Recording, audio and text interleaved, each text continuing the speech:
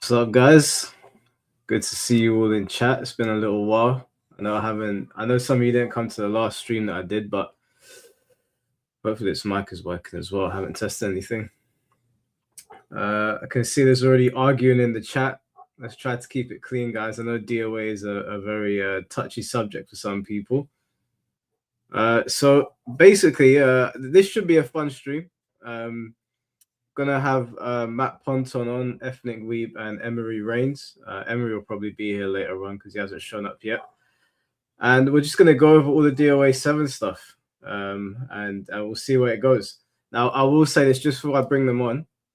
I'm still jet lagged from Australia, so I apologize if my energy seems a little bit low. Probably only gonna do about, but one goes super long like we usually do because I do need to sleep, but. Yeah, anyways, let me get these guys on. Hey, guys, how's it going? Hey, Mike. Thanks for inviting me. Yeah, no problem, dudes. I know that jet lag could be rough. I haven't gone to Australia, but I've been out to Japan a few times, and it can sometimes take like a week or two to fully get the gut recovered, you know?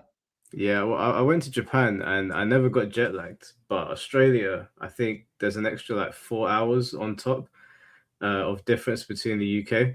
I have not been able to, like, I don't know, everything. It feels like 5 a.m. right now to me. Like it's still pretty rough. So I'm still adjusting. So I apologize. But Ethnic Weep, how you doing, bro?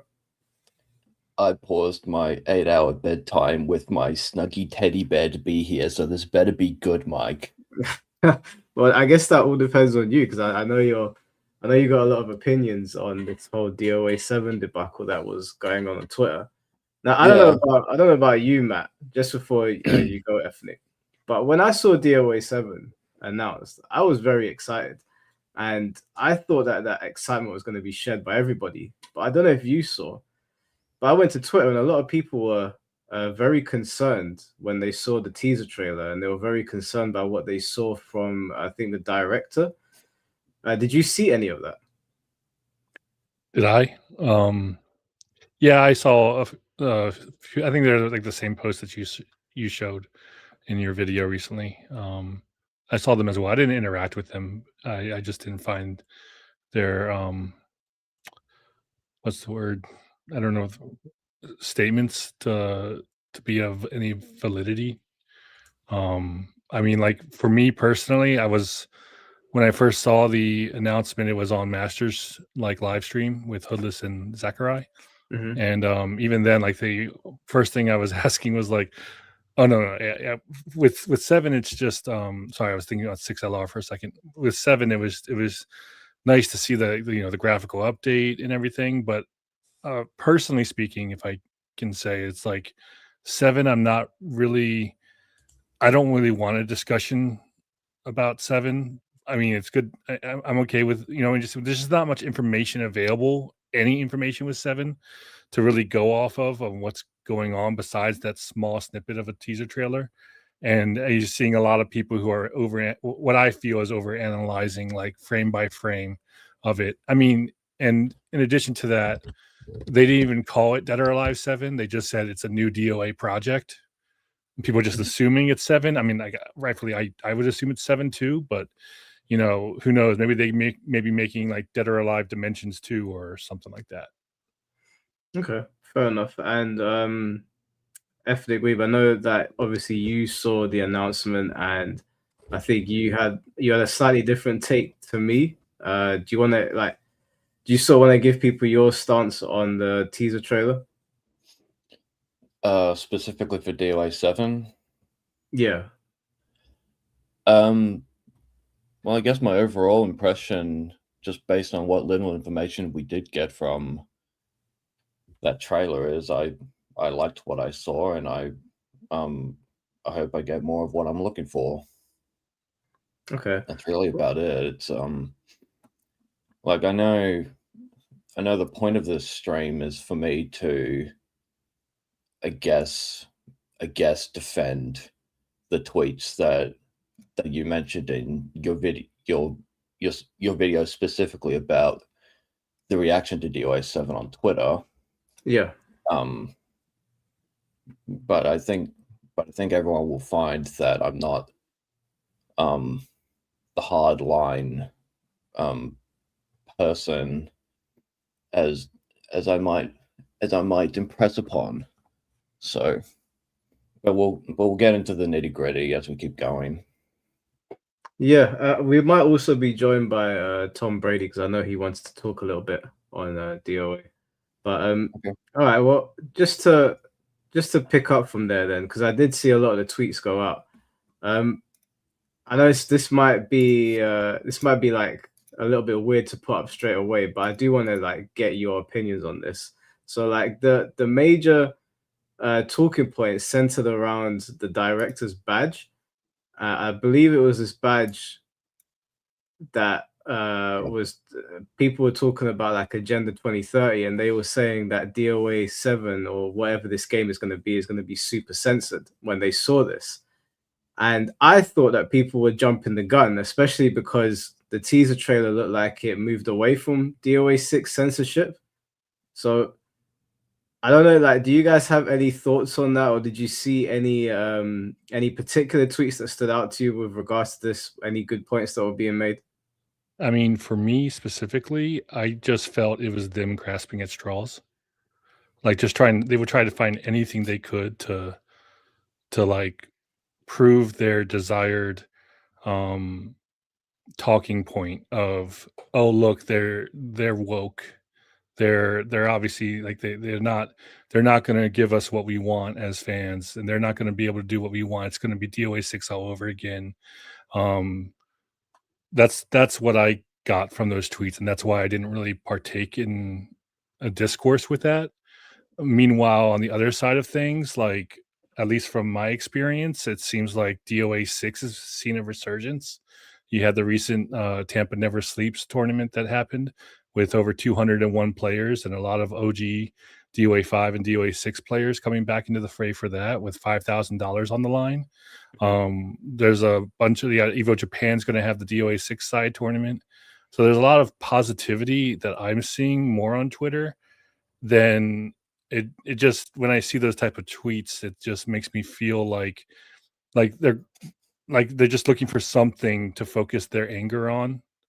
And seeing Hayashi wear a pin that says he's for the United Nations global agenda of like, I don't even know, sustainable development, I think it is. And like, it's just like how dare he wear a sign, like a symbol, during a video when it wasn't even about the video, and he gave no reference to the actual pin itself. Like, it wasn't like he was holding up or saying anything like, in honor of the 2030 Sustainable Development Goal pin, we're releasing a new Dead or Alive project. It just feels like very hard reaching to try to push that agenda to me. Yeah. Ethnic Weeb, did you have anything you wanted to add? Yeah, I completely disagree with Matt on everything he just said, basically. The concern around the badge is that when Hayashi was wearing it, it wasn't meant for us, the viewer. It was meant for the investors. So I mentioned this in the Gooners versus Gamers stream briefly, but the topic is quite large to cover, so I don't think we'd have to go into it like too deeply. But basically, like Agenda 2030, World Economic Forum, ESG, it's all part of like the same network, basically to push left-wing political ideas and goals and agendas, right? So you'll never find on that badge that Hayashi's wearing anything pertaining to what someone would consider like a right-wing agenda. That it just doesn't exist in that system. And one of the overall goals of that kind of like sphere is, well, basically like gender equality is one of them, right? But attached to that idea of gender equality is the desexualization of female characters in fiction. So that's mainly where people who were talking about that badge were concerned about. That's what they were thinking when they saw that badge. Okay. And I mentioned the investors as how Hayashi is like signaling to the investors.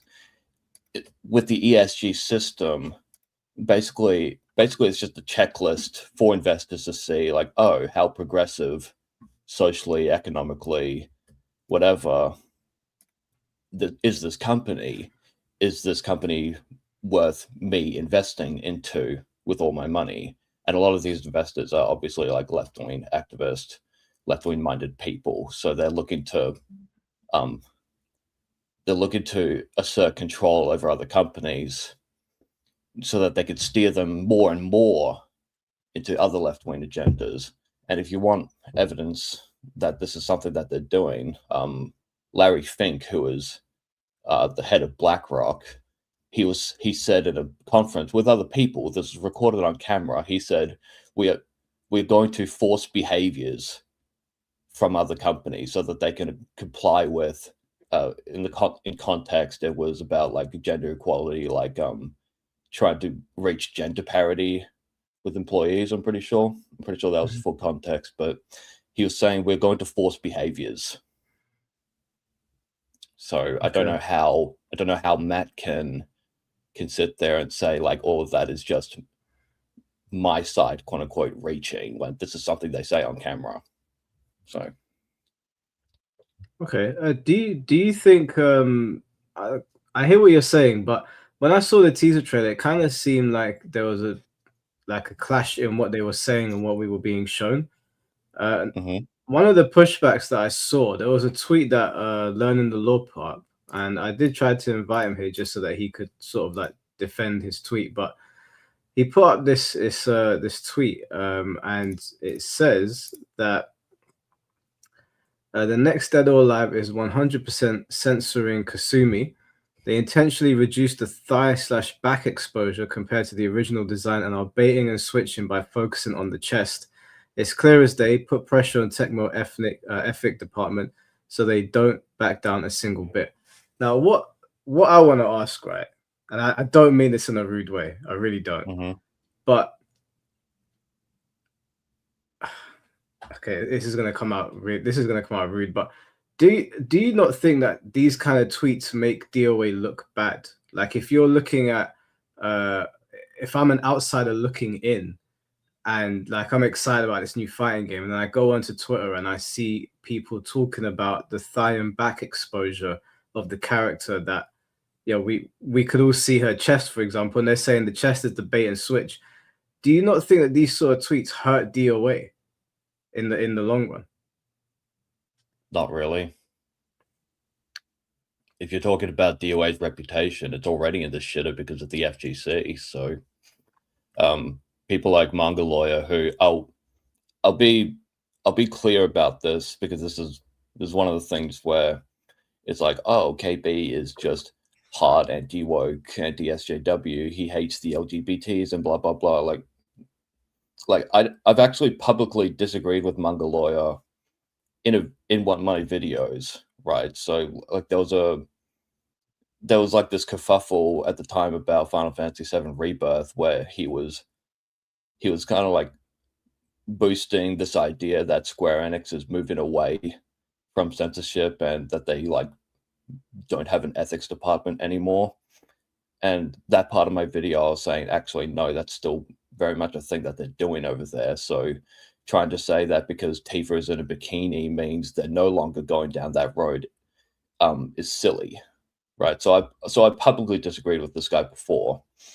As for this tweet specifically, he was saying that Koei is censoring Kasumi and the DOA7 teaser.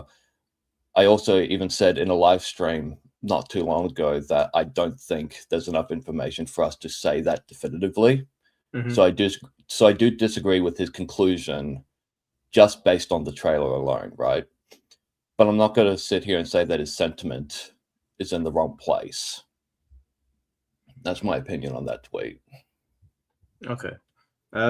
Just before we move on from this, Matt, like I don't want anyone to think that like I'm against DOA having like sexy characters or whatever. Like I understand where it came from and what Itagaki's ideas were, but when you see tweets like this, do you have an opinion on them? Do you feel like there's it's do you feel like they have a point that is something that's worth highlighting, or do you think that like, because when I saw it and a couple of my friends saw it, they sort of like raised their eyebrows and they were like, "Is that really what we're talking about here?" When it looked like they were moving away from censorship. Do you have any thoughts or opinions on it? I mean, when I saw those tweets, I basically, to tell you the truth, just ignored them. Like that's the truth of what happened. Like I didn't see any validity in what he was saying, because a lot of the information that is required to make that type of decision and observation, I feel it needs to be waited on until more information comes to light. I mean, it's not like she is. I know that he chose a specific frame of the animation to show that, make it look like while she's doing her, what is her fatal rush attack in DOA 6, to cover up as much skin as possible. I know that for a fact that her side thigh is visible in that costume. It's showable in the trailer. You can look at it frame by frame and see it. And as well as, I believe they have her inner thighs exposed as well. In the new trailer? In the trailer that they showed, yeah. In that same exact trailer he screenshotted, yeah. Right, okay. So, all right, let me bring up the trailer actually, so we can just look at this, because when I saw it, I thought that people were hyper focusing on the pin. Not that like obviously. Go on. No, I was just saying I agree with you. I'm saying. Yeah, I'm not trying to like discount anyone talking about conspiracy or conspiracies or whatever, especially after the year that we've had so far with conspiracies. But it felt like we were seeing one thing and then people were saying something else, and they just didn't.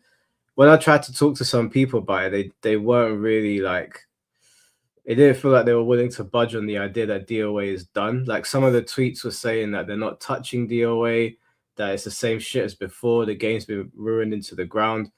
I didn't really hear anyone talking, or at least the tweets that I had coming up on my feed, they weren't talking about like the gameplay and like maybe the meter system being changed or whatever. It was all hyper focused around the sexuality. And I know that sexuality is a part of DOA's identity, but at least in my opinion, sometimes it makes it feel like that's all people care about. I know I've said this to you before, Etnic Weeb, but sometimes when I see these tweets, it feels like these people don't actually play DOA. They just like looking at it. Am I wrong in saying that? That's sort of what I was referring to when I say I just ignored it, because it just feels like they're trying to find something to raise pitchforks at. That's in my experience with the way that everything else happened with 6. But I'm sorry for interrupting. No, it's fine. I know it was directed towards you, but I just wanted to say that. And one more thing real quick, Mike, I just sent you on via, I don't have any other way to send it to you. I sent you through Twitter some screenshots from the trailer. Okay. While I bring these up, yeah, sorry, Etnic Weeb, did you want to just to answer your question as to whether or not these people play DOA, it's difficult to say whether they do or don't, because with social media, you curate your thoughts and you curate what you show to people, what you're doing during your everyday activities. So, Manga Lawyer, for example, could be tweeting about DOA7 and he could be playing DOA5 or DOA6, or maybe he's playing a different game, or maybe he's reading a book or watching a movie. So that's kind of the problem with using social media as a guide as to what everyone is doing during their off time, so to say, like what they're doing when they're not on social media. So I don't like using tweets like that if I can help it, because you don't know what they're doing during the day. And specifically as well, like he could be playing like a completely different game at the same time as DOA, because at the end of the day, all the people complaining about the anti-woke side not playing video games, they do play other video games aside from DOA. So Yeah. yeah, Okay. I don't know. And to go with that, what you're saying, Ethnic, is I don't know. Correct me if I'm wrong that you're saying this as well, but as an addendum to that, it would be that like the algorithms of these social media don't make it easy for people to see the other side of things as well. That's true. And it's been proven in documents released even to the government, to court cases or Congress as well, that like they give more value for posts that provide hate, because hate brings more attention, which means more And ad revenue. engagement. Yeah, Yeah. it's definitely. So that you're definitely not wrong about that. The algorithm is tailor-made to boost engagement as often as possible. That's absolutely true, and that is annoying to deal with. So yeah, I don't disagree with you on that part. That's sort of why, like, when I saw the post that Mike brought up, like I my instinct is to just generally ignore it, because I just don't want to I don't like dealing with that type of like drama in general. Like there's nothing that I can physically do to sway Team Ninja's mind on anything. Like if I could, you would believe me, like I would. But I don't. There's nothing I can do. As much as people like to think that because I'm founded the community website that I have some sort of pull over there. If it was my say, we'd have rollback netcode and like Dead or Alive retrospective of like 1 through 6 all available, but I don't. So these are the screenshots that you sent me, like, because obviously these people were bitching about not being able to see her thighs or whatever. That's what I'm saying, is like he sorry, go ahead, Mike. No, I was just saying it does seem like they've jumped the gun, because even they didn't just jump the gun. They just basically outright falsified the information. They cherry picked their frames specifically to focus on ones that don't show that the things that have pushed their I don't want to say agenda. Again, the words are escaping me today, I guess, but like just the overall message that he wants to send. He cherry picked specific frames to show that, oh yeah, this costume's covering up everything. And I'm like, did you watch the same 5-second trailer? Like, yeah, I'm looking at these because obviously it did not occur to me to slow down the trailer to make sure that Kasumi is showing enough skin. All that I was thinking when I saw the trailer was, oh my god, we've got a brand. Of course you did. Well, I don't know if you know. I don't know if you know as well, but YouTube has a great feature where if you hit the period key or the comma key, you can navigate frame by frame, so you can see each individual frame just to see what's shown. And I remember like the only thing that I felt was covered up in this trailer, that like they overly did cover up in this trailer, was Kasumi's face. Like there's not a single frame to show you Kasumi's face until the end, where you see like a nose and down, camera centered on her chest, Yeah, they increased the shadows around her face. I also noticed that detail. I even went through the trailer and I did like a rough translation as to what the Japanese text said behind Hayabusa as well. I think it said something along the lines of the most beautiful in the world. Yeah, I think it's the translation. So yeah, no, I did that on stream. Basically, like the day of or the day after DOA7 was announced, and then basically what I said in that stream is what I'm trying to say in this stream, which is that from what I have seen so far, I like what I see. So would it be fair to say that those people, based on Matt's screenshots today, were kind of engagement farming, because all of their claims are baseless just based on those screenshots? Like if we even look at this, now that it's slowed down, it's very obvious that there's a serious lack of censorship, at least in my opinion. It feels like they were doing more harm to the DOA community than anything, than trying to shed light on anything important here. Well, like when I said there's not enough information regarding if the game is censored, it goes both ways with that question. There's just not enough information as of right now, like all I can say definitively is that I like this new outfit, really. So I can't say if the game's direction is going to be censored or not at the moment. So with the engagement baiting question that you asked me, in Mongoloid's case, since he's a verified Twitter account, you can say he's engaging in a bit of engagement farming. But I would point to the last part of his tweet. Would you be able to pull that last part up? Yeah. Again, please. Yeah, no problem. Sometimes you just got to get that money. Everyone does it, so it's not like it's not a specific problem to That's how you play the game. Yeah.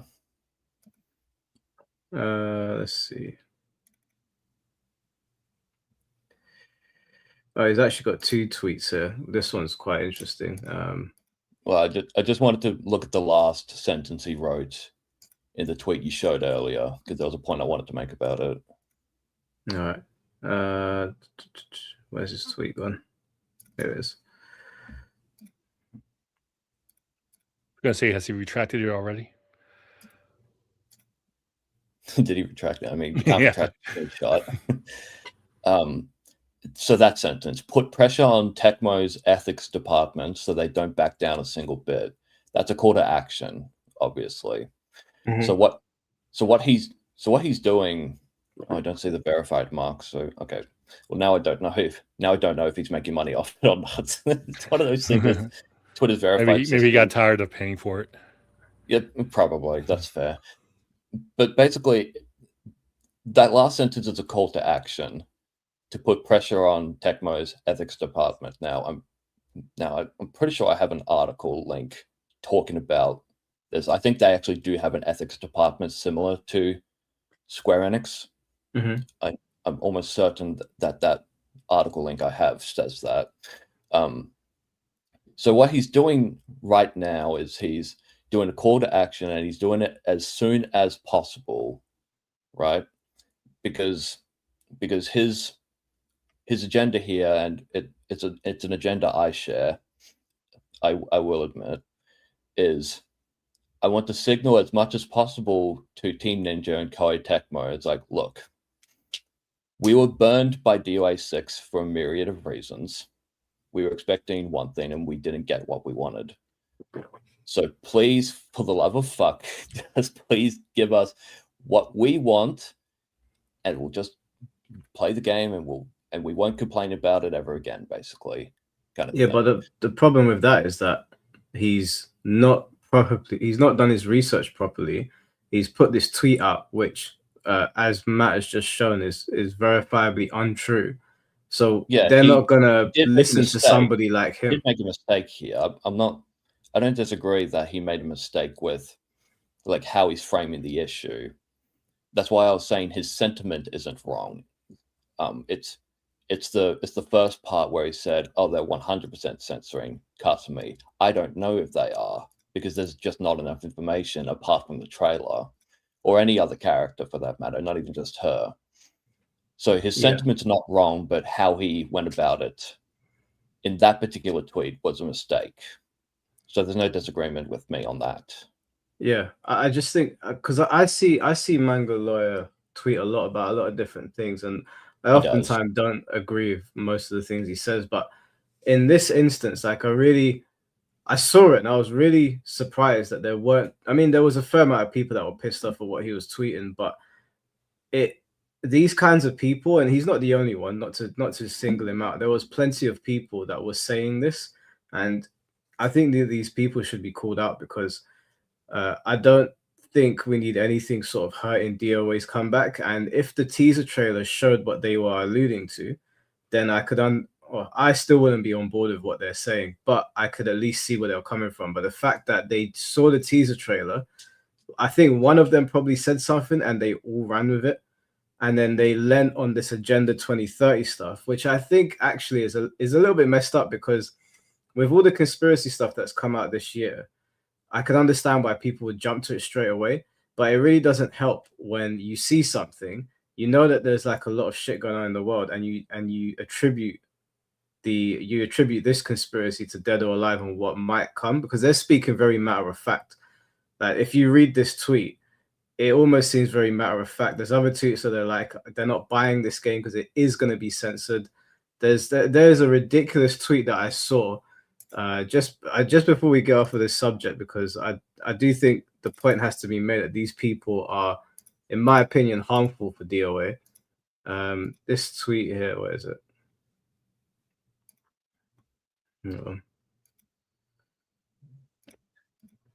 Can I say something as well about because I know that Ethnic, you said that you didn't get what you want. You're part of that group that felt like they didn't get what you want for DOA6.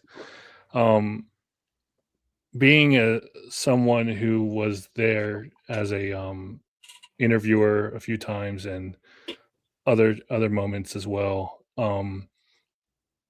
I often would see people complain, oh, it's the competitive gamers of DOA that are purposely ruining our fan service. And I take issue with, I'm not saying that you specifically stated that. I'm just saying it is in a general sense of the matter, what I've seen over the past decade. And one thing I have to say to that is that, the competitive gamers didn't get what they wanted either. It wasn't because of the competitive. Like, I know that they released some mode. I don't even know if they call it esports mode or something, but they had a mode where mode, yes, where they had the black sensor bars, right? Yep. Yeah. So I challenged the fact that I don't know why they named it that, because no one in the competitive was doing it. But the problem they were having, the reason why that feature specifically exists, is that people like Maximilian Dude and other content were worried creators about demonetization. They were getting demonetized. Yeah, they were getting demonetized. And so Team Ninja saw that, hey, we're losing marketing for the game because streamers are not wanting to stream the game because they're getting demonetized.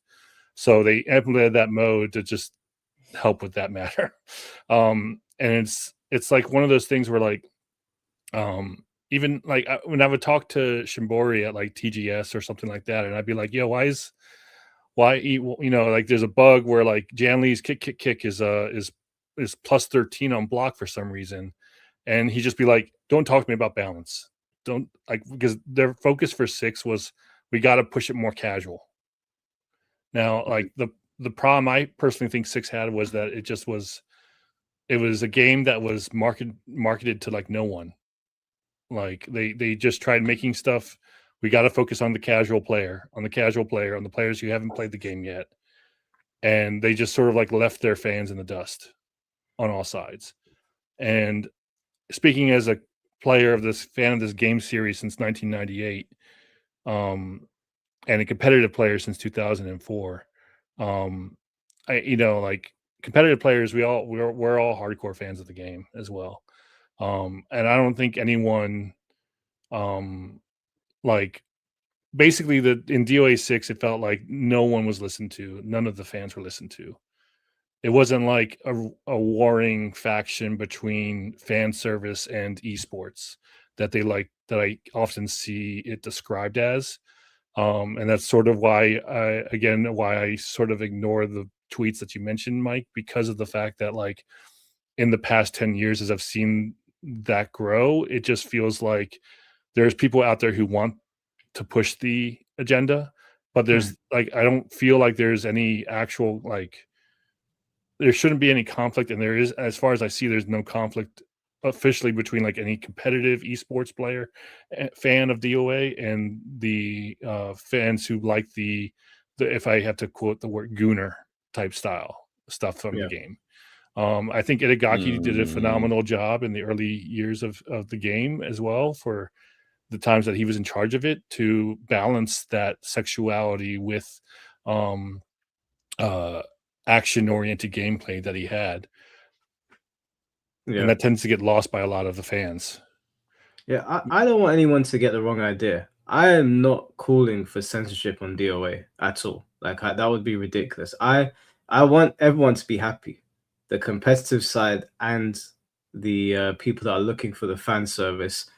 It's just my major issue with this situation is that these guys were just completely off the ball with their assessment of the teaser trailer. And I think that it sucks because it's the 30th anniversary of DOA now. They're bringing the game back. It looks like they're moving away from the censorship stuff from DOA 6, and I saw someone in the chat saying that calling long-term fans dangerous for the game is silly or whatever. I don't think that some of the people that are tweeting these things are long-term fans. I think some of these people that are tweeting these things are these censorship-obsessed people. I think they're the people that are like riding the culture war wave. Manga Lawyer in particular. I don't know if he's a fan of DOA. I just see him tweeting all sorts of stuff with regards to that. Like I said, I ain't got no problem with them putting as many bikinis in this game as they want. I'm not out here trying to advocate. Ask a question when you're done, please. Yeah, of course. I'm not out here advocating for DOA to be censored, but I ain't gonna lie. Like when a new fighting game gets announced and the first thing that people fly to is I can't see Kasumi's bum, I'm like, that.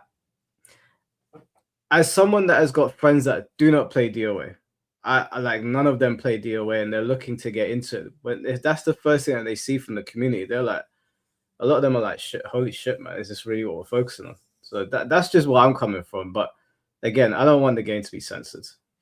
Go on, Ethnic Weeb. Yeah, so okay. Man, I'm way too tired to pull like 3 different threads at the same time here, but I'll try my best. I guess, fuck, what was I thinking? It was, I guess one of the questions I was going to ask before I forget it is, do you necessarily have to be a fan of something for it to not be censored? Do you necessarily have to be a fan of it? What do you mean for it to not be censored? So I actually have a perfect example of this because I actually sent a letter, well, an email, technically, to the Australian Classification Board for 2 games. And both for the same reason, actually.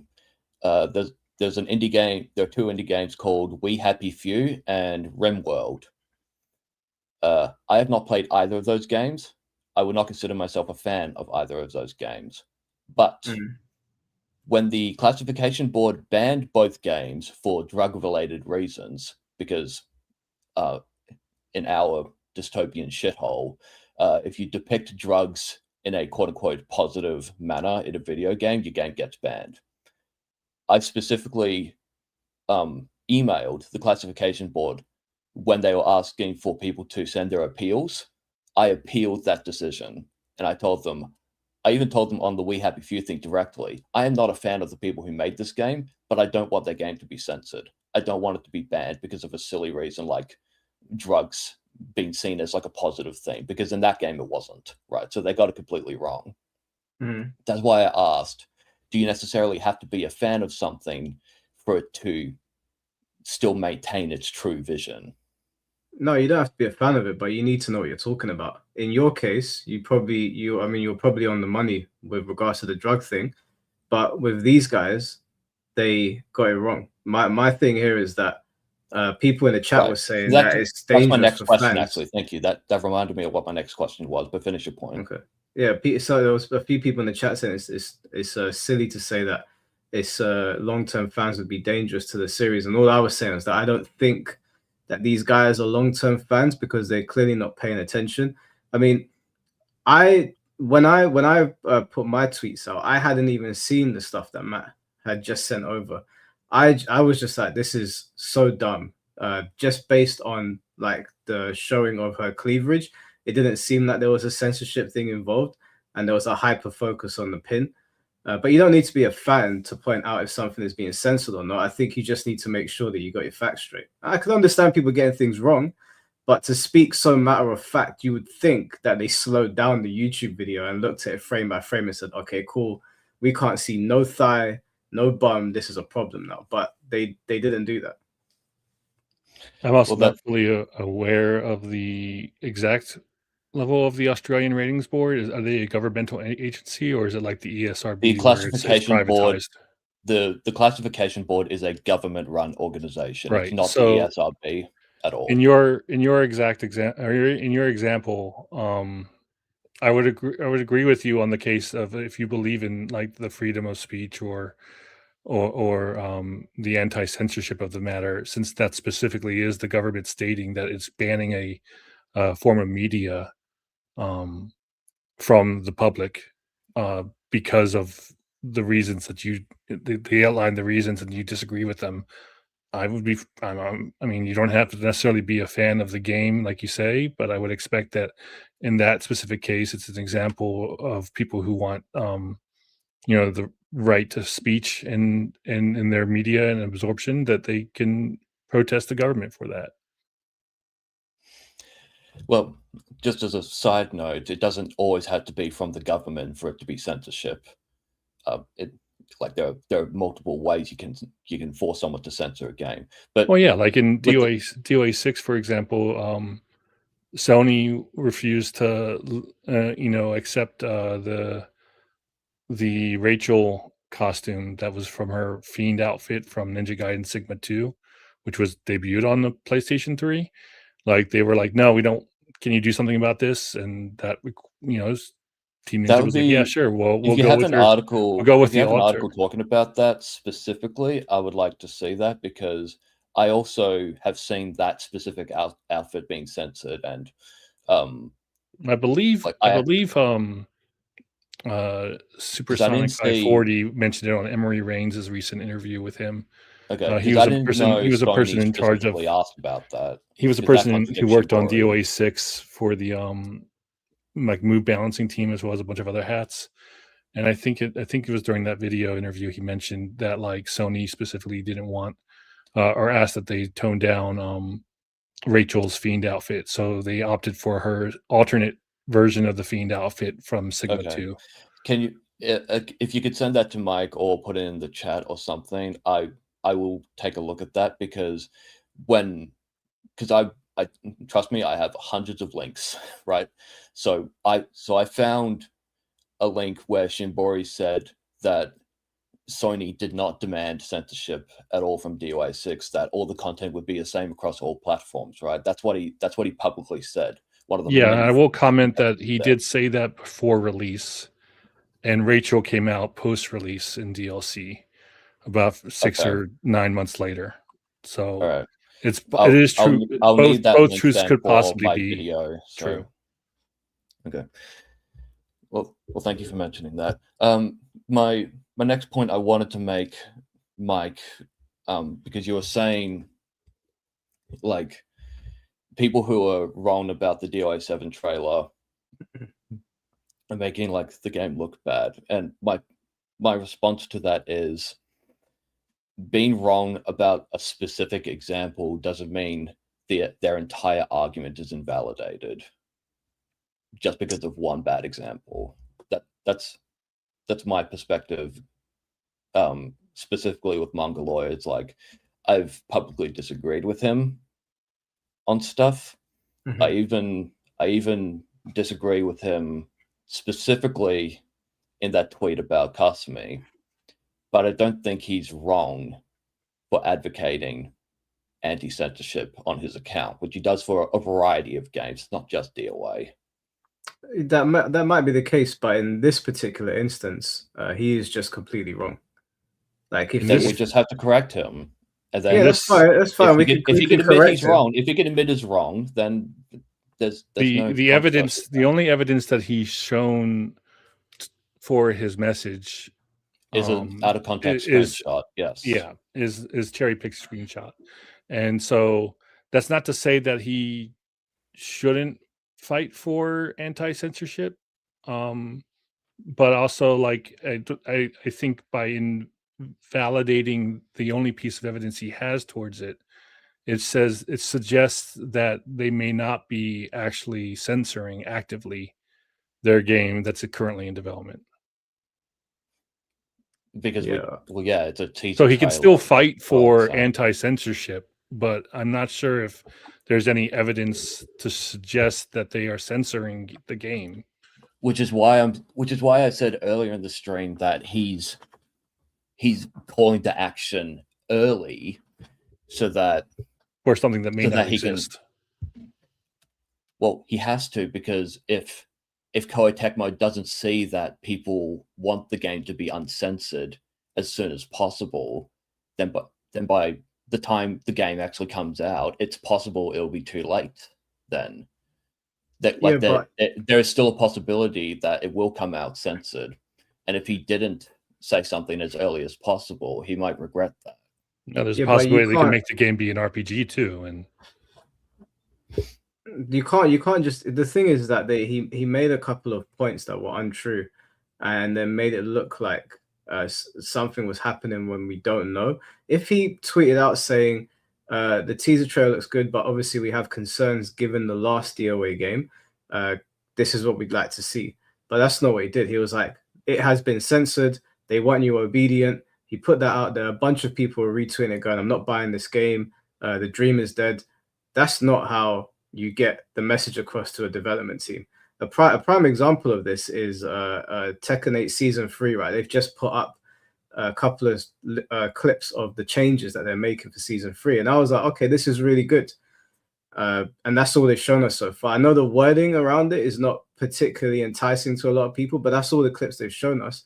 And so I tweeted out saying, this is good. Like, if this is what you're doing, this is a good thing. I don't know what else you're going to do. I don't know if that's it, but this is all we can go on. So I said, more of this, please. And then I had a bunch of people in my comments saying, nah, fuck the Tekken team. They don't know what they're doing, blah, blah, blah. And I was like, I understand why you're apprehensive, but you can't just make stuff up, right? Okay. This is what they've given us. This is what we have to go on. He made a bunch of stuff up. That's the problem.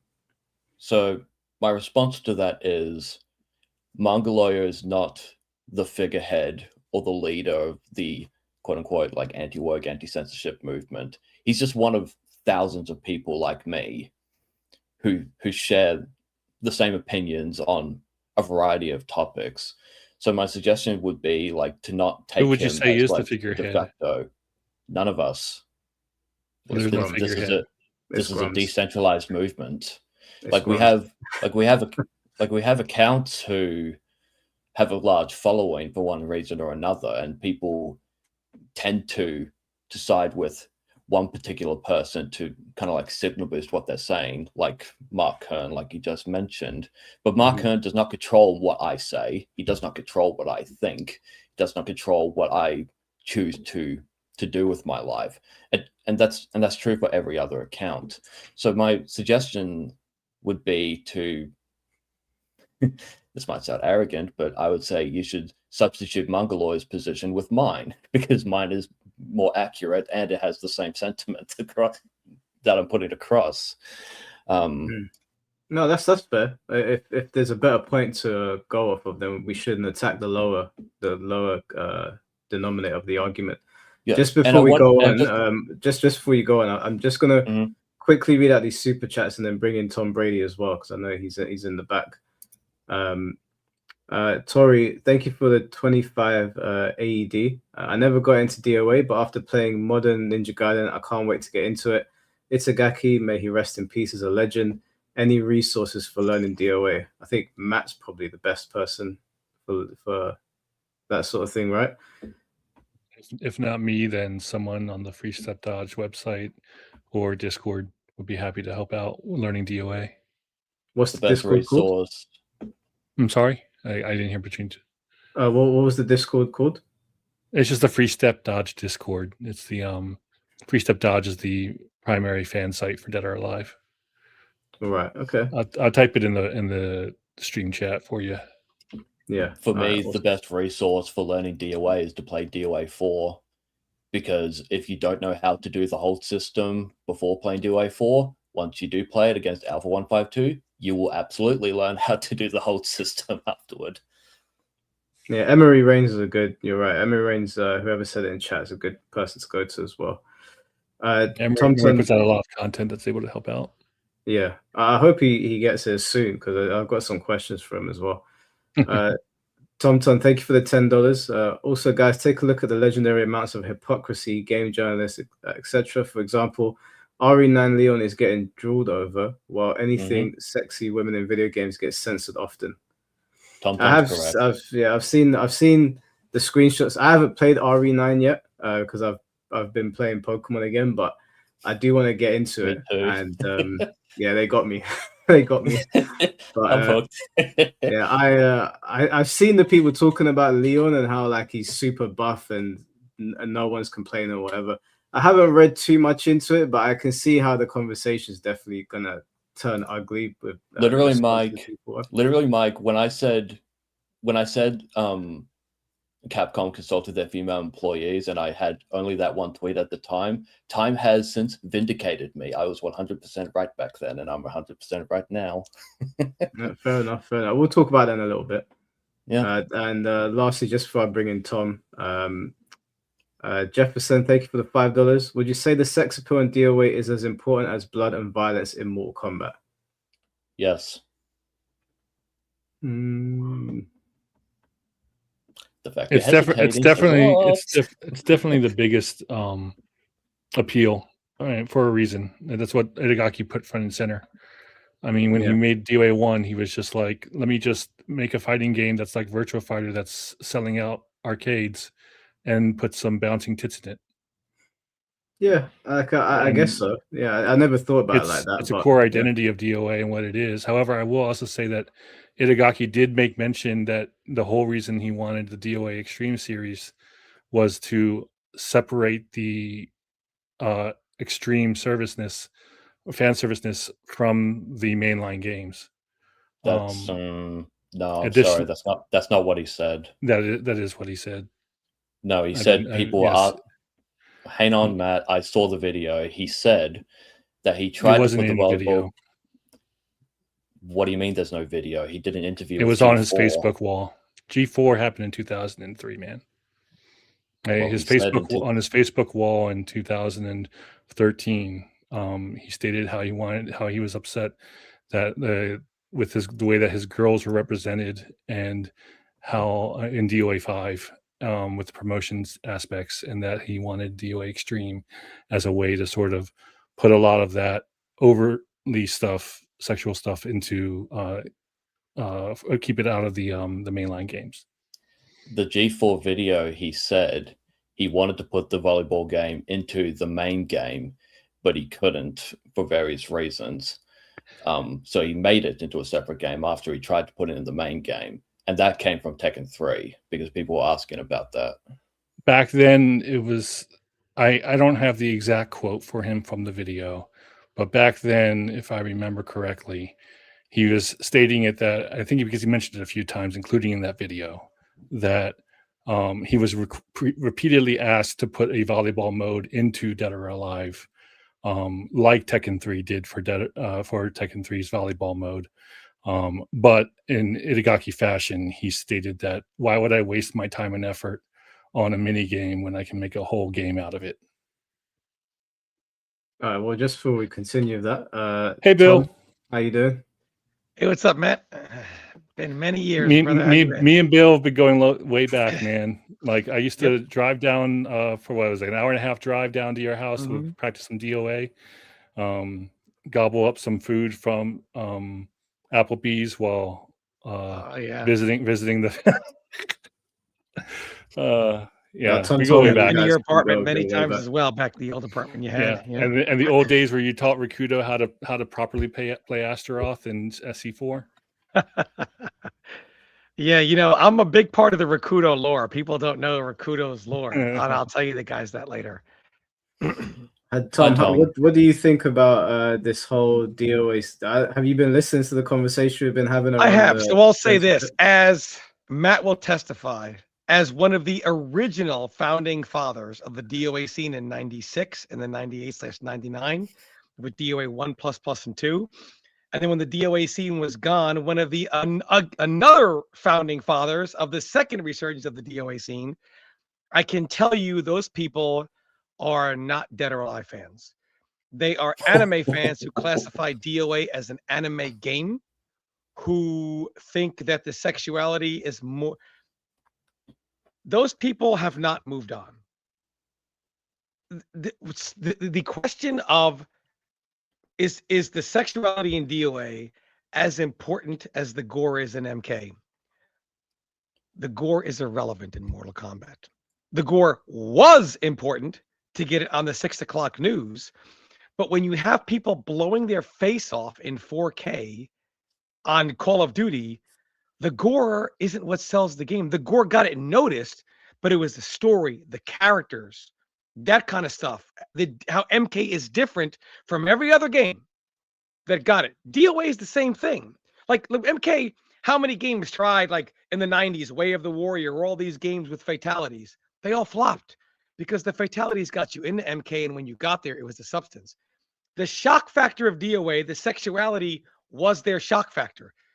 Holy shit, why? Look, in DOA 1, the shock factor has never been off the... I mean, you've got boobs jiggling like this, right? Like literally head to knee. Yeah. That was literally head factor. to knee, yeah. But when you got into DOA's characters are iconic. They're iconic characters, in my opinion. You know, maybe they have a special place to me. You got to understand. The first Genfu ever was me. The first I understand, Bill. I understand. I love those characters because, like, I didn't, but no one knew who they were. Who the fuck is Ian? No one knows this shit, right? The DOA characters, at least if you're a DOA fan, are iconic to you. If you are a real DOA fan, you don't say, you know what, man, Hayabusa, how can I like this guy when I can't see Kasumi's thighs? Like, you don't say that as a real DOA fan. The sexuality still plays a part, but it doesn't have to be over the top like that. You know, the sexuality can still be there. It doesn't have to be to that. And if you're getting into DOA for sexuality, you're not I mean, why? There's something. Then I would say seek counseling. If you're getting into DOA for the sexuality, you know, I mean, if you're getting into DOA for the sexuality, is there a reason why they exist OnlyFans? Because a bunch of weak simp men, that would be why. So if you're one of those people, and girls realize, I've said this many times, when I used to go out with Matt and girls would hit on me, I'm like, you know what sucks? Normal gaming guys have no defense for a woman like that. And I said, the internet has given these type of women access to every man in their basement at the same time.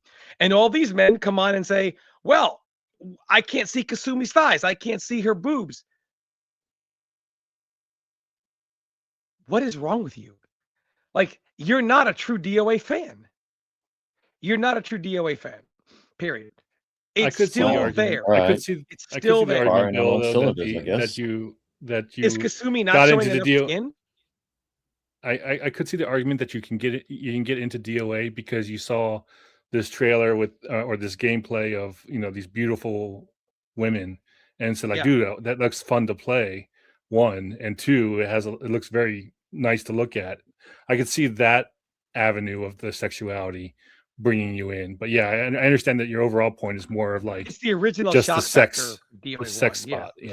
Yeah. Nobody in the arcade said, "Hey man, I got to go to the bathroom after seeing this game." Like, nobody said that. When DOA 1, we got a flyer. Mike, I'm sure you could look it up on Google. There were flyers that went out to American arcades as they advertised. I remember you showed me that. Yeah, I remember it. They advertised overseas that Dead or Alive was a proven success in Japan because one thing Itagaki knew, it's marketing, it's people. Itagaki knew people. Matt tells a very funny story how the developers were studying game design and Itagaki was like, here, read a book about Baccarat. Yeah.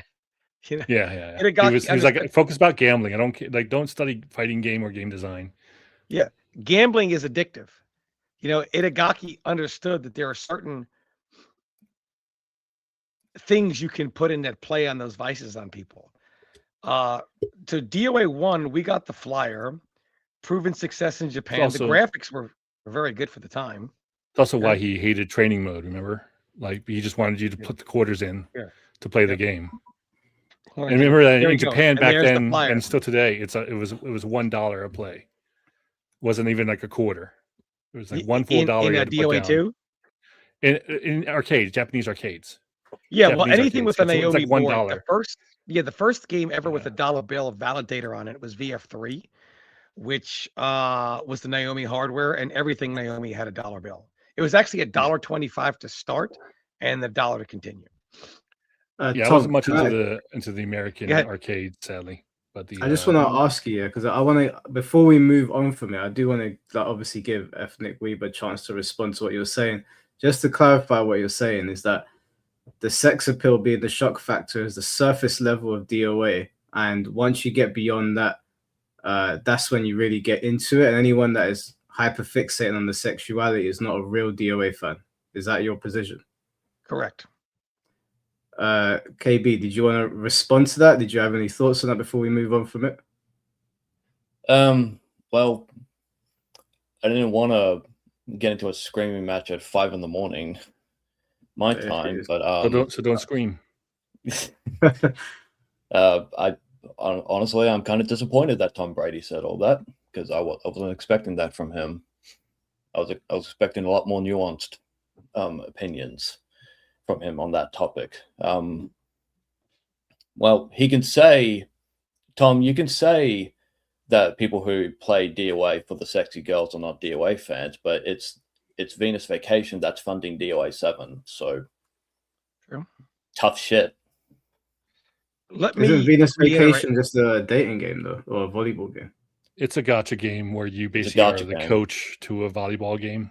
So you could say it's RNG based off server, based on your rewards, and you basically spend money if you want rewards faster.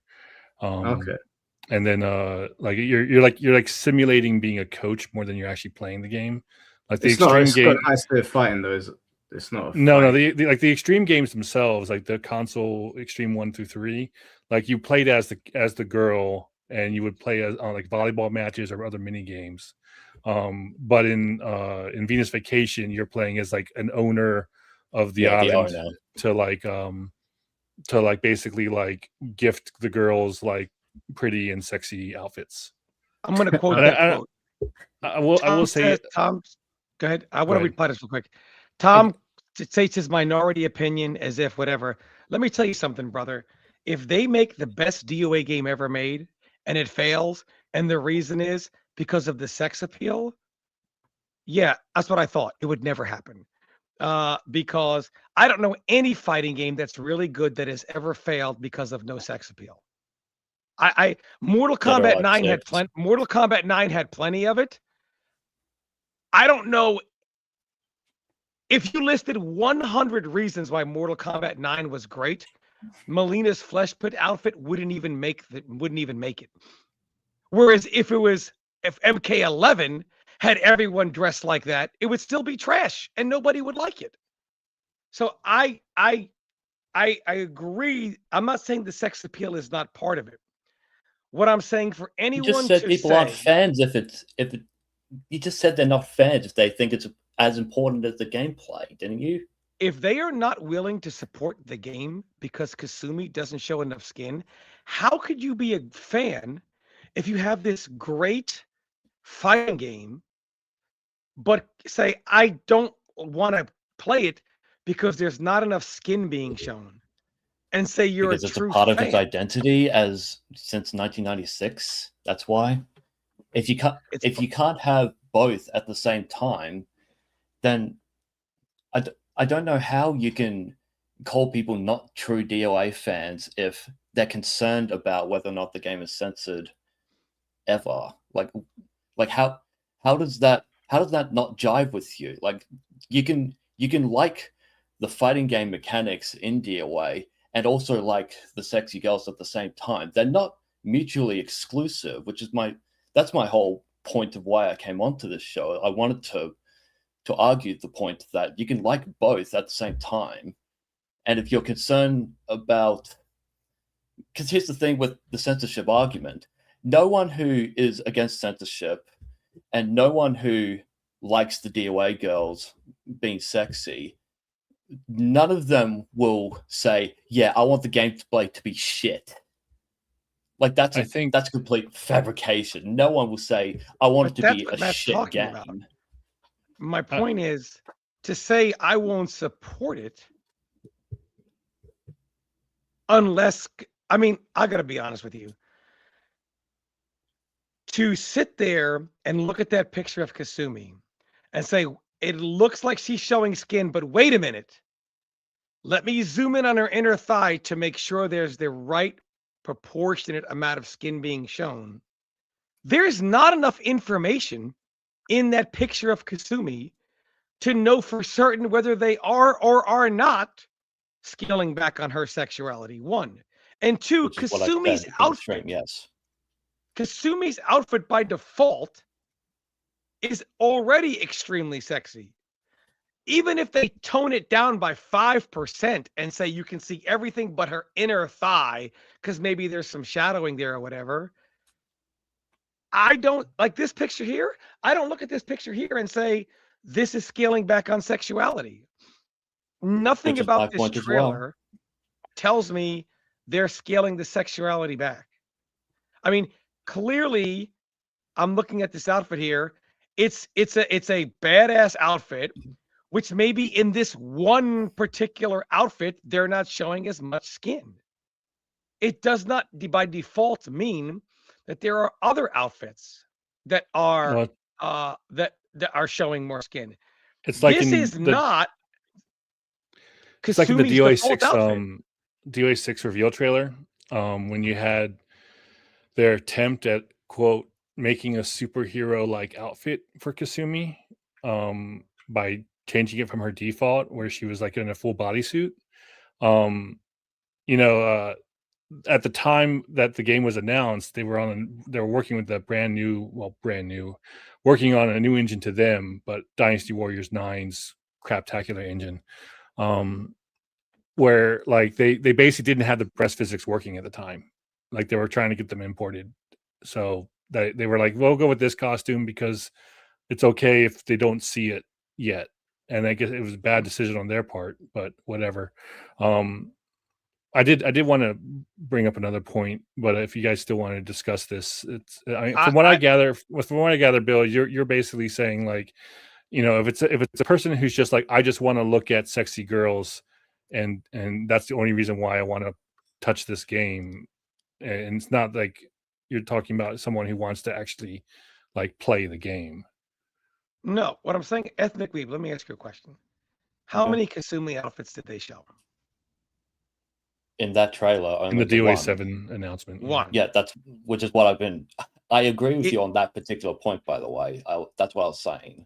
Yeah, is it not possible that that's just one of many Kasumi outfits? Does every outfit have to be revealing? Which, by the way, I wouldn't say that outfit is not revealing at all. It's just a little less revealing than we're used to seeing in some, like her default outfit or something like that. What I'm saying is there, as far as her sexuality goes, you can have both, but it sounds like I guess that those DOA fans want her on a stripper pole, or it's not good enough. And that's ridiculous. So what if her outfit one shows a little bit less of inner thigh? Why does that mean? Why is that a problem? Is what I'm asking. I'm trying to understand. My answer to that is welcome to the casual DOA fan. They're casuals, so casual fans. Like this is one of the eternal schisms in the DOA community, which I've observed for the last like 7 years. It's the casual DOA fans who have no like I guess animosity towards the gameplay of the game, and just like playing the fun game that's already there with their favorite girls in their favorite outfits.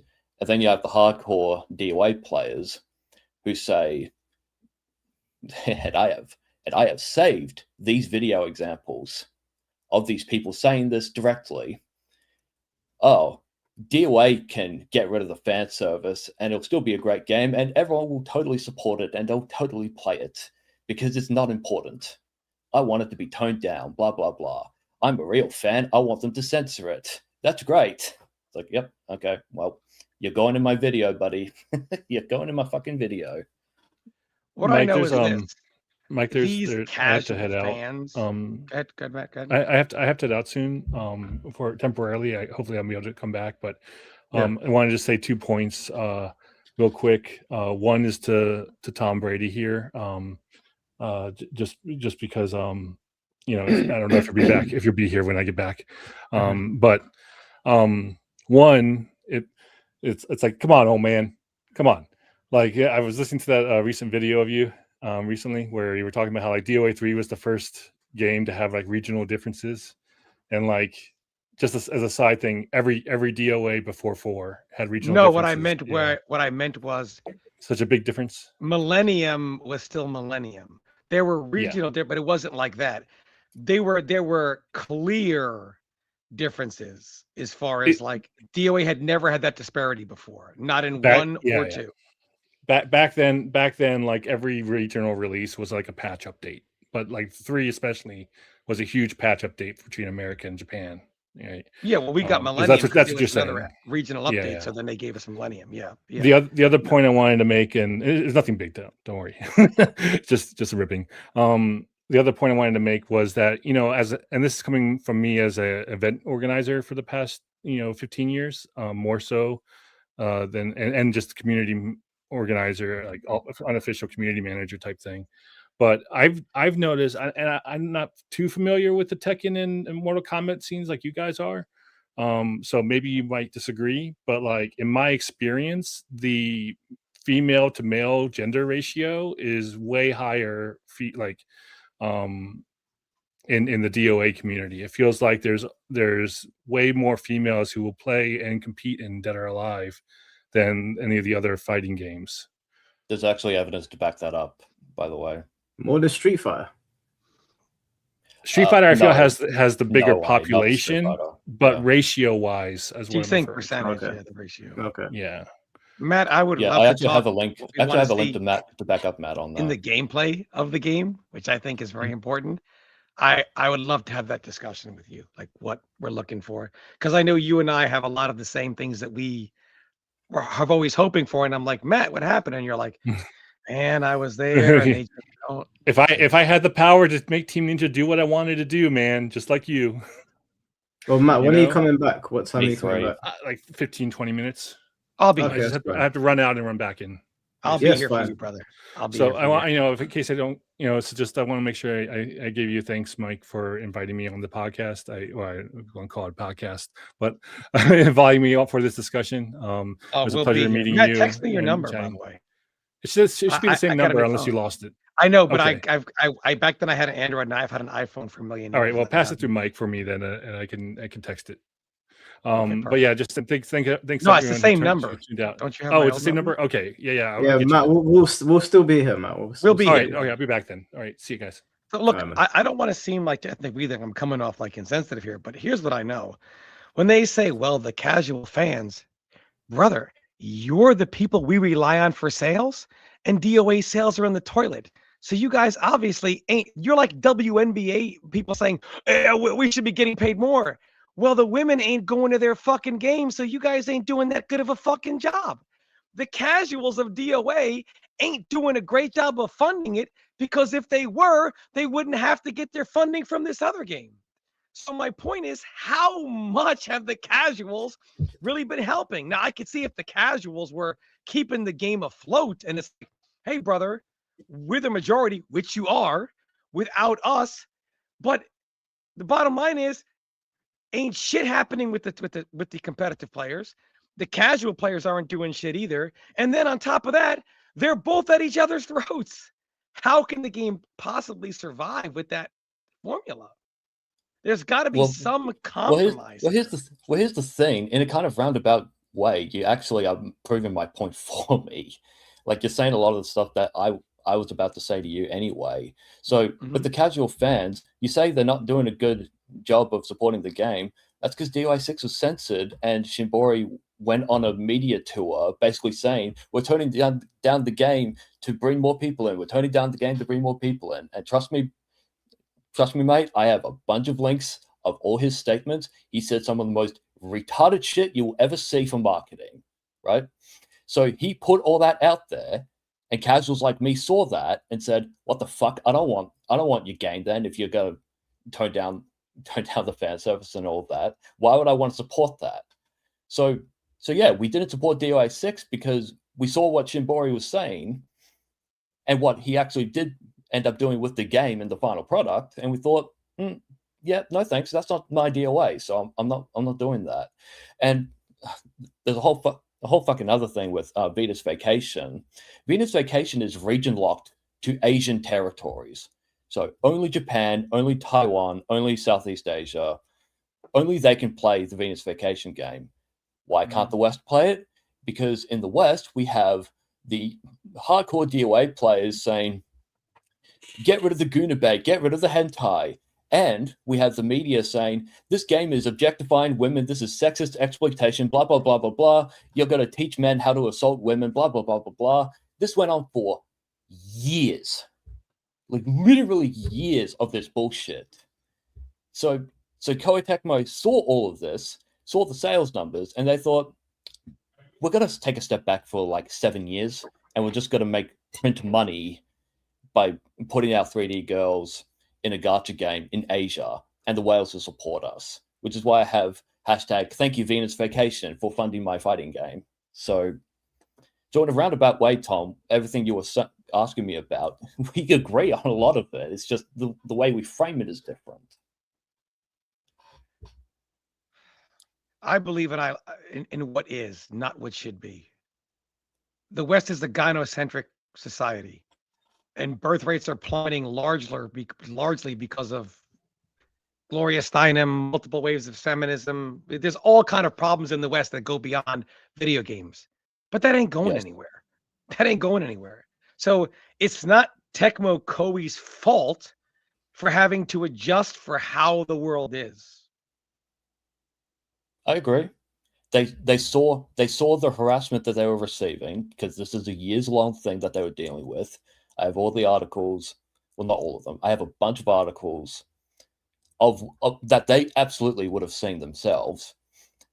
And you're right. They made the decision based on that. It's like, the Western market doesn't like us right now, so we're going to retreat to Asia. You're absolutely right about that. Shimbori said with DOA6, with the toning down thing, he actually said it's not about esports. He said it's because of quote-unquote global world trends that they toned DOA6 down. This is something he said publicly, and like other companies have said this as well, or expressed that concern.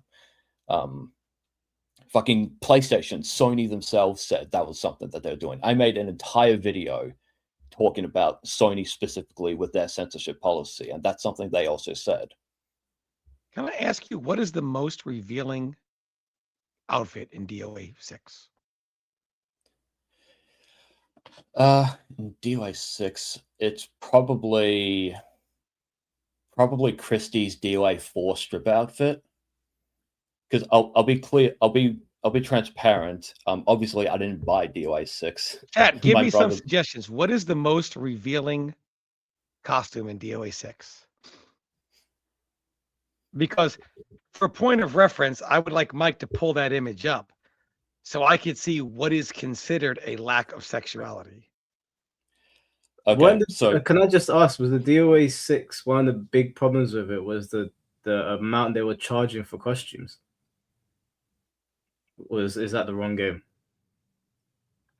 That was DOA5, and it eventually became DOA6. It didn't start off. So, well, DOA6 Season 1 pass was like $90 US.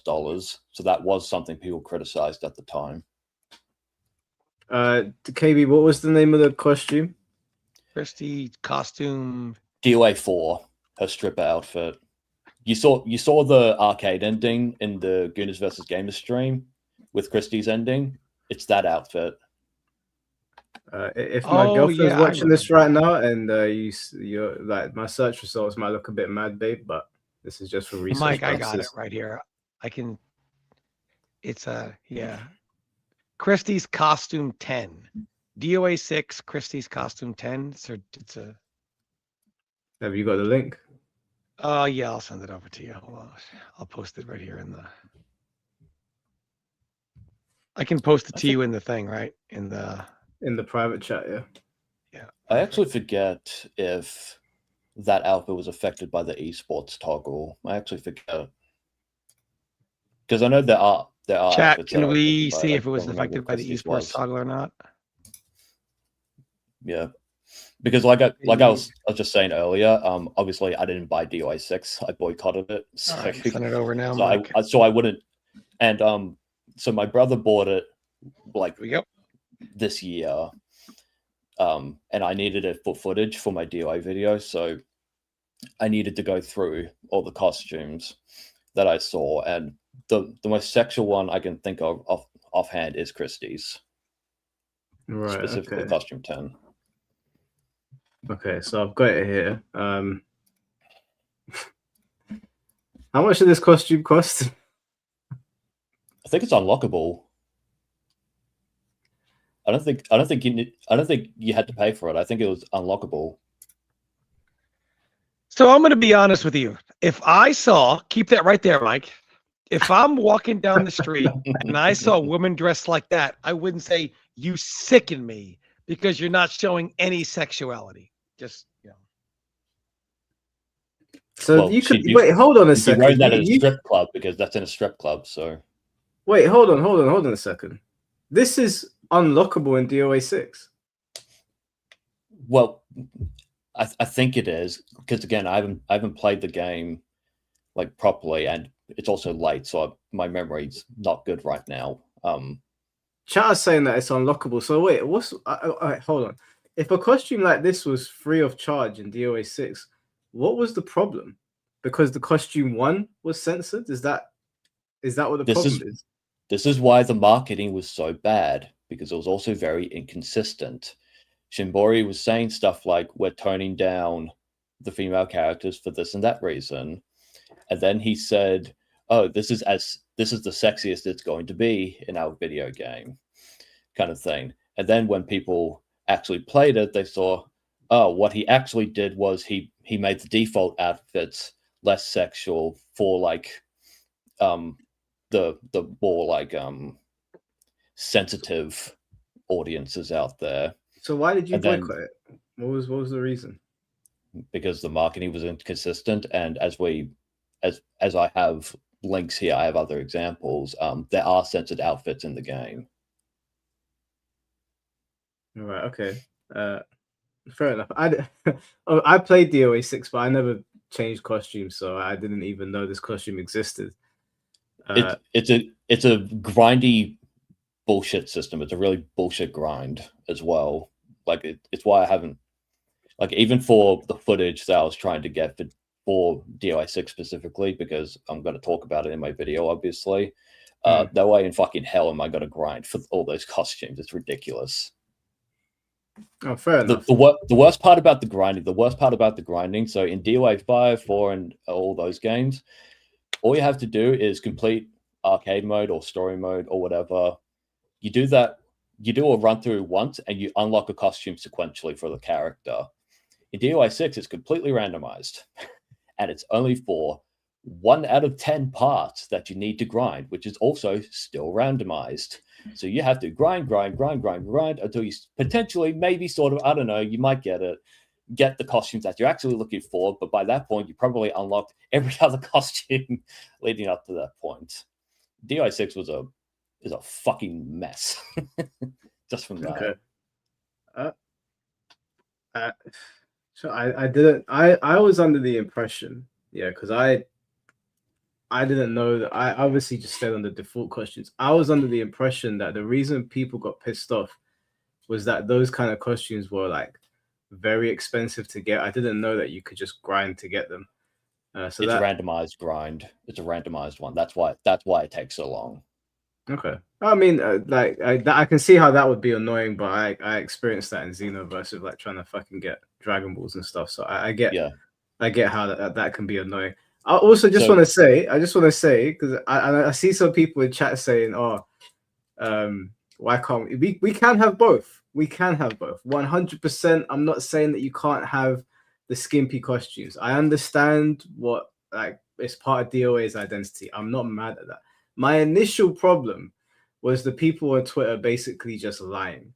That was my initial issue with this, without even seeing Matt's pictures showing that Kasumi is actually showing her thighs and a little bit of her bum, which again, I understand that my video probably sounded like I was taking shots at the DOA community for liking the skimpy stuff, but I really wasn't. I promise you. If I wanted to take shots, I would do it. But I was just like, why is this the focus on a fighting game? You know, like, but I get it. There's two sides of the coin here. I obviously sit more on one side of it, but I ain't trying to talk down on anyone that I just saw a comment from C4 saying it's like, if you don't want to play DOA6, why not just join the hub? Obviously referencing the adult website. all right. I wouldn't need to join the hub. I would just play DOA5 or DOA4 or just any other. Can I ask you a game. question? Actually, yeah, I'm gonna just quickly read out the super chats in just a second, but I just want to ask, if DOA7 comes out and the gameplay is subpar, but the fan service is off the wall, like, I mean, the most fan service you could possibly get, would you buy it? I might buy it to show support because when I play DOA, I don't go into it expecting to be a tournament level like champion. Like I'm very realistic about my skills in fighting games and my lack of skills, more importantly, in fighting games. I've spent over 400 hours playing Street Fighter 6, but I'm still in like gold rank, silver rank with my characters. And that's not just because I'm not the best at the game. That's also because my internet's shit. But all right, let me ask you this. So you would support if it was super fan servicey, but it was like the gameplay is like, oh, whatever, man, this isn't that good. What if it was the other way around? What if the gameplay was absolutely impeccable, but the fan service was very subpar? I would not.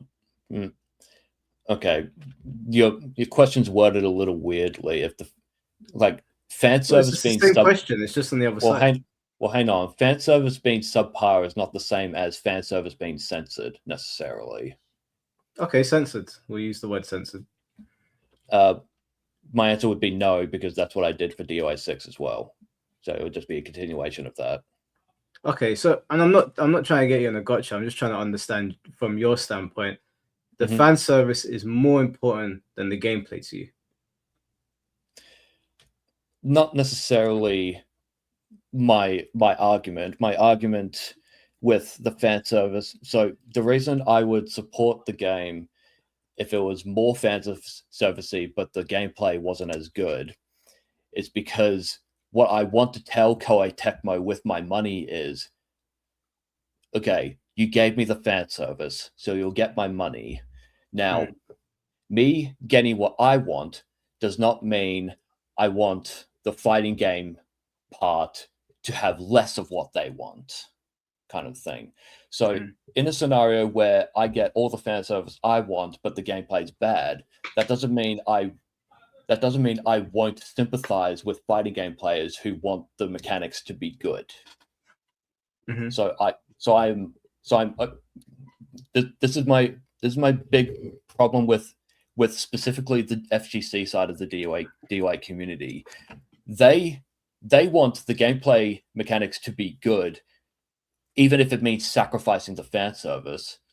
I just want both to be good so that everyone can be happy and we could just stop flinging shit at each other. Would you be okay with, let's say they did a lot of fan service in the game, but they also want to showcase it at tournaments?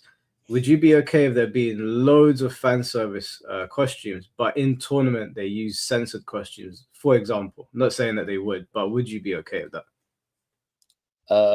It would depend on if it's a Koei Tecmo official tournament or if it's like a community tournament, stuff like that, because obviously they'd want their own rules for their own locals, for example.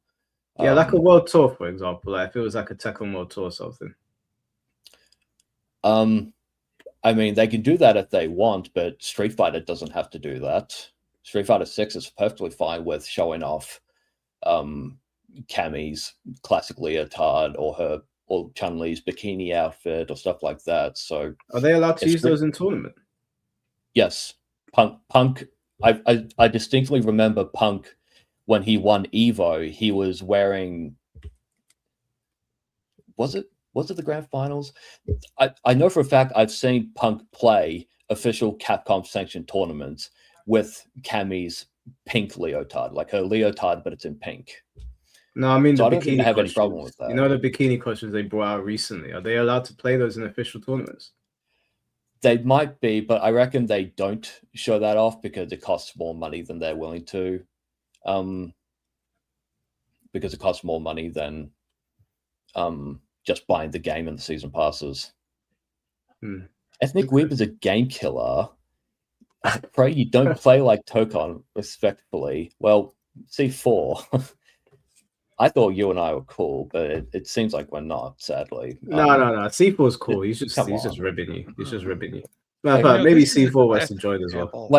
I'm being called a game killer, but I want the game to succeed, and to succeed, Mike, you need to let me just say this. Casuals. Let me just say this, Mike, because I see with what he said when we brought up whatever, and he said, "Listen, here's the real truth.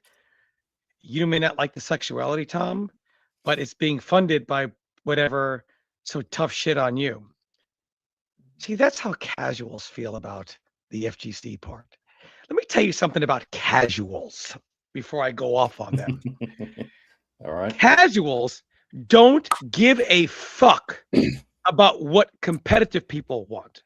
As long as the casual is happy, if a competitive player says, "Yeah, but it just missed the mark," shut up, stop crying. I don't know what your problem is. I'm having plenty of fun. Yeah, but there's no one for us to play. I don't care. I don't play it for that. Casual players, they don't give a fuck if the game burns as long as they get what they want. See, competitive players, they are okay. Hey, sure, there should be competitive players actively say, yes, there should be more single. Mike, how many times in MK did I advocate for more single player content? Many things for casual players. But if many casuals have come on here to tell me that my opinions of the fighting game part, I should shut the fuck up. Yappity yap, yap, yap. True or false? So top players or competitive players will advocate for many things that casuals want to see that are fan service. Do I believe that DOA should have 100 million outfits? Yes. Do I believe that DOA should include single player forms of play and all kinds of other things that are fan service? Yes. Does a DOA casual player believe that anything that someone like me would want competitively should be in the game? Fuck no. They don't give a fuck, and they won't shed a tear if it's not, as long as Kasumi's got her boobs bouncing. This is the problems. Casual players don't give a fuck about anyone but themselves. Period. And if that has not been extremely seen as proof in this podcast, I don't know what is. Okay, so hang on. Mike, before you say something. So me saying, if I get my fan service, I will sympathize and support hardcore players wanting good game mechanics. So me saying that just proves casuals don't care about what hardcore player wants. Like, hang on, I don't know how that other casual. Well, I don't know how me saying I want both to be good means all casuals don't give a fuck about what the hardcore players think. I don't understand how you're squaring that circle.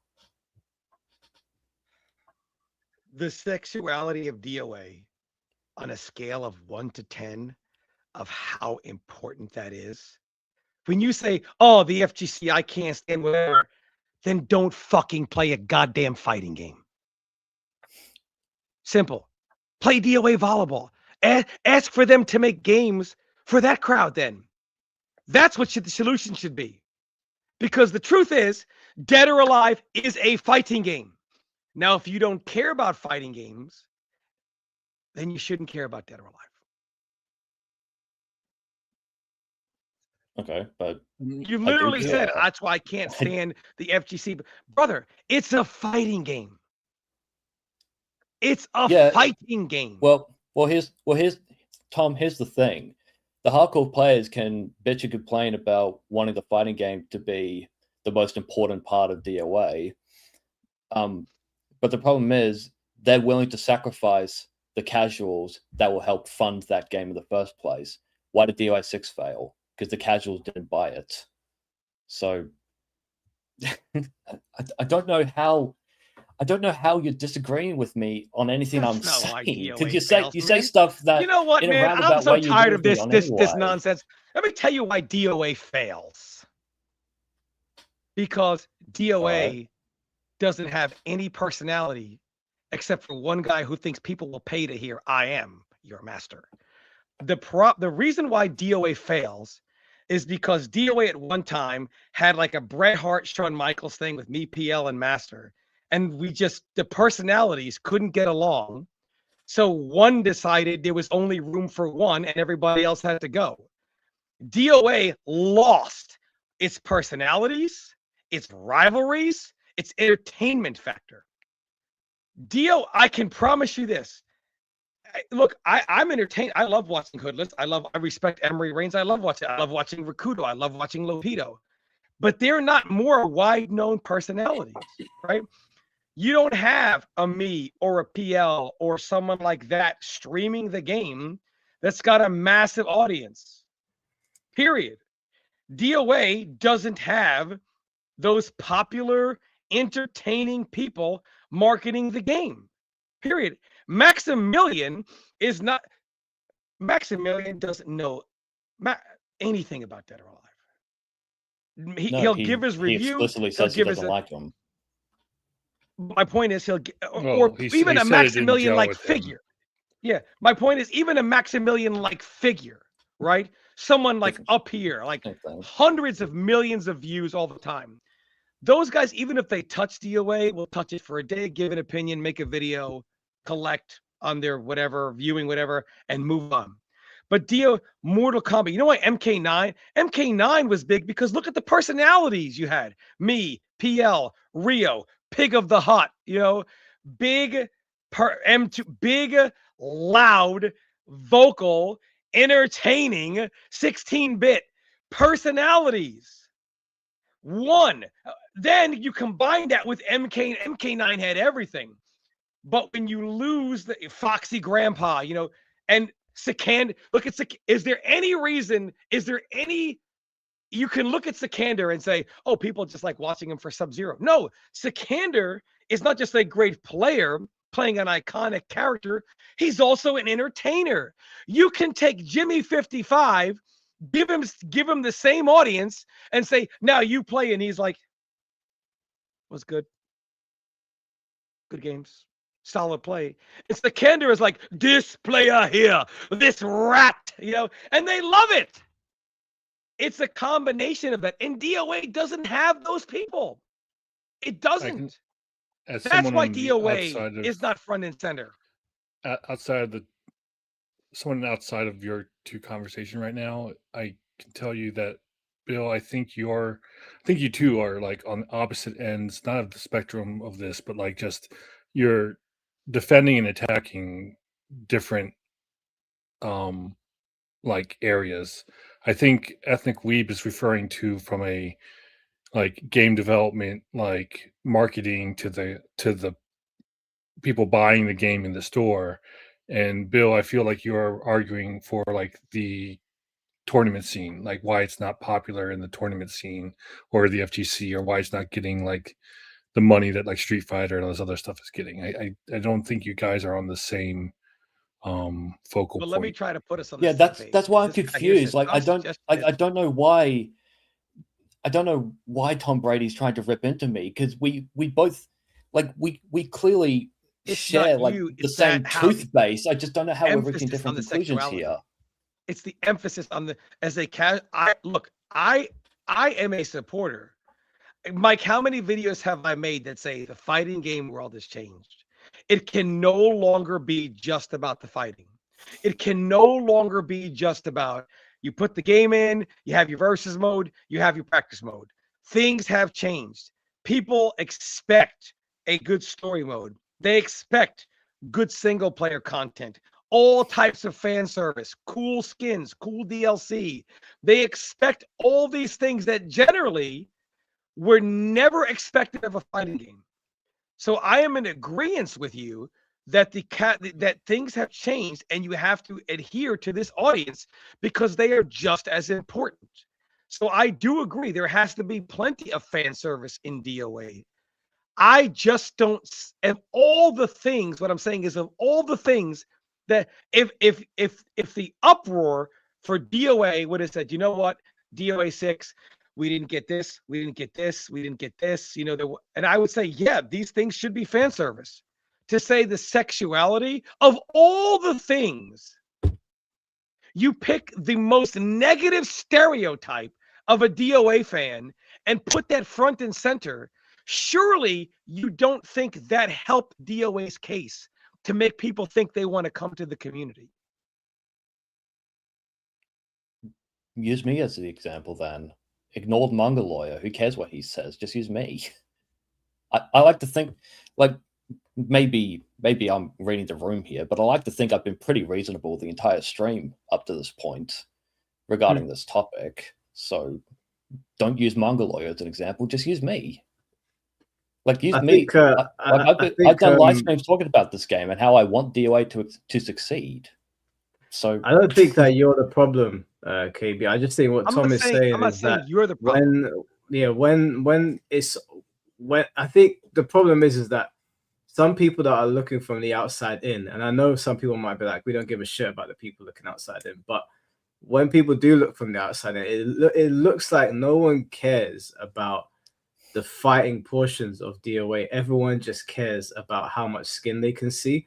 I know being in the fighting game community, that's not true. And like I know DOA fans have had, it's been a bit rough for them with all the things that have happened over the years. I'm just saying, when people talk to me about DOA that don't play fighting games, that's the impression they get. And I think maybe that's what Tom is trying to convey here, that there's not enough emphasis on what might matter more. All right, what I want to do here is I want to try to help Tom Brady understand my perspective, because I wasn't expecting us to go at each other's throats here. I'm going to be completely honest. I'm not going at your throat at all. What I'm saying is that all I know of you, and now I see what Mike said, is that you are reacting to those comments, right? Basically, or that backlash. I'm not saying that is necessarily your point, that you are valuing the sexuality overall. And you are taking me saying that I think some of this is kind of ridiculous, as I don't care about the casual. What I'm saying is, surely when you say fan service, surely you are not solely referring to sexuality, right? Surely you are thinking of many, many other things that are included in fan service. And what I would love for you to do is really kind of share some of that. Like, as a DOA fan, what are other aspects that you would love to see that you would consider to be fan service? Just because maybe everything that the casual player loves isn't talked about. Maybe people do think it's just boiled down to sexuality when that isn't the case. Okay, so the word fan service. So I see what your point is. Speaking for myself, as someone who comes from like the anime community, when we use the word fan service, we are usually talking about sexuality, because that's just kind of how the culture around anime is kind of like formed with that word. In recent years, people have been substituting fan service with gooner bait, which I think is a deliberate derogatory term. But that's a different topic. Excuse me. So you asked me, is like, what what other things that we would consider fan service. So instead of fan service as one word, it's fan space service. I mean, obviously, like I would like the time attack stuff, the survival, the tag mode stuff, the stages, the beautiful graphics. Like obviously, I want all that to come back as well. Like that's all important for me as a casual fan. The reason I'm talking about the sexuality specifically is because sexuality in video games has been targeted for over a decade by this point. And trust me, I have examples of this as well if you want to go through all these examples. So the conversation bringing in Mike's point as well about like, oh, looking from the outside in, it looks ridiculous or blah, blah, blah. Well, we have to understand the context of people who are complaining about censorship. It's like this has been going on for over a decade for hundreds of video games. So it looks crazy from the outside looking in, because if you aren't familiar with the history of censorship for video games, especially like I said in the last decade, of course it would look crazy. It would all look like this giant conspiracy theory. It's like how could this possibly be true? This is crazy. But the difference between a conspiracy theory and the truth is 6 months. So when you say the anime, you're talking about this is the sexuality is fan part, so is mainly coming from the anime community part of the DOA fan base, right? I guess it's all kind of an amalgamation. Like people who like video games tend to also like anime at the same time. That's just kind of how these communities have formed with the internet as well. Like there's a whole bunch of different factors playing at the same time. Usually, like during the 1990s into the 2000s, it all kind of amalgamates as one like super fan of like Japanese media kind of thing. The only good thing Mortal Kombat has going for them is they don't fucking care about the goddamn anime community. And that's the only good thing Mortal Kombat has going for him. Ed Boon, I take back everything I said about you. Everything I said. Everything. Now I see what the problem is here. Can I ask a question? Can I just ask a question to KB? It's a genuine question. I'm not trying to like start anything. Yeah, go for it. If I said that like, because I genuinely think DOA's got some of the best gameplay in all of fighting games, right? If I said to you that I only care about the fighting portion of DOA, I don't give a shit about anything else, would you say I'm still a fan of DOA, or would you say you're not a real fan?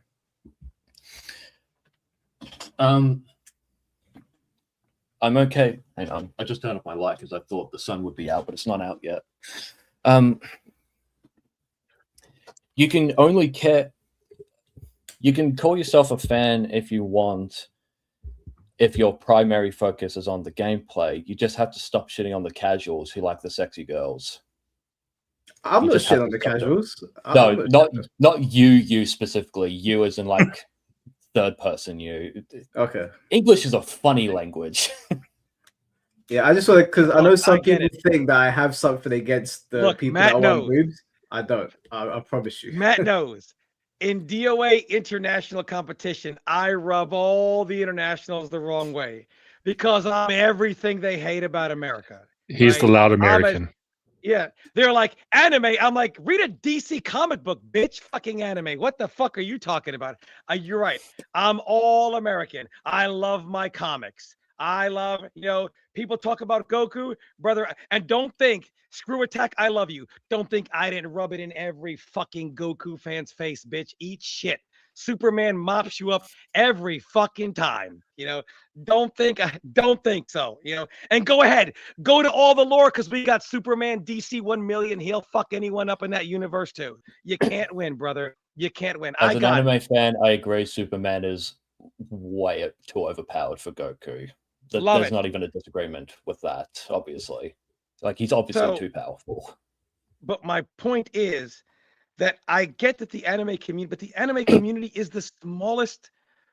If I could go back in time to the very first humans and find the smallest camp, they would have more people in it than the anime part of like the FGC that really allows games to be kind of seen and become bigger.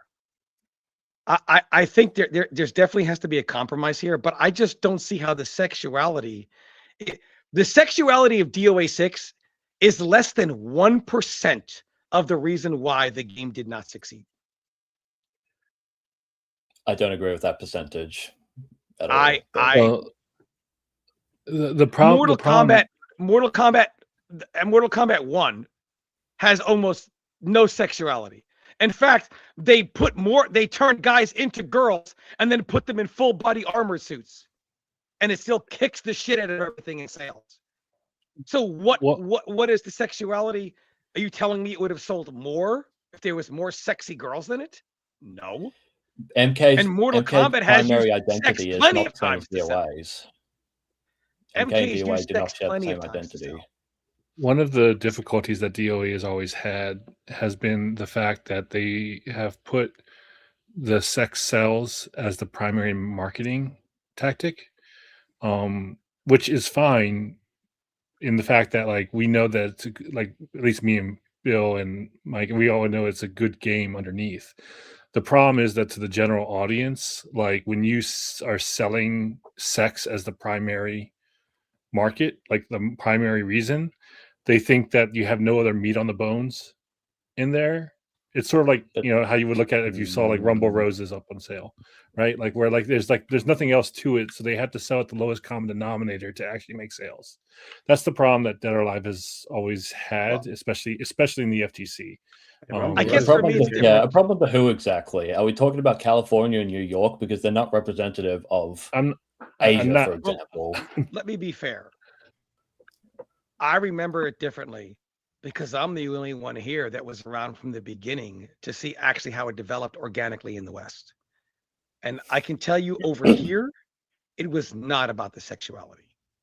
It was not.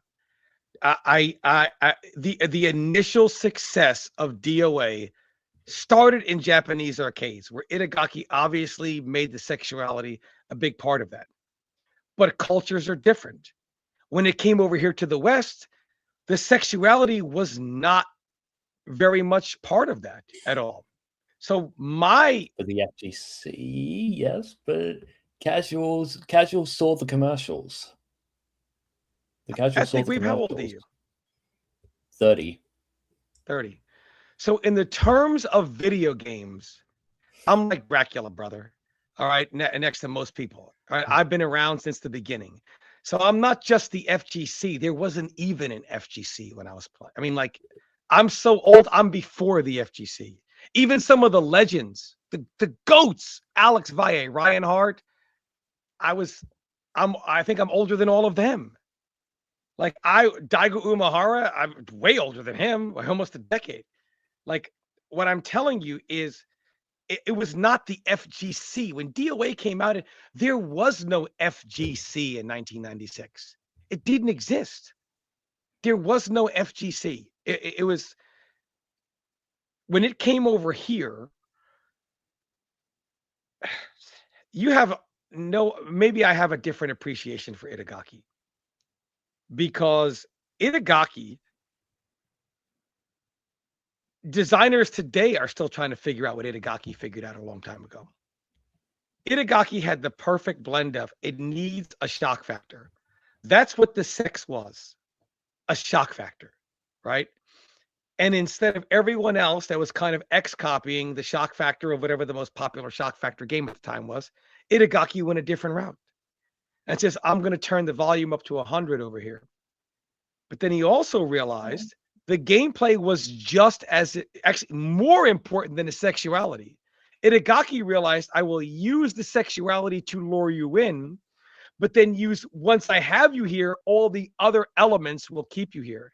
The sexuality, this is what you don't seem to understand as a casual. Casuals will buy the game, but they're nowhere to be found. They'll buy it. They don't stay involved long. Sexuality is not enough to keep a fighting game going. Sexuality is not enough to keep people on a game so they continue to buy paid DLC content.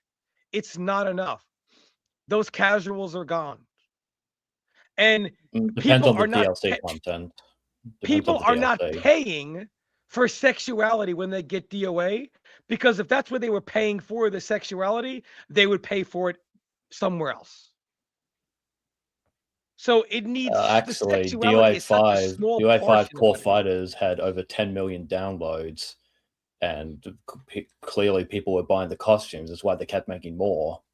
They did that until 2017. Mike, how long has this podcast been going on? Nearly 2 2 hours. hours. And if you came here for gameplay, fuck you, because the casuals they're gonna tell you. Casuals don't give a fuck about gameplay. Fuck you, FGC people. Fuck you, gamers. That's how casuals are. I don't give a fuck about anybody. If you came here for gameplay, sorry, casuals don't give a fuck about that. Sexuality is really big. The game's life or death is at least 50% based on the sexuality. If Just that before was we, the case, Casuals were getting DOA7. Hold on, guys. Just No. before we continue the conversation, let me just read out these super chats, and then I'll introduce C4 into the convo. Hello, C4, by the way. Yo. Chono, thank you for the $5. Y'all are arguing with stuff no one said. We want both. The guys are Twitter are just annoying, and you guys think they're saying gameplay is bad. Thing is, is that I think I saw this guy's comment actually on your video. the thing I is, think I is that a lot of people are saying, is this just one person that said it? But it's not. Like, I don't know what everybody's reach is now, but obviously having a YouTube channel, I get to speak to loads of different people and see a lot of things that I wouldn't have seen otherwise. It's not just one person. I didn't see one tweet or one little thing on one particular website and think, oh, I'm going to make a whole podcast about it. And I'm sure you guys have probably seen as well. It's not just one person. It wasn't just like one tweet of one view. It's on Reddit, it's on YouTube, it's on Twitter. It was in some of my conversations. So this is something that has been it's been brought up for a while. And also this discussion around like the FGC versus the casual in the DOA community is also something that's been spoken about for quite some time. Fighting game developers never let this be a lesson.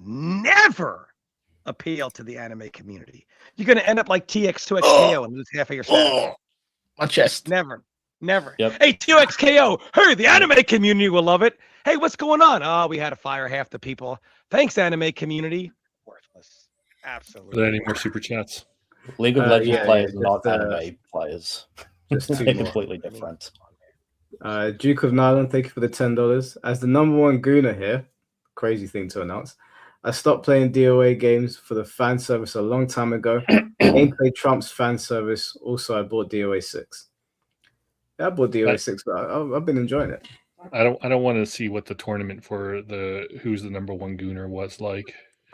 But I'm proud of you for getting the title, I guess. I mean, yeah, this DOA 6 is is not a bad game. It's not a bad game. It's probably not the best DOA game in my opinion, but it's definitely not a bad game, at least after all the patches, whenever they decided to abandon it the first time. I would say that like you brought up Core Fighters downloads, and like sort of like a reason why I'm not in fear of them censoring DOA7 is that like I'm looking at what they're doing with 6 Last Round, where, for example, they haven't announced much, but they announced that like 5 of the characters are getting costumes, and it's costumes that the girls got in other games being brought into this game. Yeah. Venus Vacation and Ninja Gaiden. Yeah. And it's just those 5 costumes that we know of, like not the whole cast. The whole cast doesn't get any new costumes with the base game. And then additionally, they also changed the Core Fighters roster. Originally, it was Kasumi, Hitomi, Bass, and Diego. Now, that's a fine roster gameplay-wise, like because you have one of every single weight type in the game. You have 2 females, 2 males. One of them's the new character. You get a variety of different gameplay mechanics for each of the characters, one being a striker, one being Kasumi Ninja, one being the bruiser type Diego, and then you got the grappler Bass. And they changed that core fighters roster up for 6 last round to Kasumi, Mari Rose, Honoka, and Nico. Presumably because they're hoping that if they give you the 4 characters, the 4 most popular female characters in the roster for free, I presume they are hoping that you're going to spend all that money on the costumes afterwards. So it's definitely an Asian market. But strategy.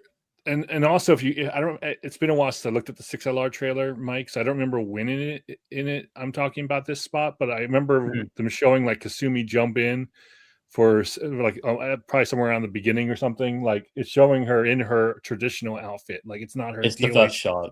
6 It's the very default. first shot. Yeah, so they're showing you that like, look, we're different than we were 7 years ago. You know, the world's different in the past 7 years as well. But like looking at those factors tells me that they're approaching DOA differently than they did 7 years ago. For whatever reason that they approached it 7 years ago, the way that they decided to market the game, they're marketing it differently this time. And it seems to be with a more traditional style that they're used to than it was previously.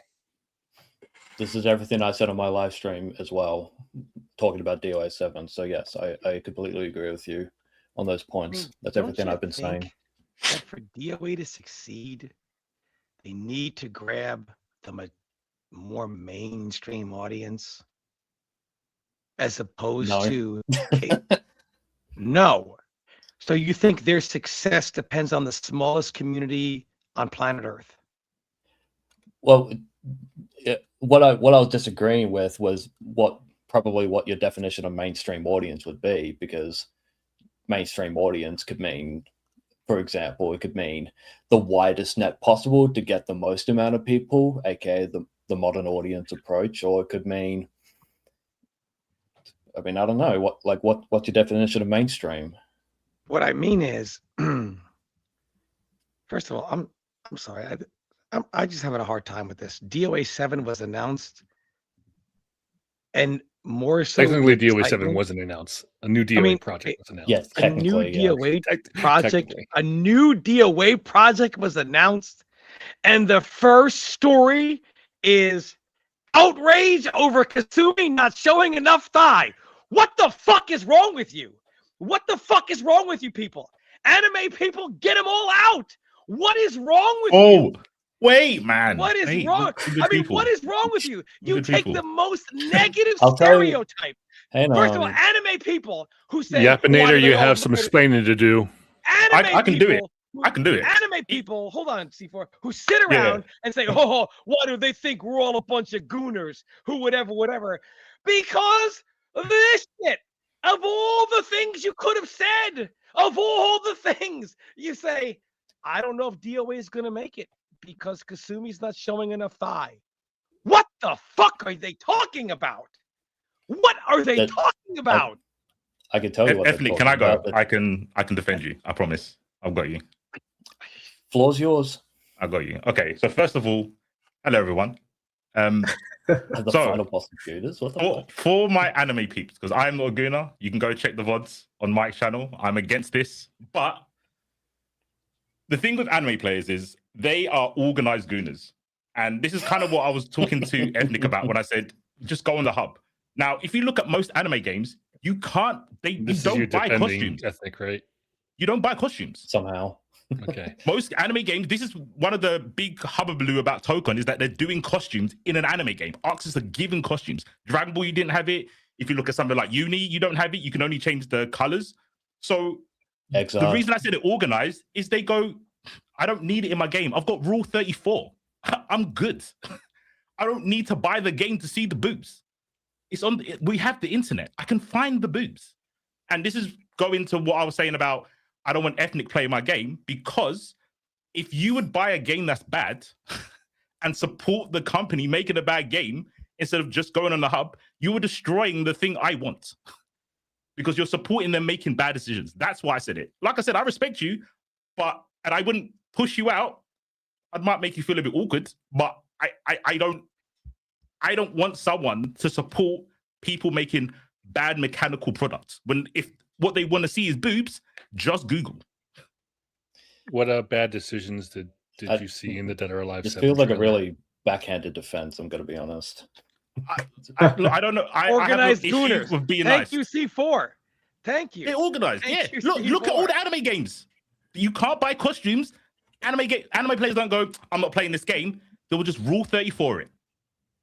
Well, half of the time they don't give you costumes in those games because they don't. It's much more difficult to make multiple costumes with different keyframing.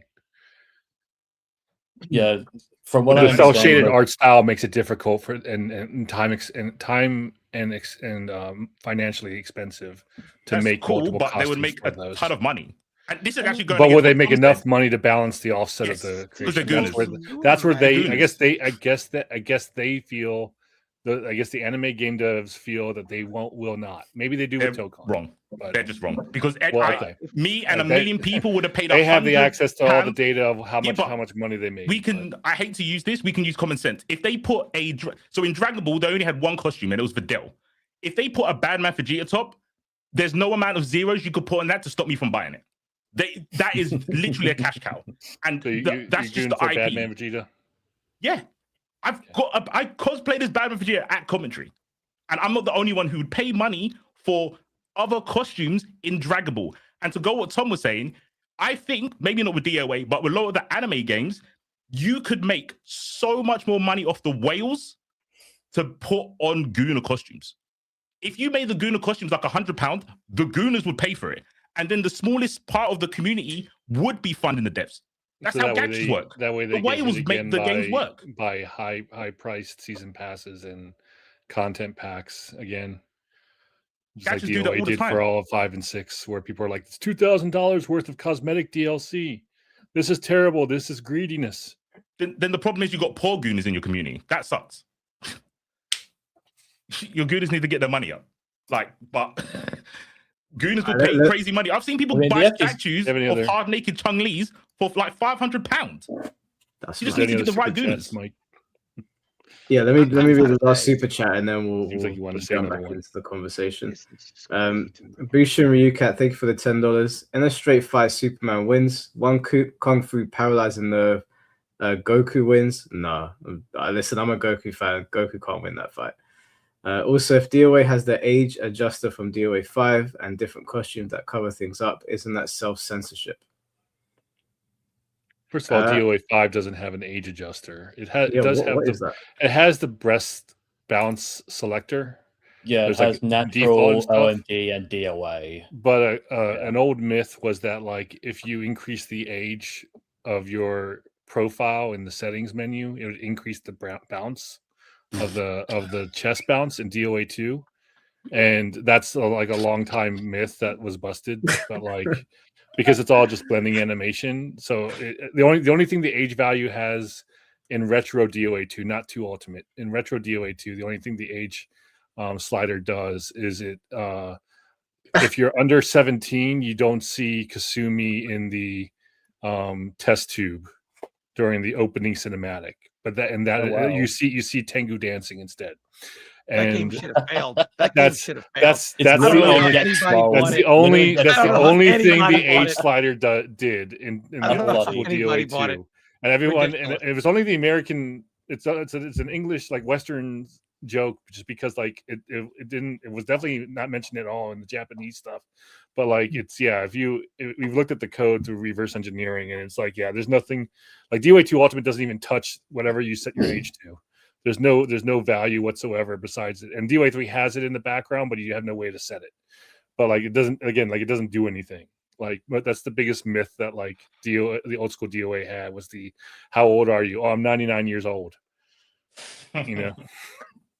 I mean, I think anime people are hypocrites, because I would bet my life if I went up to the most hardcore, die hard, been watching anime every minute of every day for 30 years, and I said, you know what? That Princess Mononoke movie is shit because there's no sexuality in it. They would tell me, yeah, I'm not an anime guy, bitch, but I'll go toe to toe. I watch all the anime just to argue with anime people, right? I watch it all. right? Now, Yeah, a real, because if we go to comics, they don't know shit. So I do it just to crush it. Environmental propaganda. That's a real. My point is, if I were to do that, not a single one of them would say, you know what? I respect your opinion. I agree. The sexuality, they would say, fuck you, American bitch. Shut the fuck up. But yet they can come here and say, man, I don't know if DOA7 is going to make it if Kasumi is not showing enough thigh. How can anyone say this and not realize it's how ridiculous it sounds? How can this statement be uttered? I don't understand. And how is someone going to tell me, well, Tom, you don't understand the casual fans. I was the first DOA casual fan. I was there before every single one of you gooners. Come on. Get out of here. My God, man. How is let's try to not talk over each other, guys. I'm sorry. I just need to know. I'm sorry. It's a straw man argument. Tom has. I hear what Tom is saying. You like literally said. It sounds mad. Fan service meaning sexuality. It's not a straw man argument. You said it. No, your straw man argument was talking about Princess Mononoke and saying, oh, it should have more titties. Like, that's a straw man because literally no one says that. My point is, my opinion would not be respected. So my point is, in reality, even the anime culture itself would value substance like that over, yeah, I'd be okay if it was worse, if there was a little more sexuality in it. No. You see, even they don't hold true to their own values. Because if you take a holy grail anime and say, but wouldn't it be okay if it was just a little worse, but there was more sexuality? Fuck no. But if you say, wouldn't it be okay if DOA was like the greatest fighting game ever, if there was a little bit less sexuality? No, absolutely not. Come on, man. You cannot possibly appease an audience that talks out of both sides of their mouth. Chat, I wouldn't take that if I was you. Talking to you guys, not me. I'm an anime fighting gamer. What's chat's mouth have to say about it? Yeah, it's not me. I think the true test here is going to be when the DOA7 gameplay drops, right? Because there's going to be a contingent of the fan base that are like, oh, look at the mechanics, maybe the meter's not there or whatever. And there's going to be a contingent of the fan base that are not paying attention to that at all and just paying attention to how much skin they can see and what's jiggling where. And I think that's probably where I'm going to be more interested to see where people lean. Because I was thinking in the volleyball games and the Venus game, I can understand like that's kind of all that they're about. But in the fighting game, I'm like, it's not that I want your game to. I'm not pushing for censorship. I'm really not. I promise you. Even if it might sound like that, I promise you I'm not. But it sounds mad. Can I ask you a question? Thing. Yeah, go Mike, on that, literally on what you're talking about. Do you think DOA survival in terms of like the money they get from the game is going to come from the pro players or the gooners? Because I think it's the gooners. They're going to pump more money into the game than the pro players are. The pro players don't need to buy deals. Gamification exists. Yeah, I think if they put the Gooner costumes in, then yeah, obviously the people that are not, they don't care. They'll about still that. fail. It'll still fail. If they put all the Gooner costumes in, DOA will still. DOA 5 had Gooner costumes in there. Guess what? DOA 5 honestly took 5 Ultimate. Sorry, I didn't mean to interrupt you, Tom. My point is they weren't going to Vegas with that money. DOA 4 sold 1.5 million copies. 1.5. Tekken 4, a game which everybody's covered up, sold 4 million in 2001. Wait, Tom, what is the highest selling DOA game? Actually, DOA 3. What is the highest selling? Is it DOA 2? It's DOA 3 by single SKU. If you add up all of DOA 2's revisions and everything across the world, then DOA 2. That's what I mean. So it technically is DOA. Yeah. It's by iteration. I think it was 3 million for DOA 3. Okay, so I think I hear what Tom is saying, because he's basically saying that the DOA community is already tiny, and that it needs. What you're saying, that the game needs to expand to start reaching to get to new heights. If 3 million is their cap. Yes. I hear, The but I'm also. You could do that without censoring it, though. It doesn't have to be censored. Most people don't even know why DOA doesn't succeed. I mean, I feel like the only one that was alive when the meteor wiped out all the entire DOA community to really know what happened. DOA wasn't originally. Matt, do you know what my favorite fighting game of all time is? See if Matt knows. God damn. We haven't. Yeah, I don't remember. I'm not gonna try.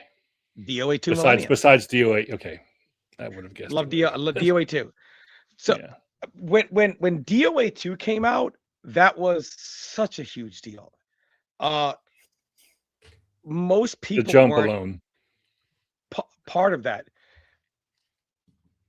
DOA 2 should be studied, in my opinion. Itagaki is the only one to ever figure out what developers today cannot figure out. Because originally DOA 1 was founded on a good formula. The sexuality to lure you in. Sexuality is not enough substance to keep a game going, is what I mean to say, I guess. Not that I guess it shouldn't be there. And I'm not for censoring. I'm not for that. But I also know that certain concessions have to be made. So if they take a tiny bit off Kasumi's thigh, I don't think it's going to kill it. Now, I think that is... So my problem is, first of all, this is being blown up to be something it really isn't. The comment, I don't know how big the outcry really is that Kasumi didn't show enough thigh, but I think that sounds ridiculous. And I think what Ethnic Weeb is saying is, yeah, if that's someone's problem, that's ridiculous.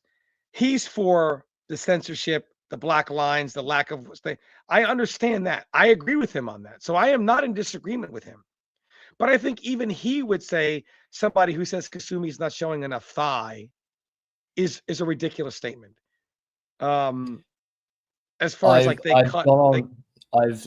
I've gone on record to say that there's not enough information just from the trailer alone to say one 100%. Way or the other.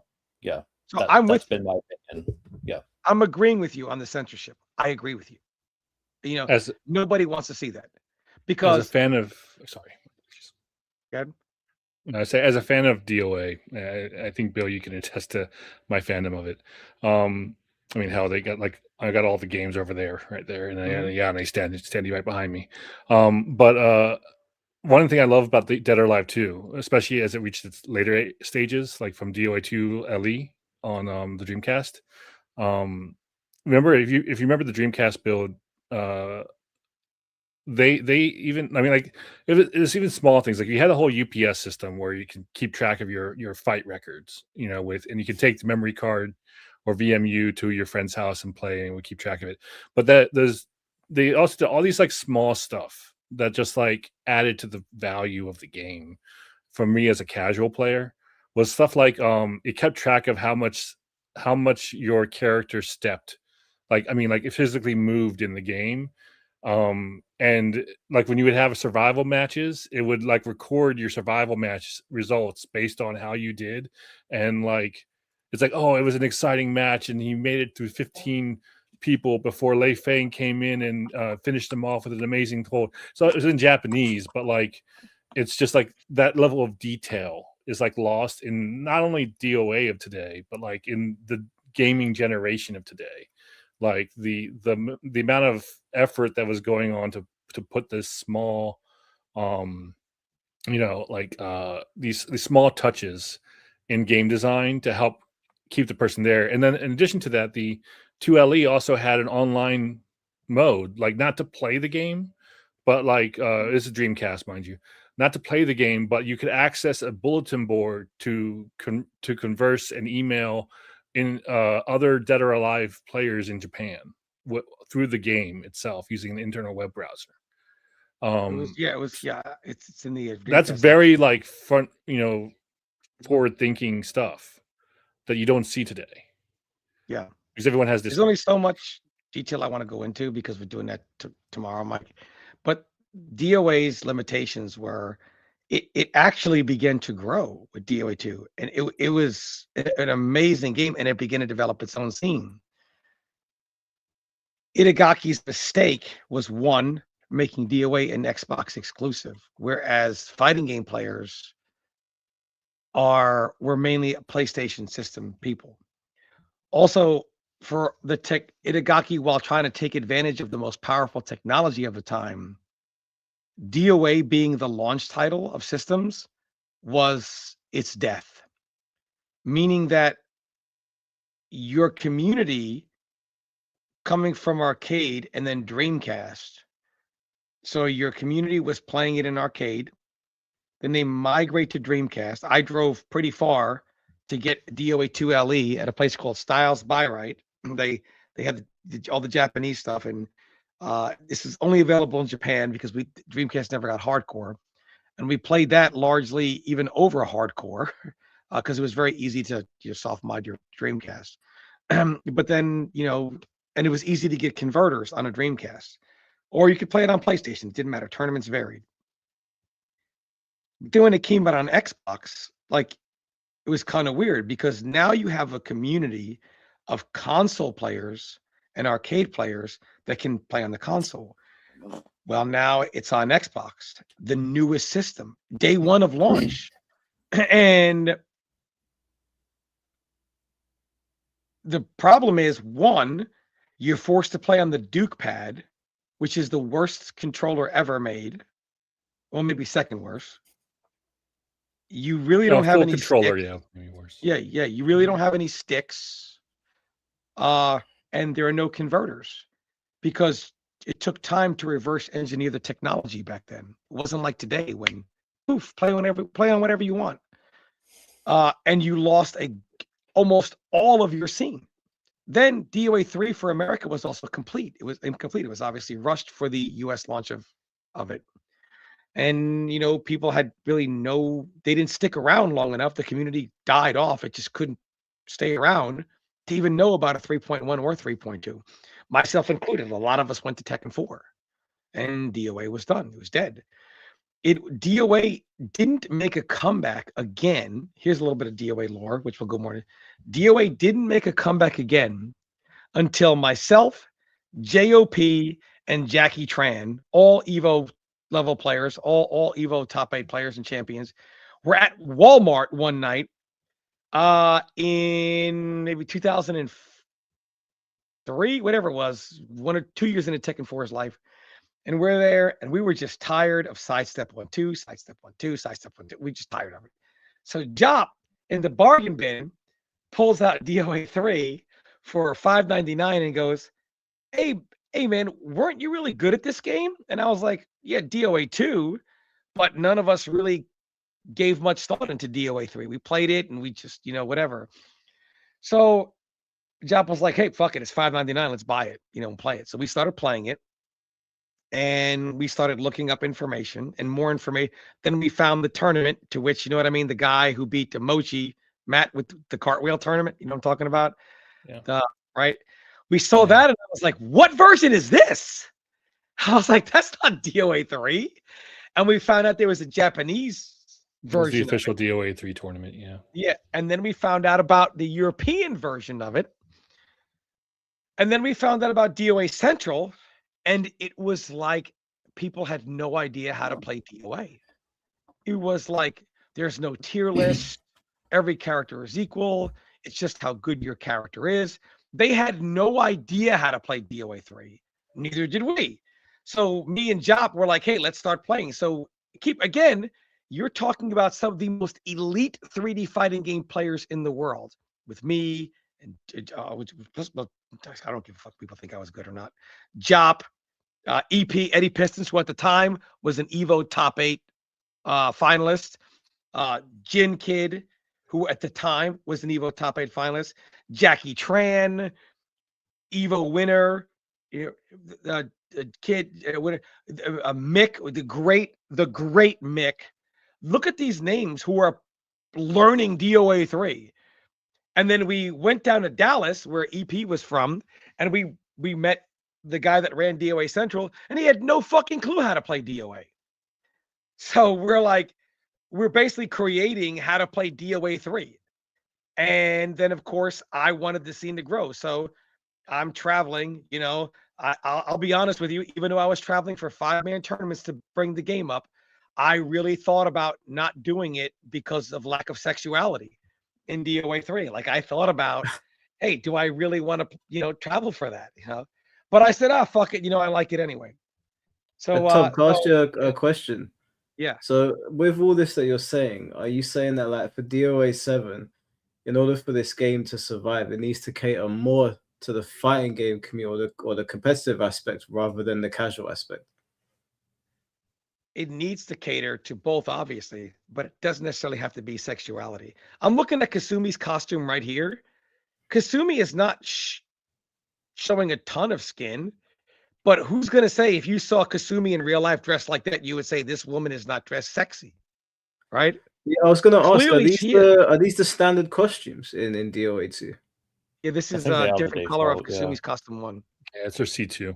So when did, because I've seen DOA1, other than like the ridiculous boob physics, when did the costumes really start getting outlandish? So to one To from well, I would say 5 Ultimate was the most extreme time for those type of costumes, because the DLC packs for 5 Ultimate at the time were very fetishistic. So it was all like nurse costume pack, office lady costume pack, bedtime bath and fun costume pack, sleepwear costume pack, and sleepwear meaning like pajamas for most of the girls. That's probably the most extreme of the what over year did DOA sexualized 5 come out, costumes. Matt? 5 Vanilla came out in 2012, along like I think a year after Tekken Tag 2. So it sold 1.5 million to date. It was 700. It was 750,000 per platform for the vanilla version, and then Ultimate went off to make it so that way they got into the green on that one. They were in the red on vanilla. So is 5 are you saying that 5 is the one that really started to push it in terms of like sexy costumes? And before all of that, I mean, there were sexy outfits there, but I wouldn't say pushing the boundaries of where it was taking away from like other parts of the game experience. I mean, I'm literally watching footage of Iona's panties being flashed with every second hit. So yeah, I wouldn't consider this over sexualized. You know, Neither like would I would say like over sexualized would be putting like micro bikinis on the girls that don't have that type of personality either. Like, I mean, I'm getting into lore. Well, yeah, there are different. Well, obviously, there are different levels. But like even in 5, like in 5 Vanilla, the most extreme you had was like Lisa and Tina, you know, who are wearing bikinis. But like then when the DLC in 5 Ultimate was where like I think mostly like it was just like it wasn't like cool. It was just more like, oh, here's here's nurse fun, you know, whatever. And it just was. It felt like it was starting to get a little too much. So can I ask a question then? In terms of like DOA's identity, if there have been more games where it's kind of like just panty shots or whatever, and the new DOA game comes out and it's like that, would people be pissed at that, or would that be deemed acceptable given the history of DOA? Real quick before you answer, as an anime tourist, that skirt is way too short. I'm gonna say I don't know why no one else said it. That skirt is insanely short. No, I mean it's kind of 16 years old, Mike. Itagaki's vision. How old is she? She's 16 in this game. Oh hell no! DOA 1 to 4. She's 16 years old. Itagaki's vision. This is upside down world. Okay, sorry, I didn't mean to interrupt. That's crazy.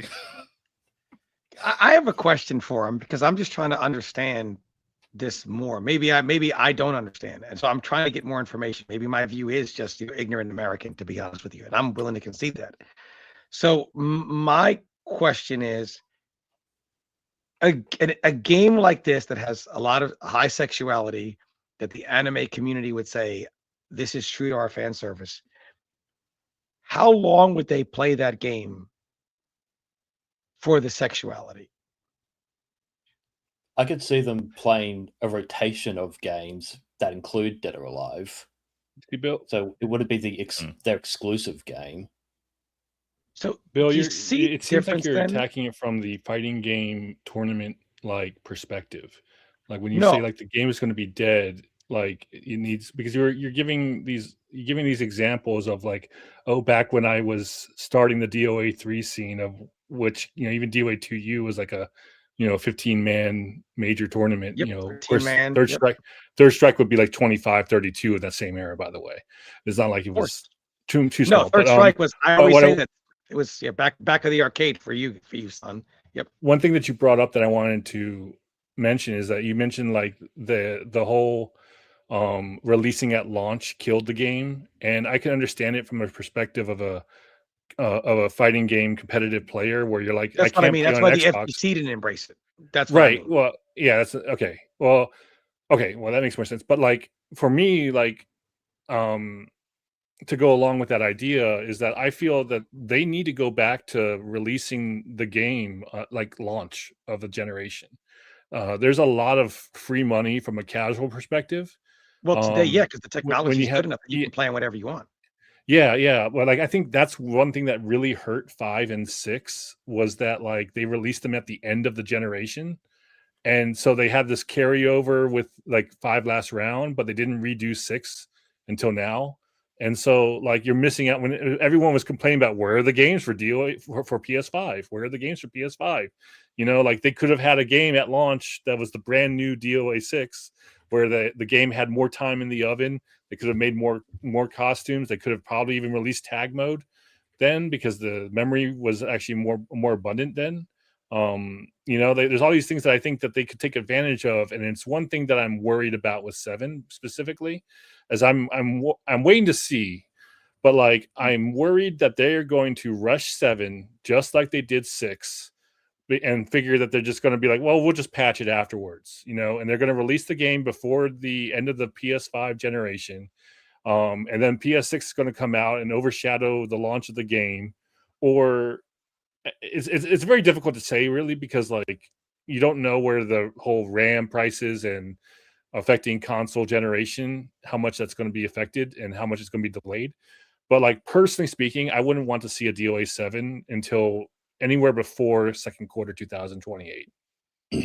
Can I just interject here and answer Mike's question? So just so we're all on the same page again, Mike, your question was if DOA had high sexuality, would people still complain?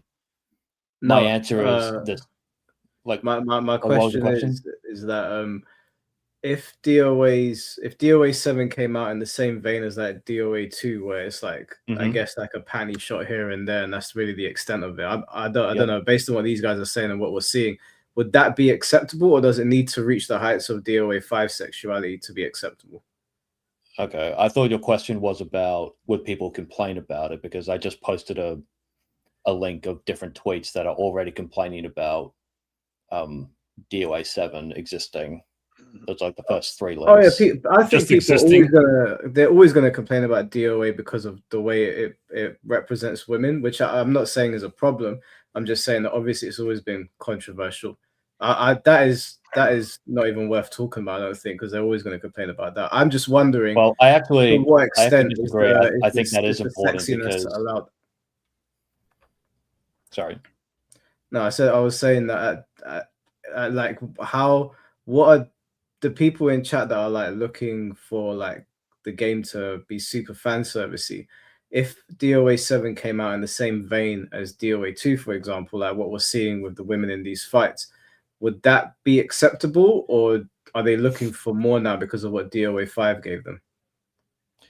You'd have to be very careful in your marketing to explain that if you're going to do it at DOA 2 levels.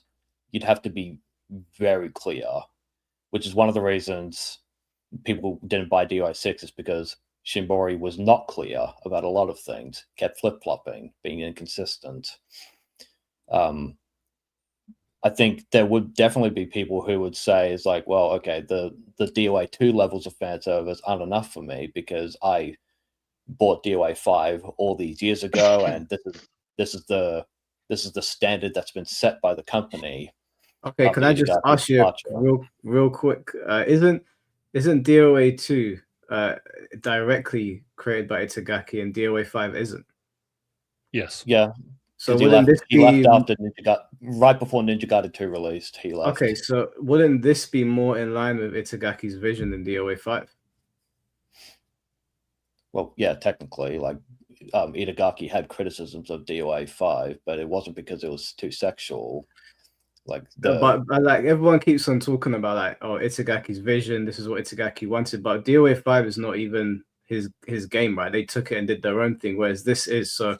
If DOA7 came out closer to DOA2's representation of the sexiness, I assume all the Itagaki vision people would be like, that's fine because this is actually his game. They have to market it like that. They have to be very clear about their marketing, because otherwise it's just got to cause misunderstandings and confusion. So if they say from the outset with the gameplay trailer that we're trying to honor Itagaki's style more in this game as opposed to 5, then yeah, you'll probably get some grumbling, because it's like, oh, but we have Venus Vacation and the extreme games here. This is the standard we're used to all this time. But if you make it clear, there are got to be people who understand, right? It's just. What about you personally? Would you be like, let's say that the marketing wasn't clear, but you know DOA well enough to see what they're doing. Would you be okay with it, or would you say no? I've come to accept a new standard. For me, I've come to accept the new standard, even if I can't afford all of it. So it's not really about Itagaki's vision. It's just it's more about we just want sex in the game, or sex appeal. Sorry, not sex. Yeah, they're not I've learned a running lot around here. or anything. It's just because I just want to stress, it's just because people keep on saying Itagaki's vision, but as far as I'm aware, Itagaki did 1 to 4, right? So if the new DOA game is more in line with those games rather than 5, then and people complain, and it was never about Itagaki's vision, was it? It's just that we have to remember DOA's 5 level of sex appeal. Like, we have to remember, Itagaki was the same guy who created the DOA Extreme games. Yeah, but these are fighting games now. Like, we're not talking about those ones. I don't care if fighting games and extreme games are separate. They're still his games. That doesn't matter. Like I have a recording of the DOA X2 opening, like theme with the music and the video playing, and no one can tell me that opening isn't similar to DOA 5 in a lot of ways. Like, no one could tell me that they're significantly different enough. But then why'd they separate it? What was the reason? Because Itagaki wanted to create the volleyball game, like he wanted to create volleyball games and introduce the jet skiing. He also was explaining in interviews that he wanted to show off like the beauty of his characters, like that.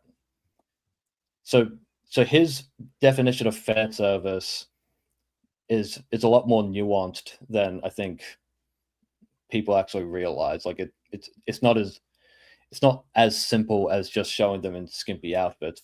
For him, like he calls them his daughters, but they're more like his waifus, if we use a loan word in this conversation. For him, he appreciates.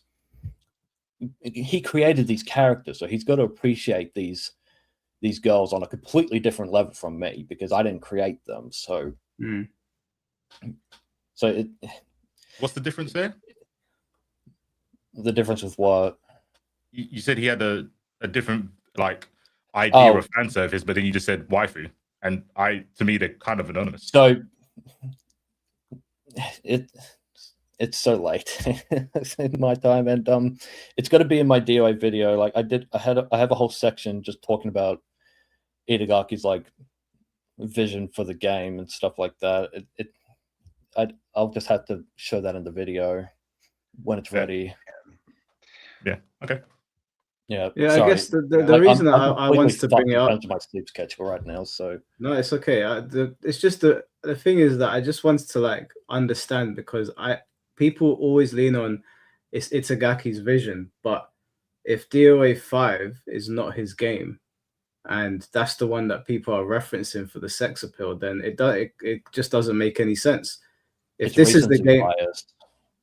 yeah, It's just that's the most fair. It's recent game. recency bias, but people can't keep on saying it's Itagaki's vision when that's not the game that he made. He made 1 to 4. Well, And from everything that we've seen, from everything that we've seen, those ones are much more tame than 5. I don't know. So it's not DOAX2 is. I don't understand. DOAX2 is quite explicit, and you saw Christie's arcade ending or story ending, sorry, from DOA4. Like, I've never seen anything in DOA5 that matched the raunchiness of that DOA4 ending. So, yeah, that's true. But I would argue at that point that that's just a cinematic. It's not part of the gameplay.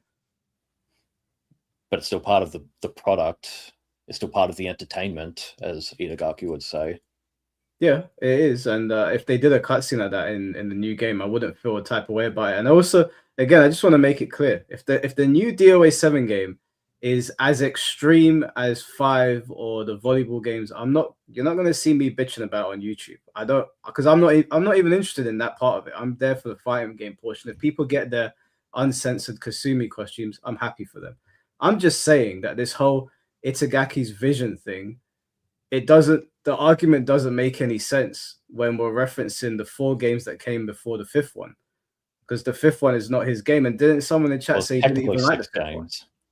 6 games, sorry. Technically 6, yeah. But 5 and 6 are not his games, right? No, they're not his games. And he like there was a quote he said. There's something I'm going to bring up in my DOA video as well, because I have like 39 pages of a script that I wrote, so it's going to be a big one. But one of the things he said that I think people misunderstand is he said my daughter was ruined or my daughter was poisoned, right? Mm-hmm. And it's easy to look at that on the surface and say, oh, he's talking about the explicit sexualization of DOA5 and how it went too far. But he actually clarified later when he was asked about that he was clearly talking about the monetization aspect of the sexuality, not the fact that it was sexual.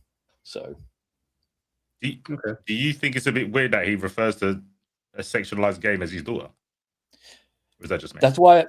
So this is another thing I'll mention in the video. But basically, I think when he says daughter, for us that means waifu. For him. And I would disagree that it's waifu, but again, like I think I can understand where it's close to that. I guess for him, the term daughter is from the fact that like the closest translation, and with daughter as well, it's also referencing the fact he created the game. So as the father of DOA, he created his daughter. So. For him, the term daughter comes from the fact that like he was there upon like the team's inception of all these characters.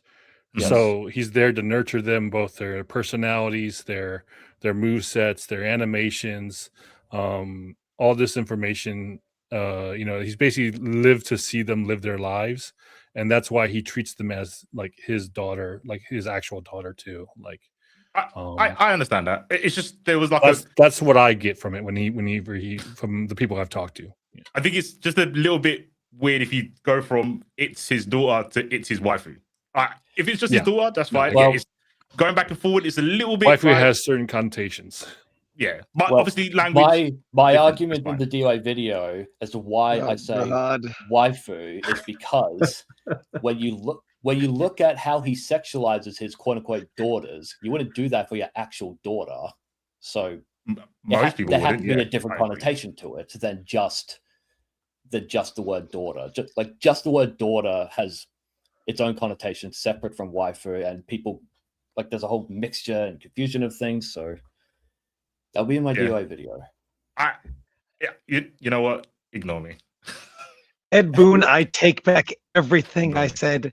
I'm gonna start making some positive MK videos. I did not realize how good we had it. Bill, do you remember? Sorry. Something that really stood out to me is when I said how long would you guys play? And he said, well, we would move on to other anime games and we would just kind of play them all in rotation. You see, the anime community is not necessarily the DOA community at all. Well, They are hang on, fans. They are you fans. put They are words in my fans mouth. of multiple anime style games, but they are not actually a ride or die DOA fan. You're putting words in my mouth. I didn't say they would move on from DOA. No, you said you would alter. Moving on. Yeah, rotation and moving on have very different meanings. My point is, you guys are not like hardcore DOA fans. You're anime fans who appreciate the anime elements of DOA, but not actually DOA itself. That's what you guys are. Oh no, there's nothing wrong with that. There's nothing wrong with that. There's nothing wrong with that. A bikini. Oh no, I'm not a true DOA fan. There's To nothing be wrong fair, with that. that's why I disagreed with Tom at the beginning, but he's making a distinction. He's saying there's a difference between a fan that is looking at the game for everything other than the mechanics. Is that not fair? It's called a casual fan. I think Bill's saying that that you guys in the general sense is like you're not taking the whole of DOA. You're not enjoying the whole of DOA. You're enjoying the anime just a part. small sliver of it. Yes. Or so you I wouldn't say small sliver, but yeah. No, it's not a small sliver. I understand. Look, people are allowed to enjoy things for whatever their reasons are, 100%.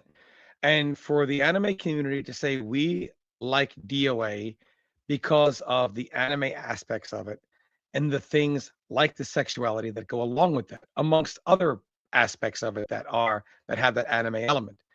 So the anime fans like a portion of it because they're fans of anime and kind of the anime style, along with the sexuality, things like that. But they are not actually overall DOA fans. They are a fan of this aspect of DOA, which makes them interested in the game. Because if there was not that anime element in it, they wouldn't like DOA. It's just the anime element of it they like. That's So interesting. hang on. Quick, Ethnic, can I ask you a real quick question? It's just a quick yes or no. Would you play DOA if it was only male characters? No. Okay, cool. If I wanted to play a 3D fighter game with male characters, I'd play Tekken. Okay, fair. Sorry to interrupt. I just needed to know that. That's cool. Wait, can I just ask? Aren't the battle mechanics good enough that I'm not saying there shouldn't be female characters in it at all. I'm just saying that like DOA is an impressive fighting game enough where you would have fun with the mechanics regardless of the gender of the character, right? So if there was only male characters to play, the game would still be good, surely. To be fair, there's a lot of people that don't play Skullgirls because it was only girls at the start. So I wasn't even trying to take a shot at Ethnic. Like, I just reversed the roles. Lots of people didn't play Skullgirls because they only had Let me shut this fool down. Whatever his name is, Simboat V. How many people like MK with no gore? Brother, if you play MK right now in Combat League, they're not doing fatalities. People they do brutalities because they don't slow the game down. But the fatalities and the gore of Mortal Kombat are not part of the luster. They are not. Of course, the fatality is part of the game, yes. But if they were to scale back, if they said, you know what, guys, we're not going to do a 2-minute fatality anymore where we're going to be real detailed. Instead, we're going to go back to the roots and give you that quick 10 seconds, spine ripped out, done. MK fans would say, fuck yeah, brother. They wouldn't say, oh my God, I come for that 2 minutes of gore and blood everywhere, because they love Mortal Kombat. So it doesn't matter if they give you a little of it or a lot of it or the right moderation. They love Mortal Kombat for just more than that. That's just one of the aspects, not the sole reason. With the anime crowd, the anime crowd has adopted DOA. They've adopted DOA, but yet they act like, oh, well, we're the casuals. No. You are part of the casual audience, but you as the anime community are not the casual audience. You are part of it. But that's such a bullshit. You are part of the casual audience. You are part of the casual audience. You are not part of it? Well, of course, I'm part of the casual audience. I'm not. Okay.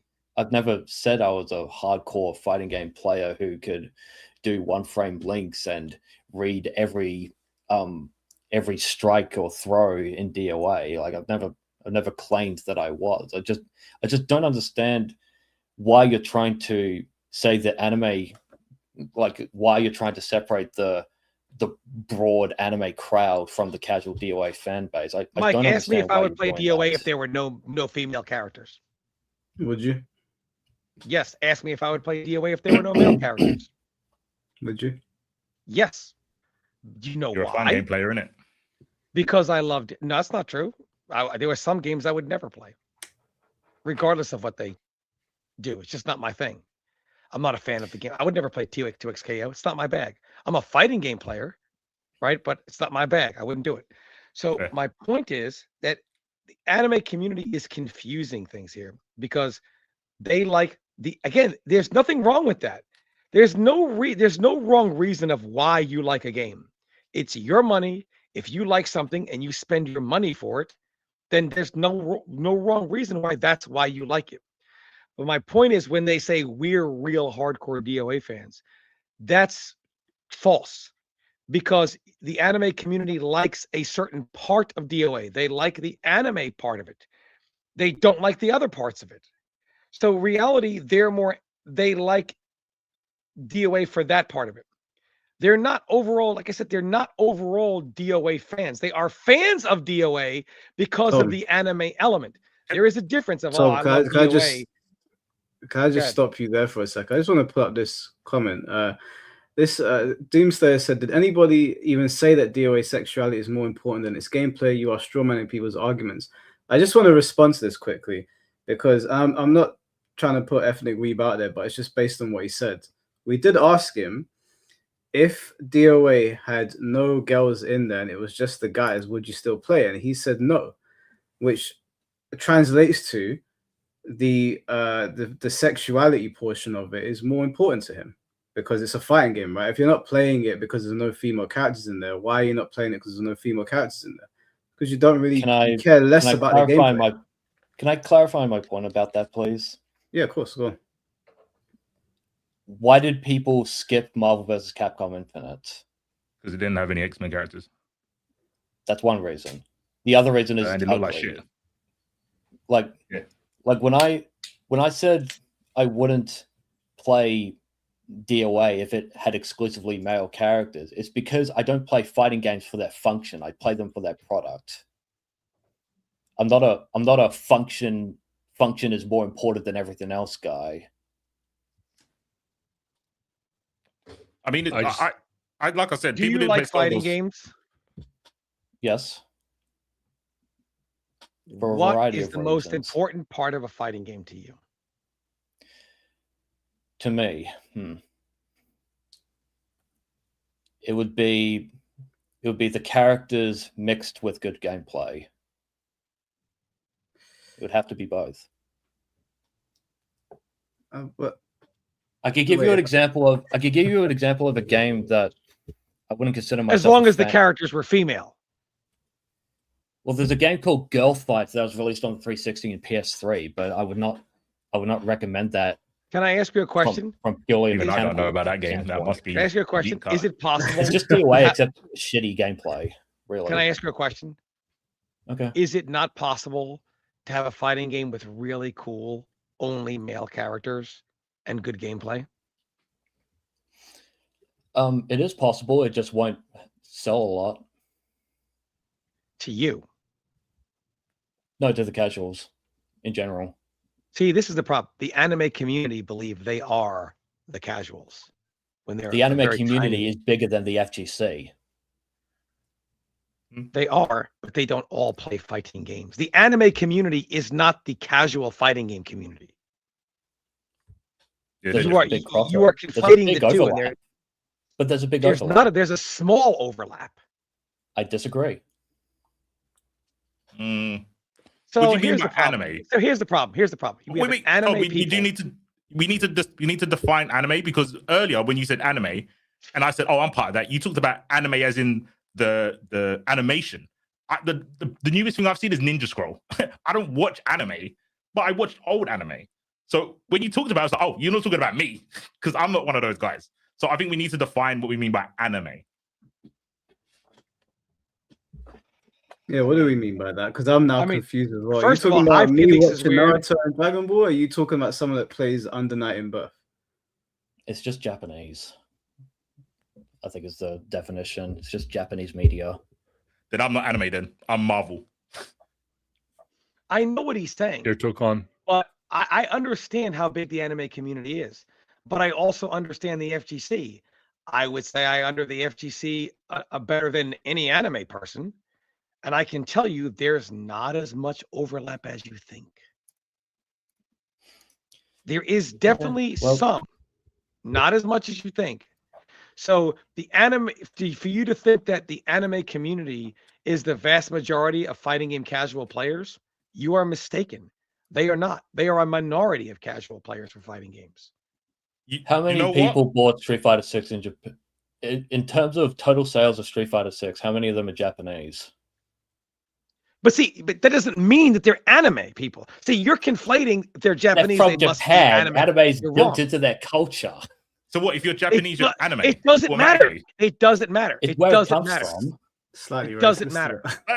How's that racist? It's a cult. It's their. That's like me export. going to Australia and I think everyone's going to be Crocodile Dundee. They wouldn't say, "Well, this is a smart guy." They'd say, "You idiot." Go to the Outback. We do talk like that in the Outback. No, that's like me yes, going, "Oh, you I'm guys Australian. must drink a lot I of know Foster." that more than you. Come That's on. like me going to Australia and going, "Must drink a lot of Fosters here, right?" That's Australian for bear. You see how stupid I sound? You see, the word has lost meaning. Like we all mean different things. When I heard anime and casual, I think, well, casual people aren't anime people. Casual people are like normies. That's how I think of casual players. Just normies. Like I think of a normie would play Tekken. Because Street Fighter sold the more in Japan. How many Japanese? So that must mean that that's the anime community. No. Once again, the anime community is also a portion of How many of those Japanese players do you think also watch anime? Those casual Japanese fans of Street Fighter 6. How many? Can you show me the data? Can you show me the data that shows how many Japanese fighting game players are in the? Well, obviously, I wouldn't be able to provide that to you because I can't speak to them because my Japanese isn't very good. But it's a safe assumption. No, it's an assumption. That's it. It's a safe assumption. It's more mainstream. What are we doing here? Anime is mainstream in Japan. It's not mainstream over here. It is mainstream. My point is that overall, there is a small overlap between the anime community and the FGC. To say that the anime community makes up the majority of FGC casuals is wrong. Well, we've got the ultimate Guna now. Like we got Guna reinforcements. Yeah, it's just been me against the world lately, so it's all good. I've been trying to find people for you, FD. I mean, you like the anime aspect of DOA, but you don't like DOA overall. You just like the anime aspect. Wrong. I love the gameplay as well. So let me ask a question then. What do you love about DOA's gameplay? Oh damn! I think the hold system is awesome. The triangle system and the hold system, especially the hold system, I think is really, really good.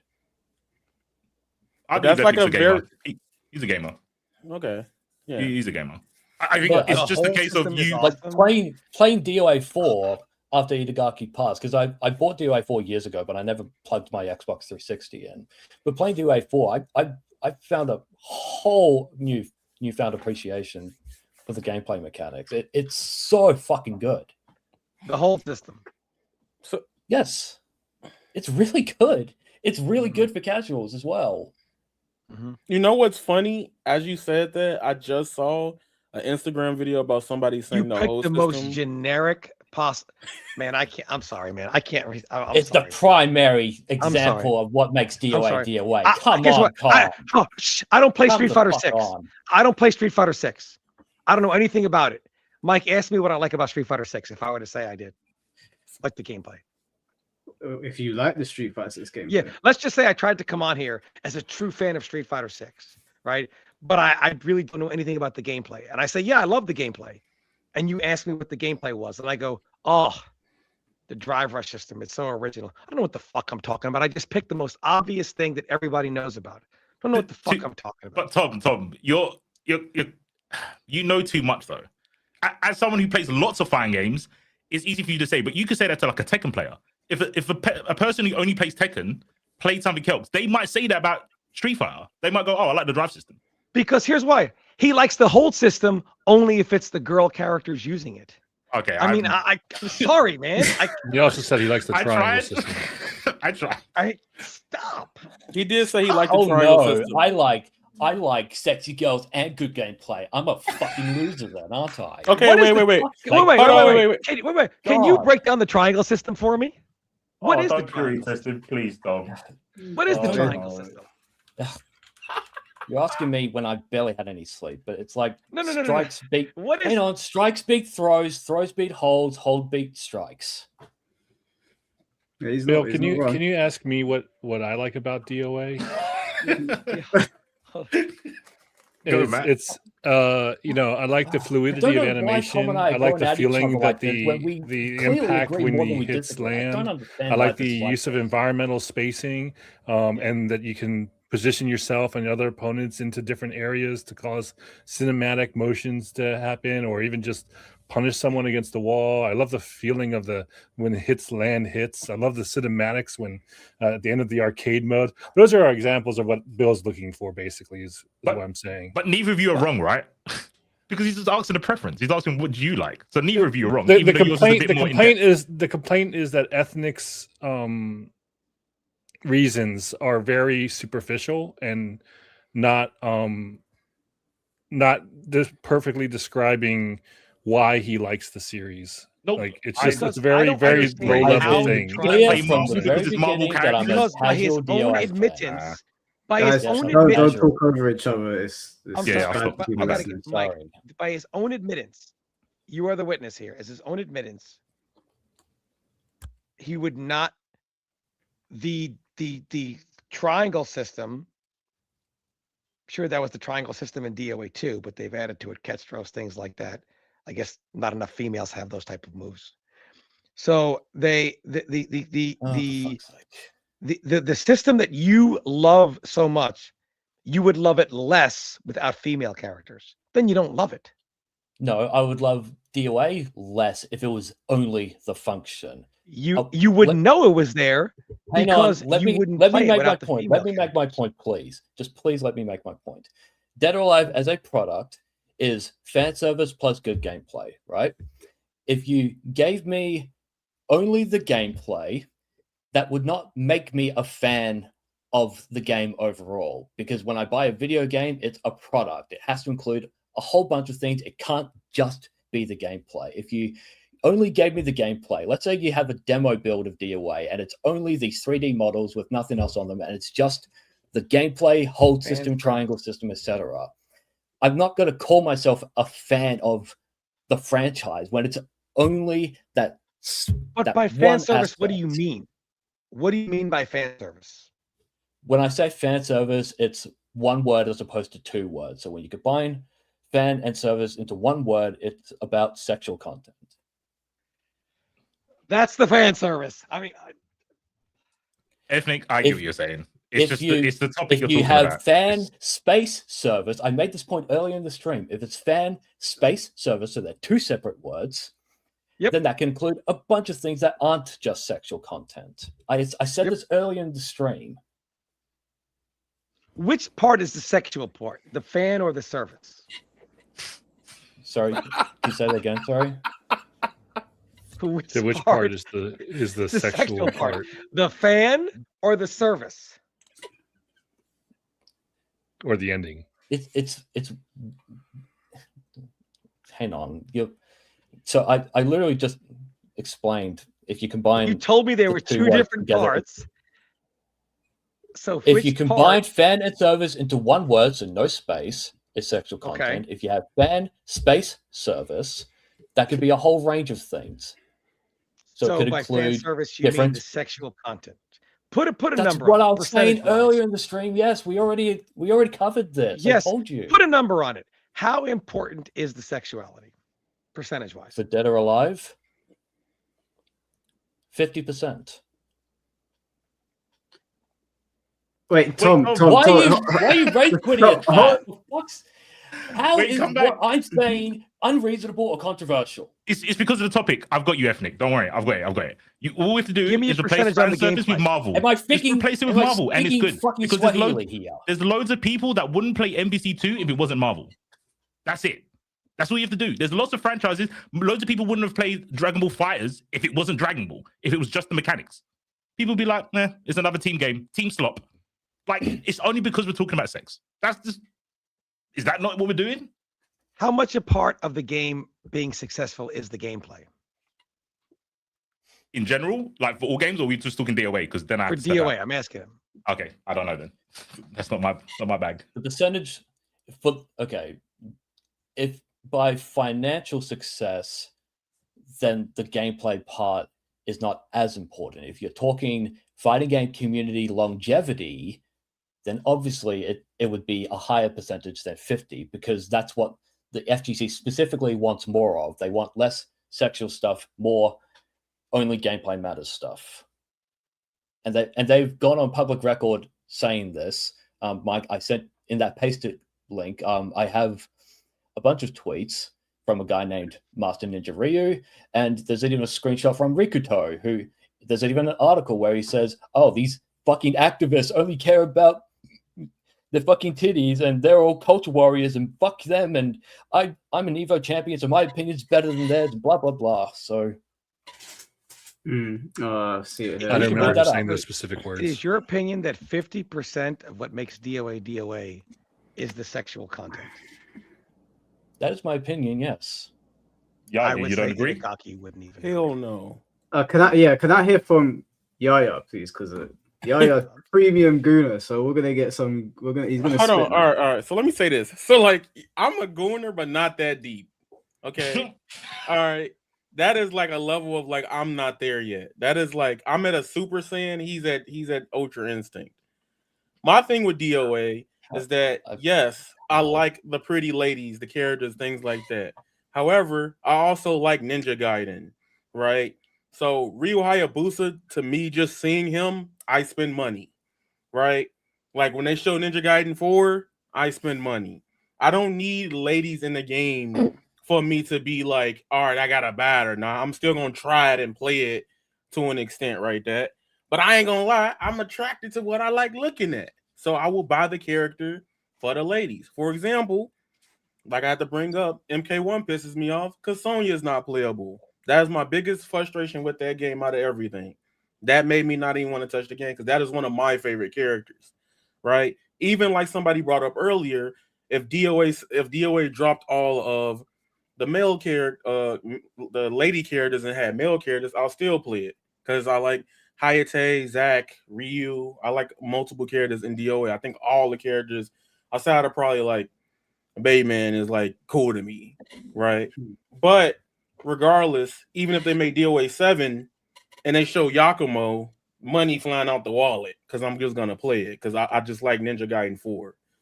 However, it was one statement earlier where he said like, "Would a fighting game sell without lady characters?" And I don't think that's necessarily true because Dragon Ball Fighters disprove that, right? And a lot of other series of the past have lady characters in them, female characters in them, but they're not even the ones that are forefronted pushed like that. Like even for example, we can even use I like to use Guilty Gear in a lot of ways because Guilty Gear, right, Strive specifically, when Strive was coming out, it was very big on just pushing the core cast of the game, and they had their little characters in between, like Giovanna and Milia, and character designs of all across the board with it. But if you look at how they market the game now and where it is now, the most commonly pushed character, depending on how you feel, I want to get into that, would be Bridget, right? And I think in that way, like it's a balance of both. And personally, for me with DOA, just to answer that question, like if we being honest, to the commercial success of that game for a lot of people, it's like 70% fan service, 30% gameplay. While I like DOA, I like the whole mind games between the critical stuns, the staggers in between them, the hold system. Yes, that is one cool thing that's pretty cool about the game. dealing with strikes and holds. But I also like how you can make the game expressive in your own way with how you understand the scenario. You have to adapt on the fly. And another cool thing about DOA, for me, is I don't know if y'all know this, if y'all heard this thing called Dead Fantasy, right? It made me like Dead Fantasy a lot more. Rest in peace. Yeah. Okay. So when the angle, like the way they do angles in DOA, like the dynamic cameras and the grabs and how they angled it off the wall, that's pretty cool. I like that. And I also just like the pace of the matches in DOA period compared to other ones. My favorite out of the 3D fighters obviously would be Bloody Roar and Soul Calibur, but and but DOA was always enough for me in my life as well. But I don't think what y'all said real quick. Go ahead. Real quick. When you was talking about Strive, I was thinking that it's more like MK, and I don't know if it's kind of fair to compare it to DOA, because when I think of Strive, people pick characters because of identity. And when I think of MK, maybe it's only because of the small sample size. Like I look at Foxy and he plays everyone, but when I think of Sakanda, it's like Sub-Zero. And when the reason I know about like Tom is because I was like, if I played MK, I would play Sub-Zero. He's the coolest ninja. Oh, and he plays defensive. I'm all about it. And I think some games have the effect of you pick the game up or you are interested in the game because of an identity in the game. You're right. Some games like DOA, the identity might be sexuality. Maybe it's not like that now, but it was before. It's not. So when it loses Never was. Yeah, I don't know. I'm just saying, when I look at DOA, I don't think, there's a standout character that I want to play. But with MK and stuff like, even like Street Fighter, I'm like, Street Fighter has mechanics. Not to cut you off. Like, no, the character is why I picked it. Not to cut you off, but my DOA introduction was seeing an Azuna drop, because I've never seen it in a fighting game. I think maybe Kage. But I remember as a kid specifically seeing an Azuna drop in gameplay. I was like, holy fucking shit. That looks raw. And plus, growing up, that's when Primary Lotus, came out with Naruto for me. So I was like, holy shit. Like, seeing that in a fighting game, that is very important. So, like, identity and things like that to me was very important. I think with MK example, like, seeing the Sonya Plasma Blast was cool because I never seen a blast be purple like that in a lot of games, and I was very attracted to, like, that's one of my favorite colors, that and green. So the gore is not the reason why MK sells, by the way. Gore is no longer the reason why MK sells. I'm sorry, it just isn't. That's a very outdated take. When they're showing off MK to people, don't they usually hyper focus on the gore to draw people in first? I don't think that is. The fatality is part of Mortal Kombat, but how gory the fatality is a very small. No, but what I'm saying is that, like, if you look at all of the MK trailers, like, remember the MK11 one where Raiden is fighting Scorpion, right? And it culminates with. Oh, you just mean the blood and the fight scenes and everything? Yeah, like the gore in Mortal Kombat, I think, is a huge selling point because it makes people go, "Oh shit!" Because even though there's a lot of gore in like Call of Duty and whatever, there's like Mortal Kombat is the most over the top. And when they demo MK to us, whenever there's a new MK trailer, something really fucked up happens and it makes everyone go, "Oh shit!" Like when Scorpion flew through Raiden and his body exploded, or when Scorpion ripped off Sub-Zero's head in MKX. They always do that. I think if I'm being fair to Ethnic Weeb, because I was taking the piss a little bit earlier, I would say if they removed all the female characters, I could understand why he wouldn't play it. Because if they removed all the male characters from Tekken, I wouldn't play Tekken anymore. I'd be tuned out. I do think identity matters. I don't know to what extent sex appeal is like DOA's identity, because I'm still kind of new to it. I can understand the logic, but if you removed certain things from certain fighting games, I can see myself not playing. I think in this particular instance, because it's about pixelated girls and people like hyper fixating on how much of their skin they can see, we all find it a little bit odd. But it's no different than them removing all the Mishimas and the Mishimas play. Well, Can I just add on to what I was saying earlier about if you only gave me the gameplay, I wouldn't call myself a fan of it. Can I provide another example of what I'm talking about? Yeah, you can go, and then I'm going to read out some super chats after. Okay. My other example I want to bring up is Devil May Cry 4. So here's the thing. If you give me DMC4, only the gameplay of it and nothing else, I would say, yeah, it's really cool and it's really deep and you could do some really cool, complicated shit in DMC4. But if it's not called Devil May Cry 4, if there's no Dante and there's no Nero, it's not enough for me to buy it. So when I my story with DMC is I think it was before, it was around the time DMC5 was announced or about to be announced. I decided I was going to play DMC from 1 to 4. I'm going to start from the beginning and play up to it. Played DMC 1, tough as shit. Had a really hard time beating that game, but I eventually did beat it. DMC 2, DMC 3, on the other hand, I played that, loved the shit out of the story, loved the gameplay as well, equally. I loved them both equally. DMC 4 has some issues with the story a little bit. Like it was rushed, and Dante's levels are just Nero's backwards. There are problems with DMC4, but I still like DMC4 as a video game. If you just gave me the gameplay from DMC4, it's not enough to sell me on it. Yeah, no, I agree. I think identity does matter. I'm just going to read out some super chats and then we'll come back to it. Lemon Tea, thank you for the 199. Gooners are impossible to please. We aren't actually, but sure. It's actually very easy. Destroy ESG and I'll be pretty fucking happy. So Masats, thank you for the 199. Stop jacking off the cartoon characters. No.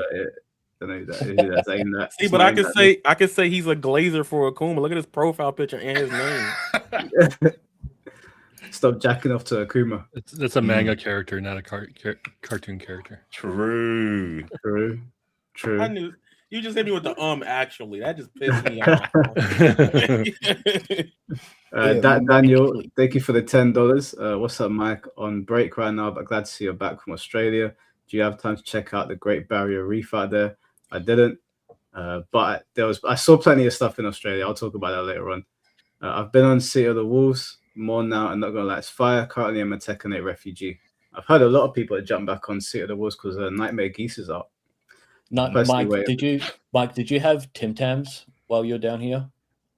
No, my friend did though. Mike, I gotta go in a second here. I just want to ask because I was doing numbers over here. Because if I'm wrong, I'll gladly say I'm just not saying things. So on the logic of, I want to ask you, is it your true belief, Ethnic Weeb, that Street Fighter sells so well because its primary sales audience is Japan? And in your opinion, a majority of the Japanese fighting game players are anime players? I just make sure I didn't want it. Is that what you're saying? Or anime, not players, but fans? It is my opinion that the majority of Japanese customers for Street Fighter 6, so the majority of Japanese people who bought Street Fighter 6, they are casuals. And I also believe a lot of those casuals were brought into Street Fighter 6 because they saw their favorite Japanese VTuber playing the game.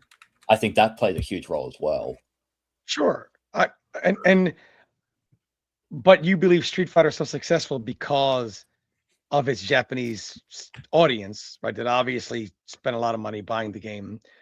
And a good percentage of them are obviously more casual than competitive, right? And that is a part those of it, players are. Okay.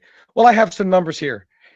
Of the 6.3 million sales, only just over 1 million were sold in Japan.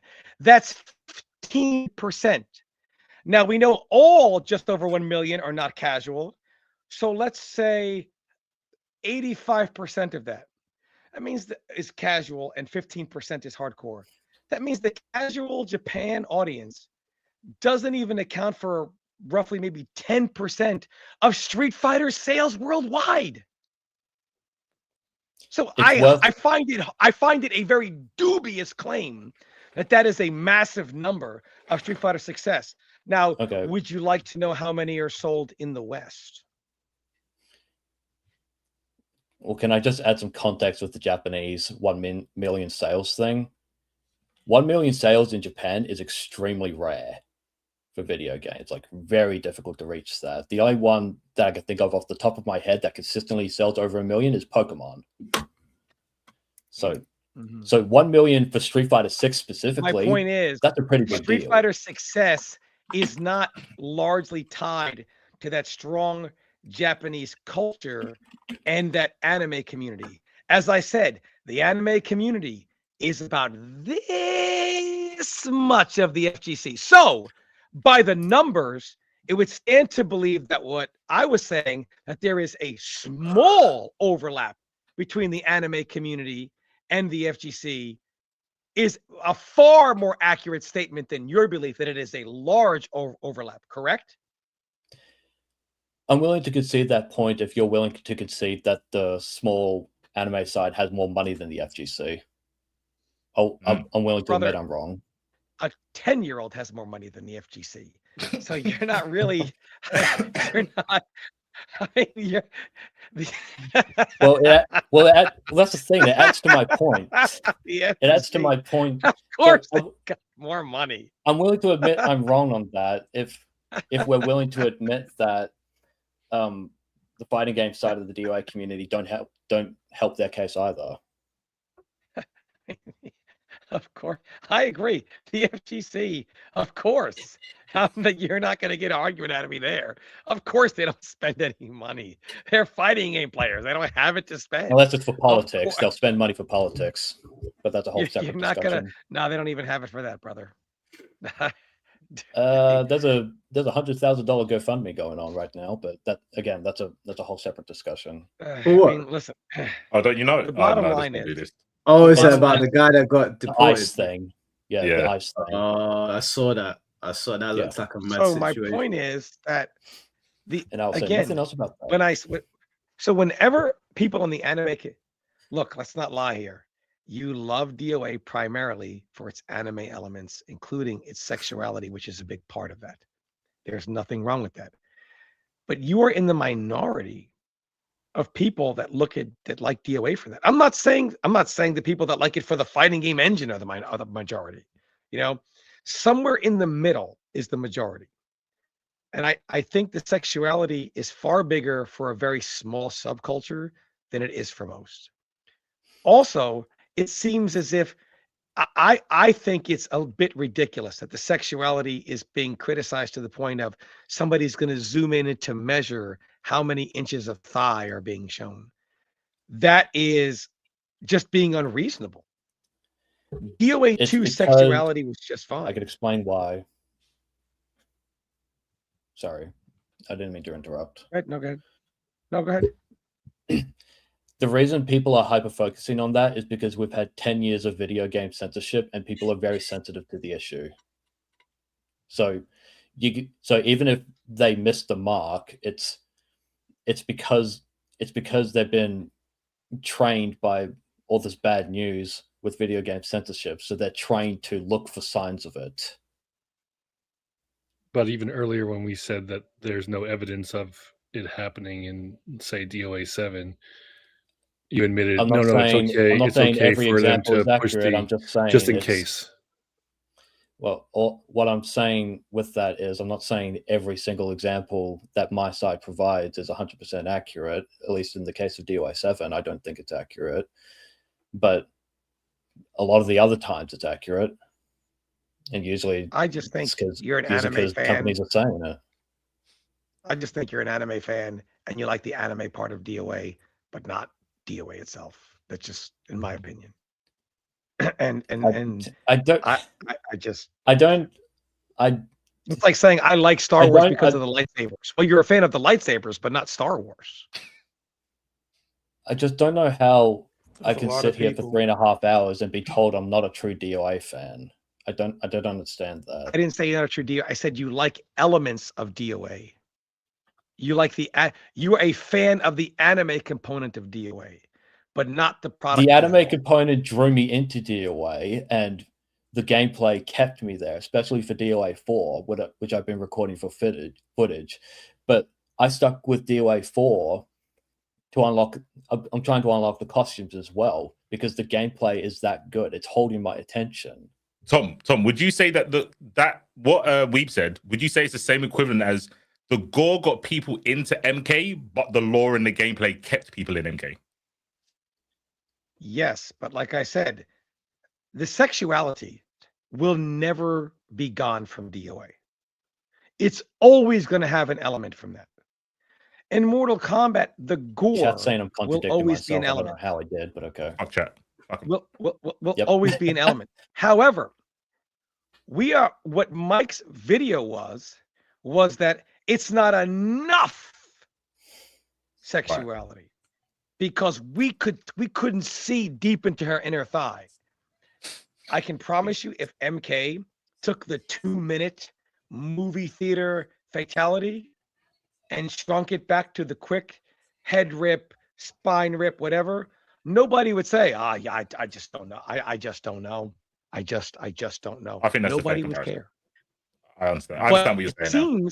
It seems like if hypersensitivity. Tecmo, if you can't see if Kasumi is shaved or not, the game's not going to sell well.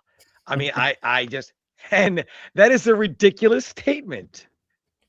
It's ridiculous because there's no precedent for DOA ever showing stuff like that. That's why it's a ridiculous you understand? I statement. went to extremes here. My point is, literally, people zoomed in and critiqued how much skin was showing. There was still plenty of skin showing, but it wasn't enough. That's ridiculous. I don't think it was a case of it It's not being enough, Tom. hypersensitivity. I think the problem was that, like Ethnic Weeb said, they're so hypersensitive to the censorship that's taken place over the last 10 years that instead of stopping to think about what they were about to tweet, they just tweeted out and started a shitstorm on Twitter. They're all wrong, obviously. Like, there's no debating it. Mangalore, whoever else was tweeting it, they're all wrong. But We're all wrong, of course. and there's no excuse for it either. It's not we did 10 things right, so this 11th thing that you got to run is excusable. It's not. Like, there's a new DOA game that's come out. They're shitting on the game before it's even come out, and they're completely baseless claims as well.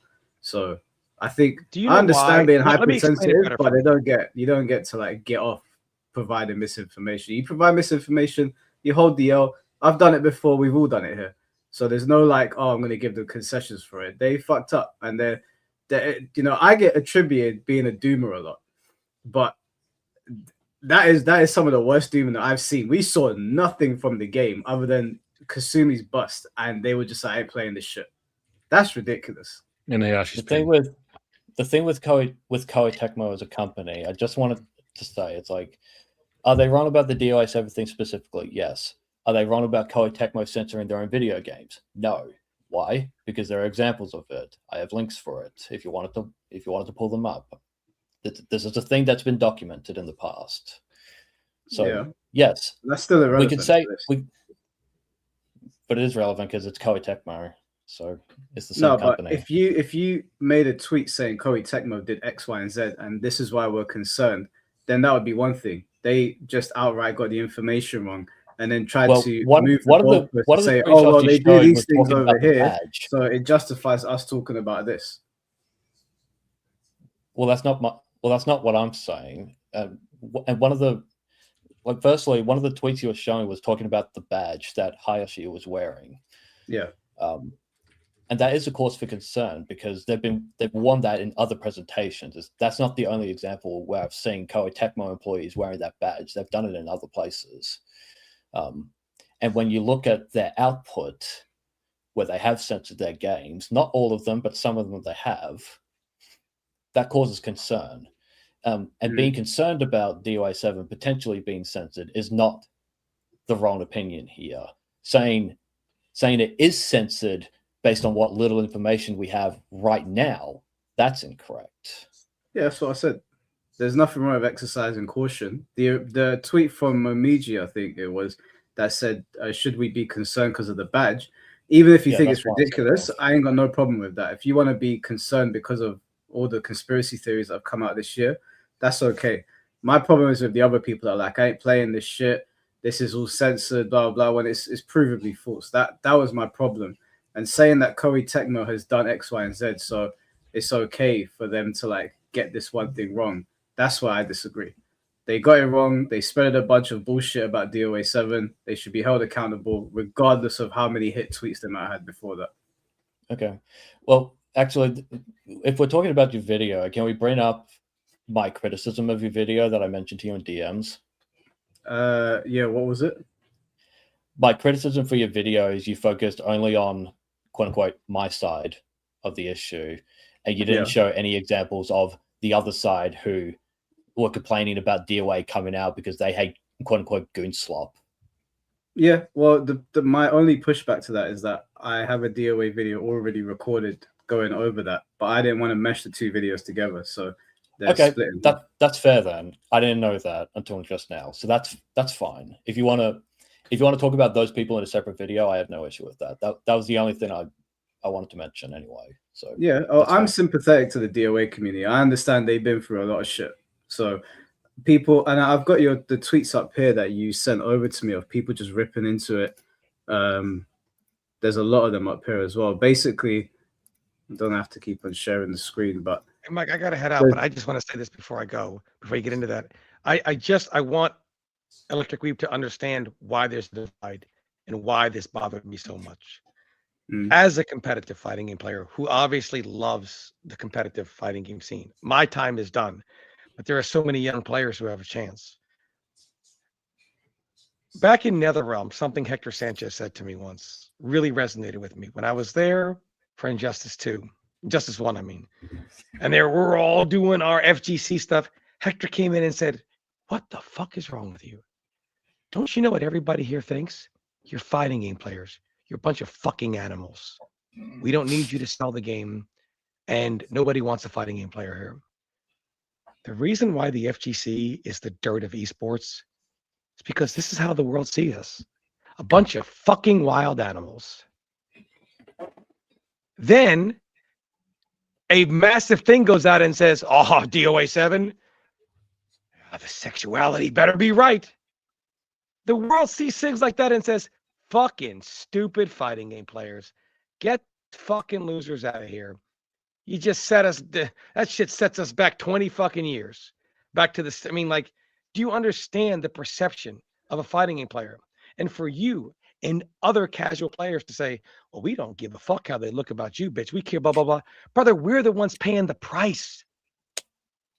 Because we're the ones that are going to stay here and play it long term. You can rotate to another game or play something else. But us fighting game players, we don't do that. We stay and go down in flames. Like the Titanic, you're the women and children. You get off the ship. But the rest of us are stuck up on there, and we got to go down with it. And you say, "Oh, I don't care about that. It's just not good enough for me." Brother, we are stuck. And that's the difference. And shit like this just sets fighting games back. Every time a fighting game player says some dumb shit or goes off on social media, animals, fighting game players. That's why. Why would anyone, any corporation invest money into a real pro FGC scene? We're marketable. You're going to present us to corporate America. We're going to be professional. In what world? We're the FGC, dog. You can't tame us. Now, here's this. Oh, they're just a bunch of gooners and whatever. That stereotype is out there. It's just, I mean, at the end of the day, for fighting games to become a product in which there's any hope of fighting game players actually having it to be a real esport and no longer being poverty, is it's got to clean up some of this stuff. And at the end of the day, some of the over-sexualizations are going to have to be scaled back. Because if you want money, it's got to be successful in the West. The West have all, they're the biggest consumers. That's what we do. We consume like no other.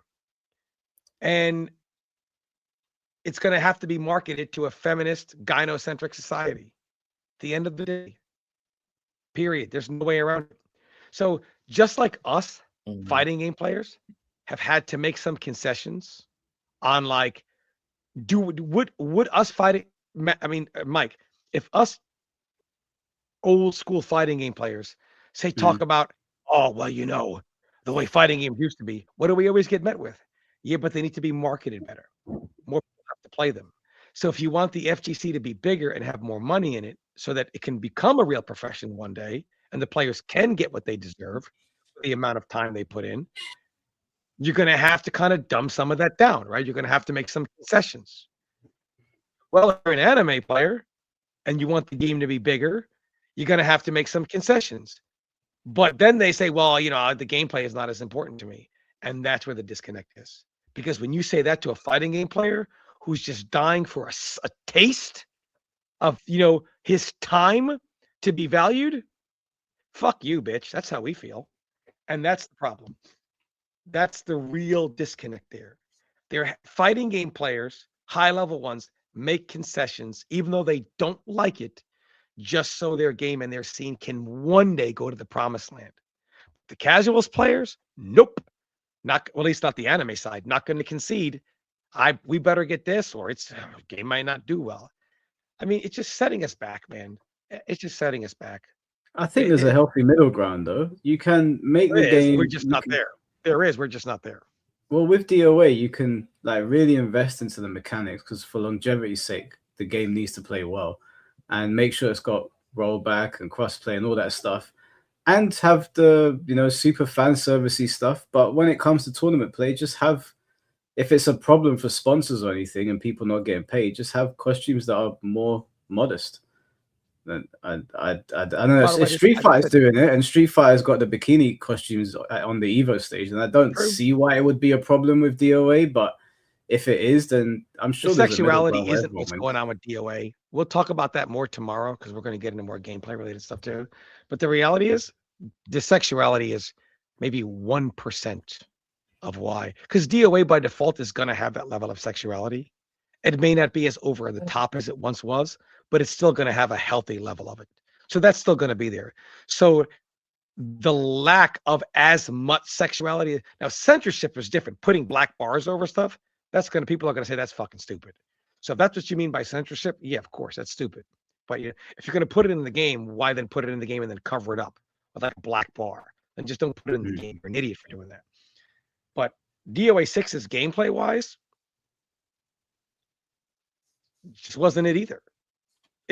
I guess it failed on all fronts, and that's why it was colossal failure. It didn't hit on that end or the gameplay end, and that's just a recipe for a failure. So yeah, but all right, we'll get more into the gameplay tomorrow. But yeah, I'll message you later on then, Tom. Before Tom goes, he dipped. He gone. Oh, what I'm going to do quickly, Ethnic Weeb, is that I know people want to join the call. That I'm only going to let people on if you're on Ethnic Weeb's side of the conversation, because we don't need more men jumping in here if everyone's against him. So yeah, it's literally been me against most of the panels. Yeah, I apologize, but unfortunately, people can't. People didn't want to defend it. I'm more nuanced, but when Tom's here, he be going off. Like he was through. Like before I got in here, I was like, I ain't gonna be able to say nothing. But I thought I jumped in front a couple of times. I mean, when Tom was going off on Ethnic. I think I did that. Well, there was a moment where you gave me like a backhanded defense. Let me give y'all. Y'all could take this. I'm gonna put y'all on game. If you were a true gooner, I'm gonna put y'all on game. All right. No, you shaking your head, but I'm finna tell you the power of this, okay? If you play video games, you know there's a website that's very inappropriate, okay? When DOA7 comes out, if you don't get it in the game, you're gonna get it on the websites that's not very good for children. They're gonna rip the models and do shit with it. All right. It's not the end of the world. Okay. My thing is, one thing. I know it's, but it pisses me off because like, no, you're advising people to turn off DOA if they don't get what they want and go onto some website.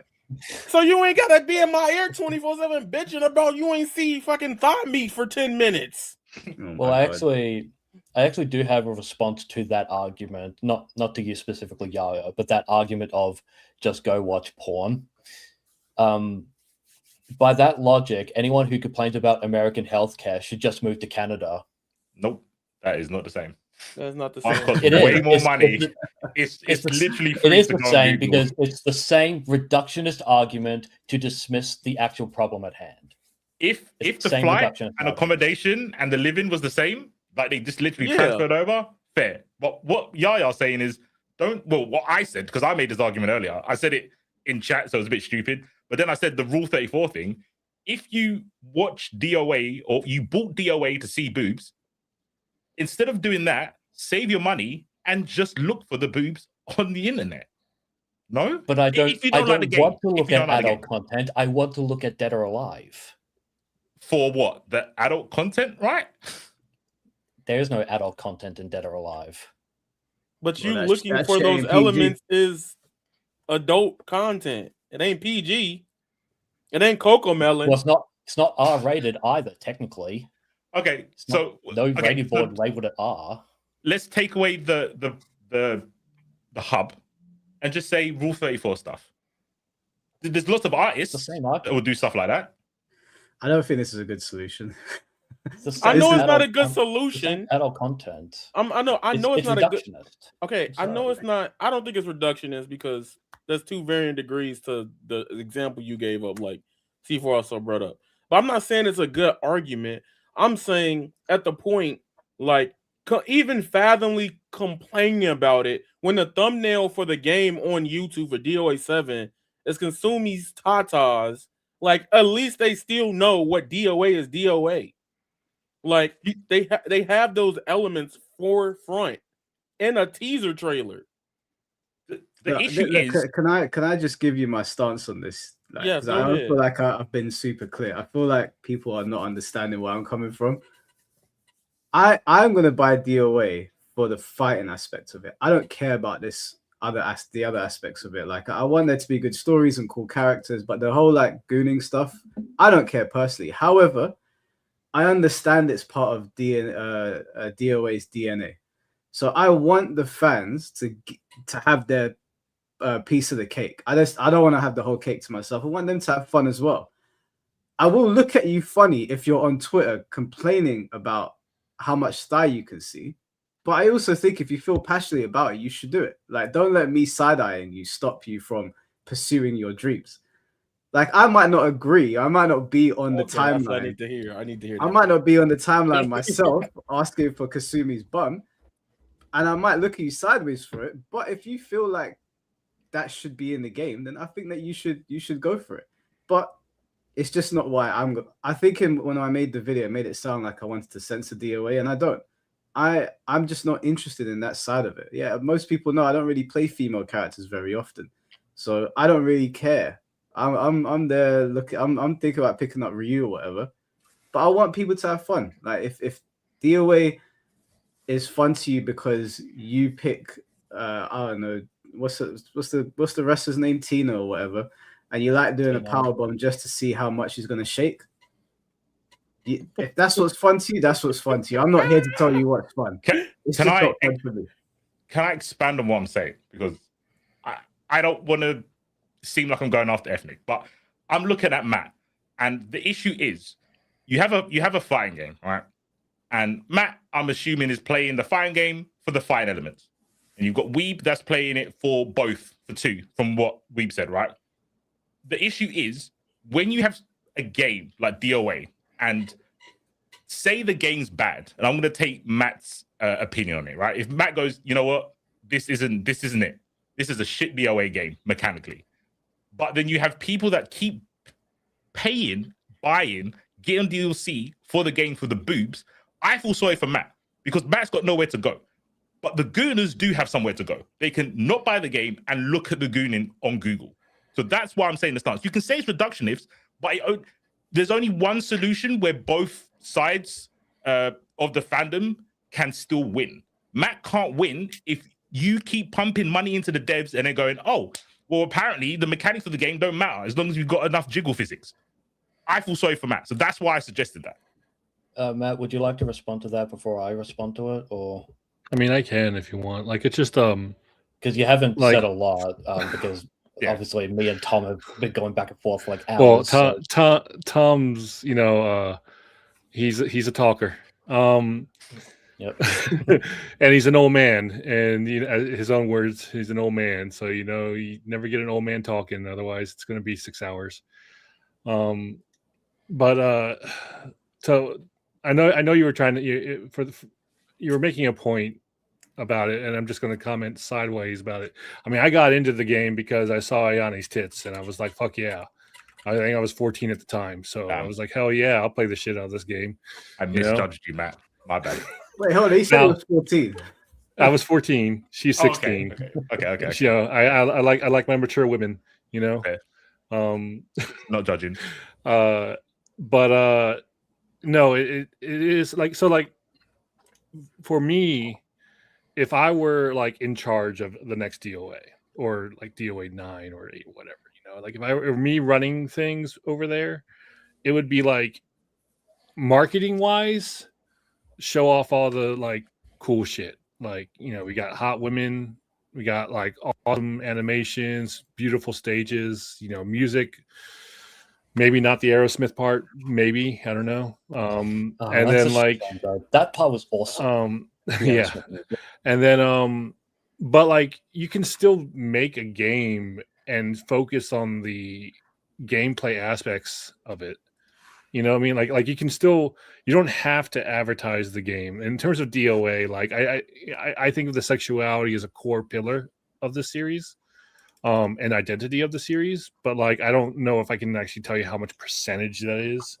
I think there's a lot of other areas that you can say are core pillars to it, but like one of the core pillars is the sexiness that the game shows off. A lot of that's also with art style too. But like I think you could sell the game with like the traditional like marketing of that and still have like on the backside, like not marketed is like, hey, we're making a really good game because we have a good game system in here. If you want to talk about the fighting game aspect of it, feel free. I mean, I've been part of this community since 2004, so I've heard it all before.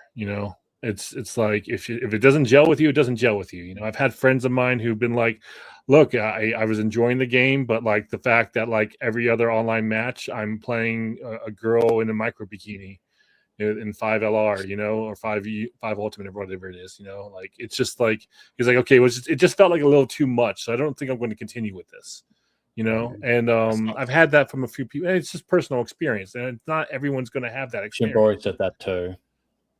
Yeah, he got feedback from Evo. He got what? He got feedback from people at Evo. I think it was 2017. He said, who was saying that they were quote embarrassed, quote unquote, to play DOA. Yeah, I mean that's a common response. Is that like it just feels like you're a little like guilty if you're testing it out. But then, it's just like today before I joined this talk, I was in a Twitch chat with a streamer who previously is like, I only really played Street Fighter 6 and Tekken, and he had a horrible experience with the Tekken community when he was trying to learn Tekken. They're just like, lambasting him, like, man, you're such a scrub, you're such an idiot for doing this stuff. Oh. But me and like 5 other DOA guys are in this chat. We're like, oh yeah, like no, you want to learn about DOA 6? Yeah, it's going to take some time, but like you just try working with this to help you out, just help you understand the system. And he's like, man, I'm shocked. I came in here like expecting like Rumble Roses, like where it's just like shallow like gameplay, but it's obviously they're selling the sex compared to what he actually found, which is actually a fun game though. Like I think the first one was, the second one was terrible. Rumble Roses Double XX was like terrible. It was okay. Yeah. Because I think Rumble Roses XX was when they, wasn't it like Here Comes the Pain? I'm honestly, I as a wrestling fan, I feel ashamed to say, but I never actually got played through Here Comes the Pain. But like it's just that like when you're playing it, like it is very simple-minded. in terms of like the gameplay. It's not like a deep wrestling game, even when compared to something like SmackDown or No Mercy or the modern day WWE games. But like Rumble Roses Double XX is like the worst of the two. Like I think because they actually tried making it more of a fighting game than a wrestling game. Real quick, gotta go real quick, Effie. I swear I'll be like 10 seconds. I want to say I understand exactly where you're coming from, Matt. You might be new here, but I get lambasted for talking about them's fighting herds, and I play Marvel Infinite. So when people say the game you play looks shit, they're not the same type of embarrassment, but they'll be like, I will never touch them fighting herds or Arcana Hearts. I understand because I play those games. Well, it's interesting too because like when we had the opportunity to have some of the top Japanese players visit for our battle royal events and stuff, I was able to ask them like, okay, what was it like being like, and a lot of the times from their perspective as competitive DOA players in a region that doesn't lift their noses up when they see like the sex appeal aspect. They'll like turn their heads when they see Mortal Kombat, but they they're like, they just laugh, like people just laugh about the sex appeal from DOA over there.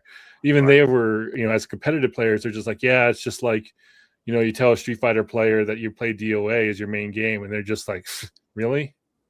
Mm-hmm. It's the same experience, regardless of country, basically, it seems. And it's a more of we're all humans without borders in that realm, I 100% get it. There's definitely a border between us and them fighting herds. See, I can't really hate on them. And them fighting herds not my game, but like they're the developers are local to me, so I support indie development. I respect it as a hobbyist myself. Yeah. So I think like the last game I worked on was Terradrome: Reign of the Legends. I helped him out with getting the rollback netcode working for that. Shout out to King J because that string was so great. Yeah, you ain't done yours, by the way. It's coming. Don't worry. I just don't want to put on that cosplay. I saw him in chat. He was in chat earlier. I don't know if he's still there now. So I'm just gonna quickly read out these super chats and then we'll come back to the conversation just so they don't pile up. Yeah, sorry about that. Yeah. No, that's okay. Cherno, thank you for the $5. Would you still play your favorite fighting game if it was gooned out and all girls, but the gameplay was the same? If yes, what's the argument here? Great point. No, I agree. Listen, if they gooned out all the Tekken characters and there was no male characters in it, I wouldn't play it. I'd be like, oh, this ain't Tekken to me anymore. So I understand. I was taking the piss out of Ethnic earlier, but I did say I understand where it's coming from. If there were no girls in DOA, it's not really DOA anymore, is it? Even if the mechanics of the game are still good, it's not really DOA anymore. So I get where he's coming from. I can answer that. There was a game. I was through my phase because of Smash Bros. Terry Bogard when they added him, and I started just going down like the rabbit hole of SNK games. And then I got to SNK Heroines, and I turned that shit off. I couldn't do it. Yeah, the gameplay for that is very disappointing. I actually do agree with that. It ain't even the gameplay. Like I was like, what is this? I didn't know much about it. I thought it was just like a fusion of some type of game, and then I bought it without researching. I was like, oh. So trying to casualize the gameplay experience to increase sales from the non-existing audience. Mm-hmm. Yeah, their biggest mistake, in my opinion, for how they casualized it is you have to meet a certain condition to activate your super to end the match, which I thought was a really, really dumb decision to make. It should have just played out like a normal fighting game in that respect. Like they could have done the simplistic like motion input, like the no input motion input thing. They could have had like auto combo stuff if they really wanted to for that game because it was its own thing. My biggest disappointment with that was how they did the super mechanic and that. Lemon Tea, thank you for the $1.99. How can I have fun with no objectification, dummy? Is it objectification if it's a fictional pixel character? It's not real, bro. Isn't that the literal go for a definition walk of an object? If you think fiction is real, you got to go for a walk or see a psychologist or both. Can you objectify a fictional character? Yes, you can. Isn't it an object? You can. You can't not objectify it.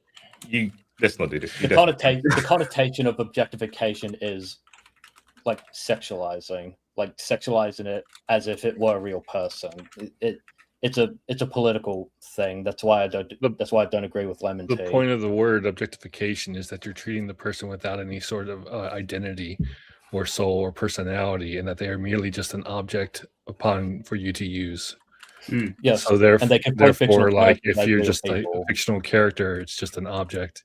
If you've got a fictional character based on a real life character, then it's objectifying. You laugh, but this has happened on the internet. As long as you objectify the fictional character over top of and don't objectify the someone's kids got drawn in a very there you go. Someone's kid, and then like on the artwork. If you don't call that objectification, then I'm glad that we're on different. If you're thinking about that Andy Pants gaming guy, what he did was child sexual abuse material, not just what isn't real, right? Because he drew it, right? That was based. No, he based one of his characters on his actual daughter. Mike, I told you about this a while ago. This is a long time ago now. Wait, this is the guy that was beefing with Actman. Yes, that same guy. He literally used his own actual real life daughter as a basis for a character and put her in a sexualized outfit. And you just said it's not real. So this is your argument. You defend that. No. Characters like Ayane and Kasumi are not real. But in Andy Pad's gaming's case, his specific case, that's based on a real person. And that's but the artwork is not real. Simply objectification. That's literally CSAM. Okay. All right. Do you have any other super chats to go through? Yeah, I just want to bring something up. I don't know who said it. It was in my comment section. My girlfriend even brought it up to me because we both thought it was weird. So I just want to get you guys' take on it. Someone commented in my comment section saying that they named their kid after Kasumi. And I read it and I was like, the comment, I can't remember exactly what he said, but it was a very strange comment. And do you know what? Because I can't remember exactly what he said, let me not throw this person under the bus. I don't even remember who it was, but I remember reading it thinking it was a really weird comment. Anyway, it doesn't matter. I'll find it. Is the weirdness just the fact that he named his kid after a DOA character, or is it something more than that you just can't remember? There was something more than that. Something like no, do you know what? I'm not gonna say it in case I get it wrong. It was just something weird, and then I named my daughter after this character. I was like, that's a bit of a Kasumi. Like, that was something weird for why he likes Kasumi, and then felt like naming his daughter after that weird. Yeah, it was something like I'll find the comment whilst. I don't think there's anything wrong with naming your kid after a fictional character. Yeah. No, there's nothing wrong with naming it. Depends on like the reasoning for it, I guess. Is what. Yeah, I'll find the comment in a minute. Mr. Mars, thank you for the $10. Thank you for the entertainment, Mike. I'm heading to the gym. You guys have a good one. Appreciate you, bro. Thank you very much. Have a good workout. Don't skip leg day. Oh, I did legs yesterday, man. It's rough.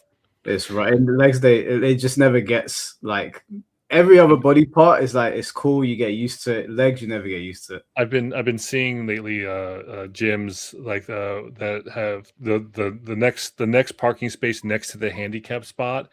They put a sign up that's like reserved for leg day users. Yeah. This is the last super chat for now. Tom, thank you for the $5. Goon sells remembered Street Fighter 6 Summer Swimsuit literally doubled its player count. How come other games in general is fine, but DOA is taboo? How? Because the FGC are hypocrites. Yeah, welcome to DOA. Yeah, I mean, look, Street Fighter 6, they really did push it with those swimsuit costumes, I think. I mean, I don't think they're bad or anything. I think they're fine, but I do think it's a little bit unfair for people to rip into DOA, but be accepting of Street Fighter 6. If we're being fair. You not see the difference? Comes out. I think there's a difference. I mean, $40 that day. Oh, like, I can look at Jury and say, yeah, they're just, the foot fetish thing kind of mad. Jury never used to be like that. But from the conversation that was being had, it's like this has always been DOA's identity, and they did stuff like jiggle physics. Like you can make the boobies more pouncier, where Street Fighter, they took that out. They removed it. They removed Mika's. They put it back in the game. In what, I 5? think he's talking about Street Fighter 5 Chun-Li. 5, yeah, sorry, not 6, 5. From what I understand, the official explanation for that was it was a bug. That's the official explanation. Oh, are you talking about with Chun-Li in Street Fighter 5? Yeah, on the character select Yeah, screen. it was like second side of like player 2 side of character select screen. Oh no, you had I think it was John Choi, wasn't it? Or Jay Chen? I don't remember which one, but like James one Chen. of them was just like, yeah, I think James Chen was the one. He was just like, oh no, it's just a bug. It's just a bug. Like he's like, I know it's impossible to, and then it's like still there. And so, Yeah, you know what? The FGC probably are hypocrites, but I think with this one there's a difference because Capcom tried to stop it while DOA leaned into it. It's like I said, so like the streamer I was in the chat with before this one, it's like he was the same way as well, where he's like, oh, I just thought this was just some game with like no, and like every 5 minutes, he's like, wow, this is more than I was expecting out of this game, you know. He's like, this is crazy, like he's just small stuff, like what small stuff. Are you talking about Smug? No, not Smug, but I've been No? Smug similar, like it's a similar case with Smug, and probably more notable case. This one's not a big name FGC, or he's just like I like fighting games type guy. But Gotcha. yeah, it's like I mentioned before, like that mentality is very like DOA has that problem because of the fact that in America or the West, when you tend to market the sex appeal of something, it tends to be like the lowest common denominator. Sex sells, you know, and so most people look at that and say, well, you must not have much else to offer me if the first thing you're going by is the sex. Yeah, you know, and that's why the initial impression that a lot of people have on DOA is, isn't that the game that like where it's just about the girls and the tits? Like I didn't even know there was men in it, you know. Yeah. And then you have the fact that you have other people who are like their first introduction to DOA is Dead or Alive Extreme series. The DOA Extreme series is like their first. They think the DOA fighting game is a spin-off from Extreme. Like it's just you know, one of those things where like, and granted, like it's helped in some cases, but overall it's just like, I wouldn't say it's one of the things about DOA that just make it very difficult to sell to players to like play seriously if they want to. Is that sex appeal mantra like is a very big barrier for the West. I agree. I saw what happened to Skullgirls. It sucks. Yeah, it's a barrier that needs to be taken down. To be honest, I don't think that's going to happen anytime soon, sadly. I mean, that's like a cultural thing. One brick at a time, man. One brick at a time. Yeah, I mean, that's make people not care about that is, hey, I can't even get fucking Mike to play a game with animals, let alone girls. So I don't know. It's just I'll play a game with girls. It's just like I'll play a game with girls in it, but if I have an option to pick a male character, I'll pick a male character. But now he got to play Roger. The one benefit I'd have with an all-male Dead or Alive cast is that at least I could finally get Kazuma Kiryu as a guest character. Like we were trying to get him in DOA 5, but that's when the creator of like I asked Shimbori as if like Shimbori like he responded to me almost like he didn't even like, no, it's impossible. I won't even bother trying. But like he responded to me in terms of like I've already asked. They said no.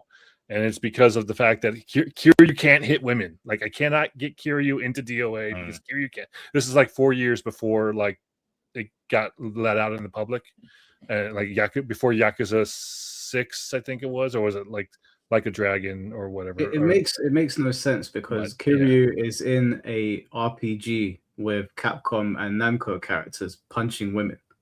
So I don't know about the. Sorry, go ahead. I know you're talking about Namco. It's a silly rule.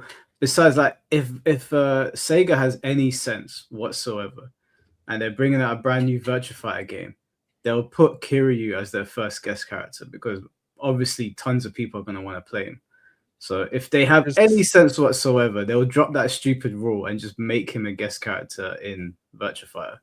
I don't remember if you could select Kiryu like in like free play mode. I don't know if there. I never played the game fully. I do know that the level in which that he exists, like when you run into him in the story, in that game, he's beating up, like, all the enemies turn into zombies. Like, you're not beating up women. I played Project X, so you can punch up girls there. You can do a combo. Okay. There's that team combos and stuff that you do with people. I specifically remember Kiryu punching women. That was the reason I was given, then 4 years later, like when the Tekken players were asking for him to be in Tekken 7 or 8, it got released into the public that basically, like, yeah, look, I mean, just looking, whatever that latest Yakuza at the time was, 6 or 7, like, there's that one battle where, like, he just stands there and, like, you just have to take the hits from the girls because he refuses to punch a woman. But either way, like, it's just one of those things where, like, DOA has that problem going against it in the West, and it's just going to be a like, you just have to take the hits with what's given, and that's why it's like I said, like, I actively go out to, like, Twitch chats and Twitch streamers who are playing DOA, and not all the time do I do this, but, like, it's just like, if I am looking at someone who's learning DOA, it's just like, just share with them why I like DOA, ask them why they like DOA, and help them out if they want help. It's just common courtesy. Out of interest, I don't know, you probably don't know this off the top of your head, but roughly, what's the ratio for, like, male to female characters in DOA? I brought it up earlier, right before I left for a small break, but I don't know the actual obvious number, but I feel like, based on my experience with the community and running events for the past 20 years. Oh shit! No, sorry. I remember you said that, but you were talking about players. I'm talking about characters in the game. Oh, characters. Okay. Yeah. No, ever since 5, like, before 5, it was like 60 to 60 40, 65 35, something like that, male female. But after 5, with all the DLC, it's now flipped entirely. So because the reason is because they don't. So from a business perspective, like, if you're going to invest, I'm just going to throw a number out here. I don't know, this is the actual cost of investment, but if you're going to invest $100,000 into making a new character that has to be held on DLC, right? And from your own data that, hey, if we put $100,000 into this investment and sell this character as a male character, we'll make $300,000. But if we put the $100,000 in and make it a female character, we'll make $900,000. Which one do you want to put your next $100,000 into? I see. And so that's why every male character gets released as base content DLC for or base content for DOA, and why every female character is a DLC character. Right. Okay. Or every DLC character is a female character. At least I obviously can't speak for 6LR if they're, because me personally, I hate it, because I've hated the fact that they kept releasing DLC female characters, because I'm thinking from a longevity standpoint about how you're going to be able to support, nurture, and culture, like, these characters, like, help all these characters stand out from each other. If you have female characters, for example, let's say you even decide to do a DOA Extreme 3, if you're adding 7 female characters to the roster, how are you going to be able to afford to put those characters? Are you going to invest the time and money long-term into these characters that you are making? Or is it just a short-term revenue boost that you're hoping to get? And then when DOA Extreme 3 gets announced, it's like, wow, man, we don't have the budget to have all the characters. No, Extreme 3. Extreme 3 is what I'm talking about specifically. In Extreme 3's example, they were like, we don't have the budget to have all the characters, all these female characters from the real, let alone, like, the male characters. We can't have the male characters at all on the Extreme 3, but, like, we don't have the budget for even the new female characters we have. So we'll do a financial poll where they released wallpapers for your PlayStation 4 for each of the girls on Dead or Alive 5, and then the ones that sold the most would determine the roster for Extreme 3. And if the other ones don't make the cutoff, then they're just out of luck and shit out of luck. And pretty much it was all the Japanese characters and Neo Tengu. And obviously Mari Rose and Hanukkah was new to no, that's right. Mari Rose and Hanukkah were in Extreme 3. And then, of course, they're like, well, we have all these assets here. Like, okay, so we'll just give Hitomi now likes guns because we have these gun assets for Tina, but she's not in this game anymore. And we can't bother to make any actual items that match that character or character's personality for any of the new girls. So we'll just hand it off to like whatever. So it's just it just reeks of like low budgetness, and the fact that they're just not committed to. And this is all, again, I can't speak for 7 or 6 LR or whatever because it's not happened yet. But based on what I saw in 5 LR, Extreme 3, and like 6, it's like that, you know. Yeah, no, I was thinking. I didn't want to derail. I was just thinking because most games are like. Did your mic go? Did your mic get off, or maybe you had an internet issue? Yeah, I think But yeah, as an example, was that like Rido was added in last round, 5 last round on disc, and then out came now Tora and Mai as DLC for those two. In Ultimate, you got Jackie Bryant from VF added to the list. Ein, Leon, and Genfu. No, Genfu was in 5. That's right. Ein, Leon. Wasn't Momiji added in Ultimate? Momiji and Rachel were also added on disc in Ultimate as a bonus. They got you got 5 characters. You got that was it. You got Jackie from VF. You got Ein and Leon returning, and then you got Rachel and Momiji for their initial run. And then like let's talk more action. And yeah. Which the Fall Classic was great. The first Fall Classic with 5 Ultimate was great because when you had Crazy Steady playing Jackie, the whole crowd being there, the whole crowd was just like, yeah, like every time he says yeah, the crowd would go, yeah. It's it's so great. It's just such a great environment to be in. And I remember like Justin Wong like came up to the creative director at the time after the tournament, was like, man, I don't know what you guys have been doing with this DOA, but I might start playing it. And of course it's Justin, he always says that, but it was crazy then. But then like 5 LR came out, and we got on disc was Rido and Honoka, along with everyone who was previously DLC, and then you had DLC of now Tora and Mai, and then with 6, they just added Diego and Nico were the 2 new characters. And then they pretty much. It's time for Reina and last round. I would love it because I remember texting Shimbori when Reina like was announced. I was like, dude, okay, I finally have a character in Tekken I can link to, because previously like my Tekken experience is like, I fuck around with it. Like I think it was like Tekken 2 and Tekken 4, then 5, then 7 were my like. And then it was always just pick Law. Like I liked Law, but it wasn't like I played seriously or competitively with the game. I would basically play it like DOA, where like if I remember is in the original DOA 5, original Tekken 5 for PlayStation, I would just be like 2-2, 2-2, 2-2. I just remember doing that. Like it was just it's like a simple comedy. It's like a 4-hit, it's a 4-hit string, and you can just delay it really long. So I just keep catching my opponents off guard, and that along with just like throw punishing.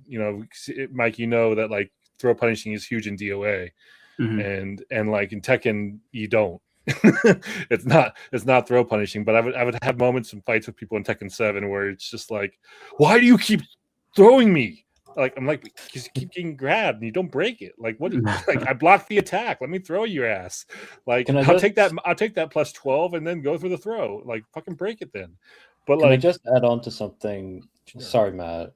No, I was just gonna say that I texted Shimbori and was like, okay, Reina, I finally have a character. And then I played it for a month and a half and lost interest in everything of Tekken 8. But go ahead now. Okay. Yeah. So all right, now I have 3 points I just wanted to make very quickly. The first point is, I think it was Red Coffee Mug. He mentioned Arcana Heart. Now, I could actually say on public record that I streamed Arcana Heart 3 and I tried all the characters, right? And I will admit in front of C4 right now, the gameplay filtered me because I'm not good enough to play it. I am happy to admit I got filtered by how difficult that game is to play. It's a hard game. It is very hard. Yep.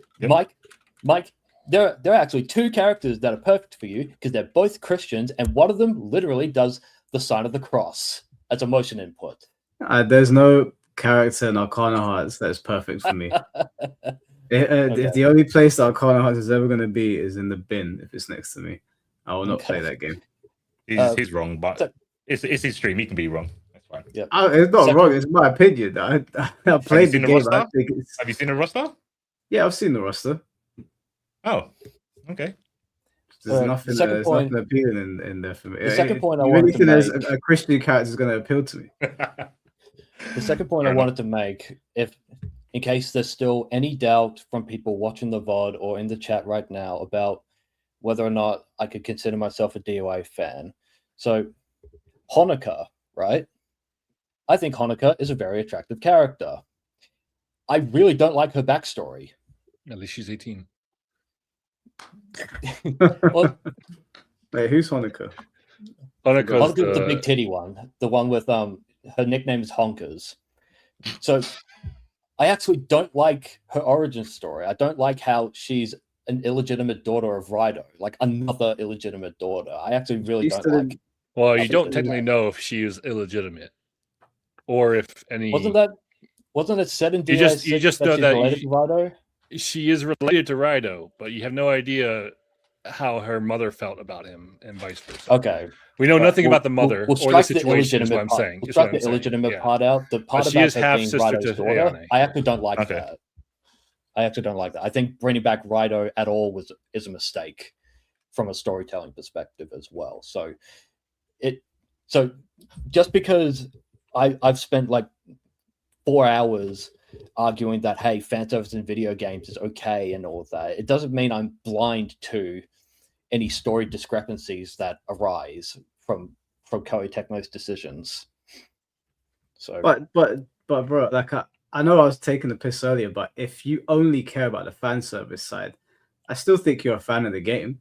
You're just a fan of like a particular portion. I'm not saying that you specifically only like the fan service, but if someone that plays DOA said to me they're a huge fan of the game, but their primary reason for playing was because they like the bikini costumes, I wouldn't say they're not a fan, because then it would be hypocritical for me to say that I'm a fan, because I don't care about the gooning side of it. I only care about the mechanics of the game. But that doesn't. There are levels to fandom. There are levels to it. So like, sorry, C4. I'm just saying an example of, I think what Bill, and I can't speak for Bill fully, but I think what I got in my head from Mike is like, if you were given a slice of lemon meringue pie and you're like, I like the taste of the lemon filling, but they scrape off the meringue and just leave the pie crust. That's I think what they're. It's like you're not liking not you specifically. I'm saying like just the concept that they're getting behind is like you're not liking the actual pie, you're liking the filling of the pie. Is I think what is an example or analogy of what what they're trying to say. I get that. My response to that would be I would encourage those people who like DOA on a surface level to try to dive a bit deeper into it. Like do what I did. Play DOA 5 more, play DOA 4 especially, so you can see just how much of a genius Itagaki was as a game designer. I would encourage them to dive deeper, but I can't force them either. So you can tell you from experience. I think when I came in first, I was against when Tom was saying that, because go back to Skullgirls, there are Skullgirls fans that don't play Skullgirls. They don't play the fighting game. All they care about is the lore, and they'll do art for it. When I think about Marvel, when I used to commentate, I'd try to it was really cringe. And this is why I kind of didn't like when Tom did it, to virtual signal or try to go like the purity test. So I'd be saying the characters' real names instead of the characters' names. Like I would say, oh, Jenny got a kill, where that's She-Hulk. Because I was like, oh, you guys don't really like Marvel. You're only into Marvel now that you've seen the MCU. You haven't got comics. And I was like, but who am I to say who's a fan? It fucking doesn't matter. So you shouldn't defend it. But I get why you feel like you have to. But like I said, go to Skullgirls. There's probably more people into Skullgirls as fans that don't play the game. They just don't play the fighting game. They just care about the lore. So yeah, you shouldn't. I think it's fine to like things on a surface level and enjoy them. If you like Honoka and you simply like her because you find her attractive and that's what draws you to the game, that's fine. Spend your money however you want. I'm I think people get it confused when they see my videos and they see me advocating for certain things, and they think that I'm telling them you should also be advocating for this, and what you want doesn't matter. I'm always going to advocate for what I want in the game, but I don't think that you should not get what you want either. It's just I'm not fighting your battle. You should fight your own battle, and hopefully you get your fan service. I'm just not going to help you with it. But I also don't not want you to get it. I want you to get what you want. I'm just busy focusing on what I enjoyed about DOA. So the only thing I don't like is when people are telling me you should be over here talking about this. I'm just like, no, I don't like that. That portion of the DOA is not interesting to me. The fan servicing part is not interesting to me. But I like the fact that there are so many people that like it. I want everyone to be happy. I'm just not going to be making videos about the fan service stuff. I'm going to be making videos about the mechanics, the characters, the lore, those sort of things. So I think everyone should fight their own fight. Yeah, Matt, you had a point. Sorry, I had a point earlier about his experience with getting people to try the game more. Do you want to finish that point? That wasn't the point I wanted to bring up. I just wanted to comment about it's perfectly fine to like any of the DOAs. I think they're all solid enough. Either way, I just wanted to comment that because you mentioned a few times during this chat about how much you enjoy DOA 4, and I would just want let you know that the guy who was in charge of the system mechanics is the guy who ended up becoming the director of DOA 5 and being the one who pushed to get Dead or Alive Dimensions done. To understand it like better, after the merger, Koei basically, and this is from what I've how I've understood it from my talks with people on the team, especially as we're going into 5's production. But it felt very much that like Koei didn't care about Dead or Alive.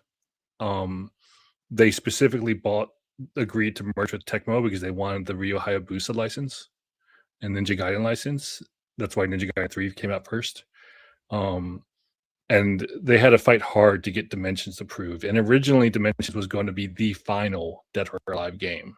Like that was only because they wouldn't stop, like Team Ninja and Shimbori and Hayashi wouldn't stop like requesting, like, let us do another DOA because this is like a pillar title to Tecmo. But to Koei's point, Koei's like, well, I mean, you guys were cheap. Like basically, like we bought you for nothing, so you guys must have made shit. You know, we just want this license. And so Dimensions was originally going to be, when it was being developed, it was planned to be the final Dead or Alive game ever. And that's why, like, I remember the original trailer release of it, it said like one more fight, one last time, specifically. And if it wasn't for the fact that it launched on the 3DS in the 3DS launch window, and it was the highest rated game of all the 3DS titles that have been released so far in Famitsu magazine, that was what gave them the okay. Oh, maybe there's something to this series, and they greenlit DOA 5. So the guy who pushed 10 million so downloads hard, later and millions of dollars. Yeah, I mean, like DOA 5, they suffered, like Ninja Gaiden 3, they suffered from a shortened budget and like project timeline as well. They basically just barely got it out the door, and then they used the revenue from that to help try to finally get our full vision, which was later Ultimate. In Ninja Gaiden's case, it was Razor's Edge. To get Ultimate out the door. When Ultimate came out, and people were like, "Oh, you mean I don't have to buy the whole game? I can just buy the character that I want to play as, the character that interests me." And I just want, because I don't want, because in 5 Vanilla, when they sold their costumes, they sold them in packs. So you would be like, well, I'm picking up the, I want that Tina outfit, but I have to also pay for this Bass outfit, Bayman outfit, and Kasumi outfit, and I'll never use those costumes. So why should I pay the money? So when 5 Ultimate came out, they were like, well, now you can buy just the one character, and we'll flood the entire PlayStation Network and Xbox 360 marketplace with individual costume purchases as well as set costume purchases. So that way you can save money by buying in bulk, but you can still buy the individual one.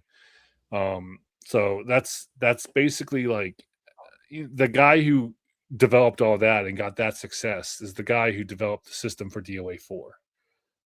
He was the one who came up with the idea for the what we call the critical threshold, the late stun threshold means a higher launch mechanic. The VF characters being in 5 was the reason why they reverted their change from in 4, where they made it so you could now hit a character 2 times in a row with the same attack in juggle, and they won't fall out of it. In 4, they made it so you fall out of it. Like, so if you hit like 8P, it would like knock the attack out. So like there's a bunch of stuff that went into, you know, the past 20 years of DOA. And I didn't get the impression that you're saying like only play DOA4. DOA4 is the one masterpiece amongst the series. And if you like DOA4, it's perfectly fine to do that. There's a lot of great things in DOA4 that you can enjoy. I just also will comment that the competitive community, at the very least, feels that once you get to that competitive level, try to break the game down, it tends to fall apart. But the key point I wanted to say was that, like, the guy who created that is the guy who's still who's 5 and 6. I wanted to read because I know Ethnic Weeb sent me a bunch of tweets, and just before did you want to get to the super chat first? Yeah, I'll read the super chats, and then we'll read out some of these tweets because I know that you've compiled a list here, and then we'll end the stream there. Right, where did we get us? 2 super chats here. Black Ronan, thank you for the $5. What if they tone down the default costumes and sell the more Guna costumes as DLC? Yeah, that's DOA6. That is I don't think that's necessary. I think the competitive side and the more casual side can coexist.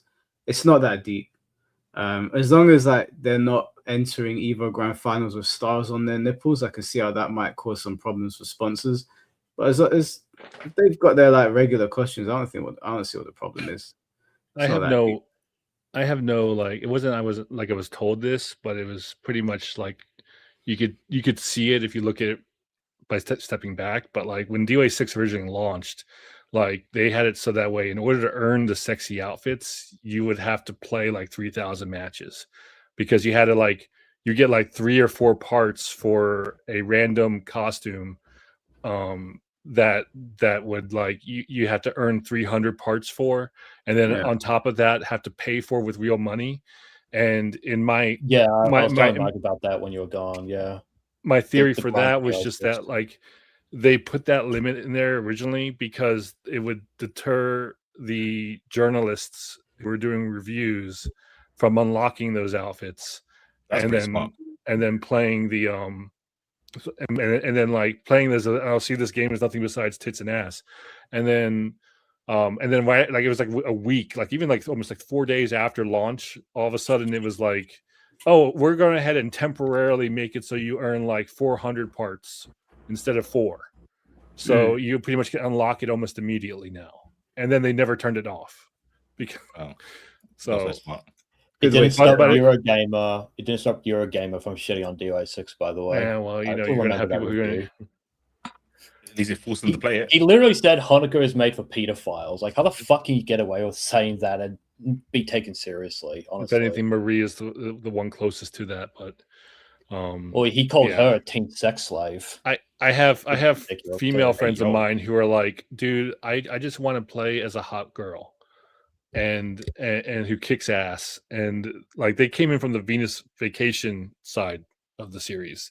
Like they're like, this is how they were introduced into the series and franchise and seeing girls, and they saw that like, oh, they have this fighting game, and they're not good at fighting games, but they just like beating up on people with their favorite character, who happens to also be female, and they just like to see their characters in cool. What's the word the kids use these days? God damn it, it's like slave or something. I don't know, slay. You know, just slay outfits and slay queen. Queen and all this other stuff. How old is Hanukkah? Because she's in like school. 18 in DOA 5. Is that her first? Well, appearance? technically, her first appearance is in DOA 5, but she's not in the story mode. Like the idea is that she got knocked out early in the bracket before making it to the story mode. In 6 was her first like I have story moment, and she's 18 in that one. She's labeled as 18 when she comes in 5 as well, but in 6, in terms of lore, she's 18. In fact, it's funny because I was talking to Team Ninja member, and I was like, "Why did you make Honoka the older character? She's the older sister to Ayane," and they were just like, "Wait, what makes you say that?" I'm like, "Because they're both 18." Like they're both 18, and like her birthday's first, so she can't be like, it was just like the way that it worked out with the timelines. It's like she has to be the older, because Ayane just turned 18 in like 5. So if 6 is later and she's 18 already, then like it doesn't work out with the math or something like that. So we're just like, yeah, so Honoka's the older sister to Ayane, even though Ayane is more mature. Right. And comes off as being the older one because she's been in the series longer. Yeah, I think I'll stick to playing male characters. SKG, thank you for the $5. The difference between DOA and other games is marketing. DOA is markets only sex appeal, and other games marketing other aspects. I think that's it. That goes along with what I was saying earlier with you selling by the lowest common denominator. It tends to make people just assume that there's nothing else there to sink their teeth into. Yeah. Well, I guess we'll look at some of these tweets. Ethnic, if you want to like guide this ship whilst we're going through it and just explain what we're looking at here and why you've compiled them. So the tweet you have up there, I'll need to bring it up on my screen as well. Yeah, I pulled a bunch of them. We can go through them in order if you want. No, it's all good. I'm just really fucking tired. It's all right. This is the last part, and then we're... yeah, no problem, bro. Take care, man. Oh, yeah, leaving. Okay, bye-bye. Yeah, so I guess is the premise of these tweets that there was a lot of negativity towards DOA7, or people saying that why is DOA come back? The premise of why I wanted to bring these tweets up is to show the flip side of the argument about Dead or Alive, or the wider culture war in general. And it includes the FGC as well in this particular case, because we can criticize on one hand people like Manga Lawyer who missed the mark on this example, but on the flip side, we have so many people who have said for years that they hate goon slop, they hate anything that appeals to straight men and women who like attractive, cute female characters, and they constantly push this narrative for years and years and years, and people obviously have gotten sick of their shit. So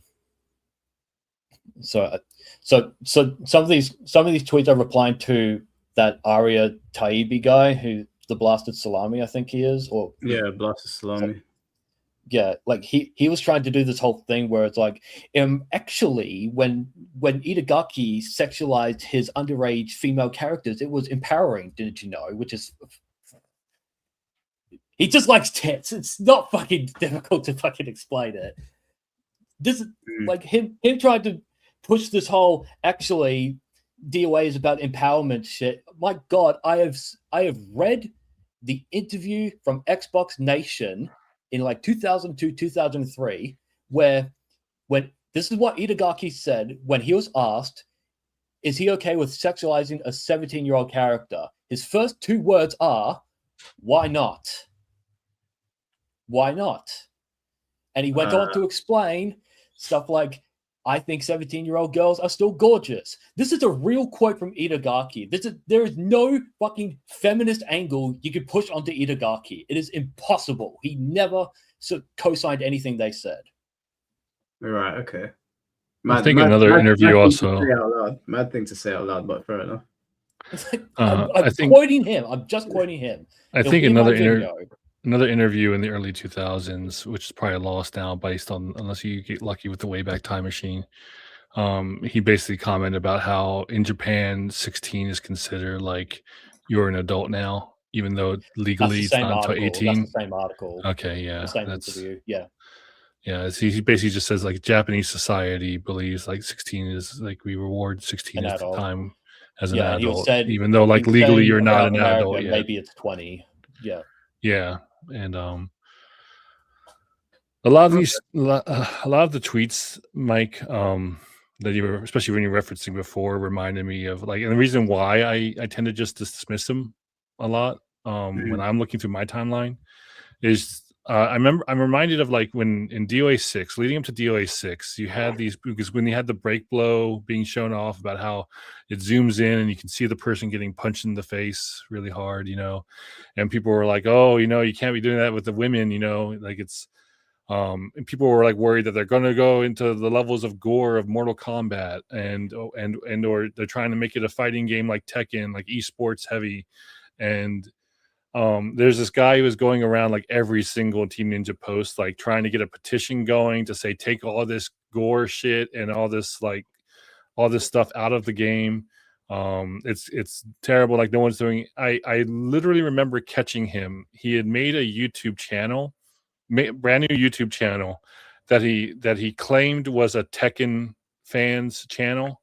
And then he was sending this channel out to people because he uploaded 2 of his own videos of where it's like Tekken players laughing at DOA because it's trying to become Tekken, or Mortal Kombat players laughing at DOA because it's trying to be Mortal Kombat.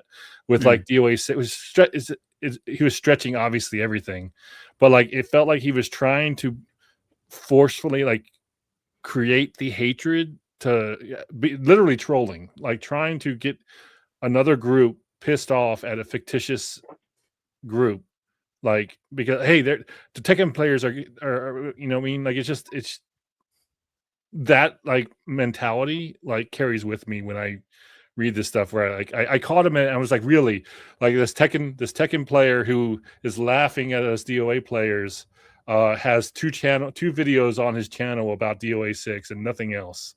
And then like the next day the guy added like a playlist of like a top 8 from Singapore of Tekken, like Tekken 7 or Tekken 5 or something like that, just like 12 videos in my favorites category. And I'm just like, yeah, okay, yeah. So it's like catching the guy on that like just has deterred me from like, everyone has an agenda is basically what I'm trying to say. And like it's I'm skeptic about like just people who are just like, oh yeah, they're conspiracy theories left and right, Yeah, I hear that. I was reading through some of these tweets that Ethnic sent over, and it just, some of it just, I don't know if they're like that they're genuine. Some of it feels like engagement farming, especially like this guy. It sounds like he's just trying to rile people up, but I don't know how serious they are. Master Ninja Ryu claims he's a true DOA fan, but if you like those volleyball games, then you're a fake fan gooner, and your opinion shouldn't be taken seriously. He's just a fucking arrogant tart. Well, Master Ninja Ryu is an action game fan. I follow him on Twitch. He's Italian. So that's great for him, but he's first language. He's been but a fucking cunt in these replies. I'm going to be honest. Yeah, well, I'm just saying. I know from what I know of him, he's not like he's first of all he's more a fan of Ninja Gaiden and Ryo Hayabusa than he is about DOA itself. Sort of like what we were talking about earlier, right?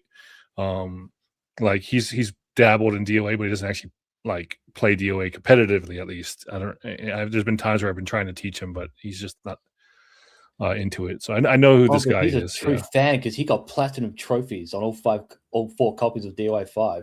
Cool, but you're still an asshole. Okay. Like, wow.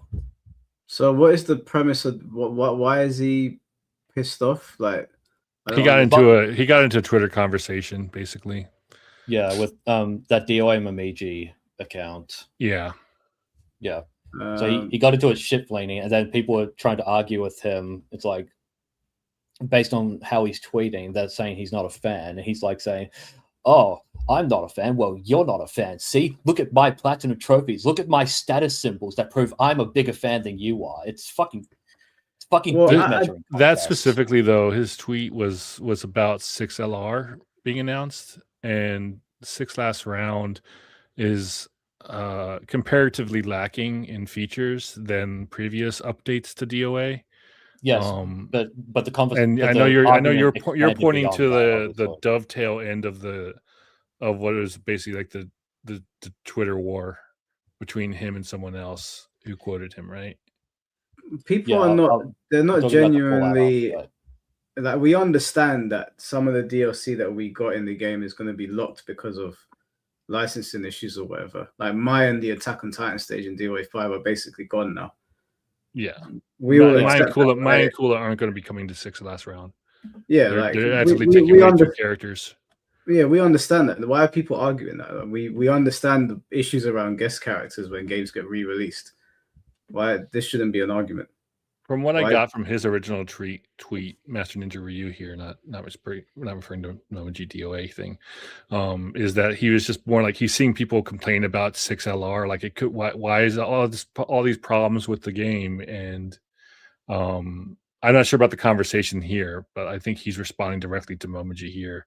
But the original tweet that Momoji's quoting is about him reacting to the general consensus that 6LR is lacking in value. Right. I didn't read the whole. There's another one where I just sort of like, okay. What Momiji was catching on to was this sentiment. This is something I really hate the FGC when they always do this. They always play into the only the gameplay matters card. I really hate that narrow mindset, and it. But it might be what matters. Would you say it's fair to play into that mindset if it's a case of the game being changed? I think of it like you get people that support teams in sports like football or soccer or wherever you're from, right? And you have fans that don't play the sport. But if the game is going to change, you want the people that play the sport to have more of a voice than the people that are fans of the sport. If people like Master Ninja Ryu and the wider FGC want to talk about and criticize and ask for changes about the gameplay, they have every right to. My biggest issue with them is my biggest issue with them is they are willing to sacrifice everything else about a game, like with DOA, with the fan service. And trust me, I have saved evidence of this. I have video evidence of players saying this. They are okay with toning down fan service or removing fan service because only the gameplay matters. This fucking attitude of only the gameplay matters is so stupendously narrow-minded and just ignorant of how video games as a product are sold, that it blows my mind how they can latch onto it. Even after DOA 6 failed, for various reasons, they say, oh, well, the gameplay thing. It's like, okay, fine. If you want to complain about DOA 6's gameplay, go for it. but don't say at the same time, it's like, oh, I want DOA to be taken as a serious fighting game, which is what DOA 6 was trying to do, and it failed. And it's like, oh, these fucking gooners don't matter. Only the FGC matters. The FGC is the greatest thing ever. Blah blah blah. Okay, can I ask you then, Ethnic Weeb? Do you think the FGC matters? In terms of sales for fighting games, no. But do you think they matter to DOA? They matter for the longevity of the fighting game community surrounding DOA. They don't matter for anyone outside of the FGC. They matter for their own community. They matter for their own interests. Well, couldn't you apply that same argument on the flip side? Could you rephrase that question? Sorry, could you expand on that? Well, the FGC are obviously going to hyper focus on things that benefit them, which is predominantly going to be gameplay and general online infrastructure. They're not going to care about anything else, so they're not going to talk about anything else. They're not going to advocate for it. On the flip side, you guys might not care about the gameplay and the online infrastructure. You might care more about the single player modes, the mini games, and the costumes. I think both sides are valid in their talking points because both sides buy a game to serve their own interests. So both sides matter. They say they only care about the gameplay, but if that was true, they would stop asking for censorship. They would stop asking to kick the gooners out. They would stop asking to tone things down. They would stop talking about other things outside of the gameplay because clearly it does matter to them because their social status, their social reputation matters to them. That's why they complain about how embarrassing it is to play DOA for being a titty game. But what about what Matt said? So they should stop lying to themselves. Matt said it was hard to, well, not hard, but he couldn't get some people to stay on the game because they were saying they were embarrassed, right? So someone who is like super competitive, whatever, they might think, oh, if our game had less bouncing titties, I could get my friends to play. Could you see it from that perspective? They tried that with DOA6 and none of them are still playing it. Well, I mean, that's totally absolute. Unless you're saying Matt's lying when he said that there were some people that turned away from the game because of specifically people.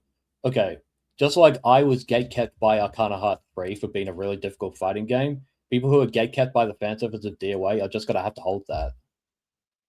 Okay. They're just going to have to accept that it's not for them. Wait, say that again. Wait, sorry, say that again. They're going to have to hold what? To hold that. He said that you're going to have to deal with the fact that the tits are there. They have to hold the titties. Okay, well, the way I see it, you're going to have to hold that. The people who do have issues, he's saying the people who do have issues with the fan service in DOA, even if they're just casual or even competitive fighters, they're in there for the gameplay experience. But when they keep seeing like the fan service all over the place, it turns them off from bothering to continue playing the game. right. He's saying that those people should stop whining and just hold the fact that they have to deal with it. No, I don't think they should stop whining. I think both sides should push for what they want, and one side's going to win out. And that's just the problem the way life works. The problem is so many people in the FGC, when they advocate for DOA as the fighting game, they attach a different statement entirely to that by also saying, kick out the Gooners. I don't want the Gooners playing my serious fighting game. Yeah. What about the casual players, they should though? stop attaching that secondary statement. What about the casual players? Because I could be a casual player of like fighting games and not want to play this game in front of my missus. That's got nothing to do with me being an FGC head or a competitive player. What about that's why I was saying there's a difference between anime players and casual players. Because the casual player might have the same problem of I don't want my friends or my wife to see me playing this game. That's a problem for you and your wife to deal with. It's not the community or the wider market or the set or the. It's not the problem of the wider. I just want to say, KB, do you not see the hypocrisy that they're trying to point out to you? Thank you, Matt. You're just being elitist like the FGC heads. Mm-hmm. I'm being an elitist. The thing that you're complaining about is I'm being an elitist in the sense that I support gatekeeping. Yes. But then you have to accept that they're going to try and push you guys out as well. And it's just a tug of war. Well, if they want to push out just the hold the L? The Gooners, then they could just have another DOA6 and no more fighting games after that. So that's up to them if they want no more fighting games after 7. Yeah, I mean, listen, I'm not against. Like I said, I'm not against. They can push me out, but my argument would be proven correct because they can't financially support it. Well, there was loads. There was loads of things that killed DOA6. It's not just the gooning aspect of it. And like I said, lobbies at launch. There was a lot of things that killed that game. I'm not against them having sexy costumes in the game. I'm just saying that everybody has an opinion on DOA and how they want it to be. And I don't think anyone should stop talking about how they want DOA to be. If the FGC guys are like, we don't want you gooners around, the gooners are just going to have to fight harder to stick around. It's a tug of war. That's why we are doing this stream, and that is why I'm explaining my perspective as a casual DOA fan from the side that agrees with Manga Lawyer on most other issues, except for this particular example. Well, do you know whose issues? Do you know whose stance I really want to hear? I really want to hear from Chad the Third because he's been playing some DOA. You promised the people Emery, Mike. Where's Emery? Emery's nowhere to be seen. You can't find the handsome black guy. You gotta settle for me. I'm sorry. All right, you gotta settle for me. Chad, do a backflip. Shit, you want to see me break my neck? Come on, man. Come on, man. Just a foot or two. This guy, just a foot or two. First of all, I want to say shout out to Matt. It's first time speaking to you. Your resource, Free Step Dodge, as someone who has been like, I'm going to try and learn this game. I'm going to try and give it the time it deserves. All those resources, all those forum discussions, if it wasn't for your resource, I'd be way more lost than I currently am. And people like you are the reason why fighting game scenes in general survive and thrive. As someone actually spends time collating information so that noobs like me can jump on the bus late. Chad, the MILF Hunter himself. That's right. Lisa and Rachel for life. Get these children out of here. Shout out to you because you're doing God's work. You're doing God's work. And I think a lot of the time, the people who obviously the streamers get all the credit, the tournament players, but the people who actually like collate resources don't get anywhere near enough credit. But like it's essential. So yeah, shout out to you, man. Shout out to you. But yeah, I will comment that like it took the whole community to make that site. No, of course. I'm just the one who provides the service, the place for them to share it. In fact, we're also been, because of 6 last rounds resurgence that we've seen with DOA 6, we've been working on right now, updating the wiki and accessibility to the wiki. So good shit. Nah, good stuff. Secondly, I was listening earlier and then I stopped to actually stream DOA 6. I was streaming for a few hours and I've come back because I'm loving the game. The idea, let's get one thing straight. Let's get one thing squared away. You should have squared this away hours ago. The idea that DOA 6 failed because there wasn't enough titty is crazy. This is the most revisionist history I have ever heard. Listen, that game launched. That's a hot take because I listen. With that. You absolutely disagree with it. Let me lay out my case. One, that fucking game came out with no crossplay. Not the end of the world, but that's massive, right? So if I have it on PlayStation and you have it on PC, we can't play together. That's wild. Secondly, no lobbies at launch. That's crazy. Okay. Thirdly, story mode was ass. The story mode was ass. So even if you're a single player type person, want to get in, it was ass. That game has listen to me when I say this. That game has a replay feature, right? Where you can't rewind. I'm gonna say it again because some of you might not have heard what the fuck I just said. That game has a rewind feature, has a replay feature where you can't rewind. So if you want to lab your shit, you have to press like play, pause. And if you miss the thing, it's like, oh, what hit me? Fuck you, I guess. You have to go back to the start. This game, the actual game system of DOA is incredible. And I've only recently discovered how incredible it is. Because I, like many people, have been kept away because I'm like, this is the Guna game for Guna people. I'm like, this isn't for serious fighting game people, right? And the launch date it came out with was fucking terrible. It was actually fucking terrible. And on top of that, if that wasn't enough, right, you also have the sense that like it got booted out of Evo, right, very quickly. That does a lot to the reputation of the game because every time a fighting game comes out, they're asking, hey, are you willing to spend 200 to 800 hours of your life? Like in this game, because fighting games, if you're a really fighting game player, you play it a lot, and you're like, well, it's not even an Evo, and it's a joke of the scene. And like they had the spot at Evo, and then the Evo Japan incident happened, and then Joey decided to refund the money. Right, and again, I don't know if people know that about old Evo. You had to pay to get your slot in Evo. It wasn't a meritocracy. Joey would present it as a meritocracy when he had his streams to announce the launch lineup, but it was all paid to enter. Yeah, like the publisher would have to pay them. Let's see, what was it? 2018 when this happened. 2018 that was $40,000 at that time. Yeah. Back in 2012 it was $15,000. It just kept going up every year because a big marketing opportunity. So that's how Joey's only job was doing Evo, so that's how he got his money. Yeah. Didn't they remove tag mode from the game as well? Yeah, because of memory concerns, because there wasn't enough RAM on the Xbox One or PS4 to handle tag.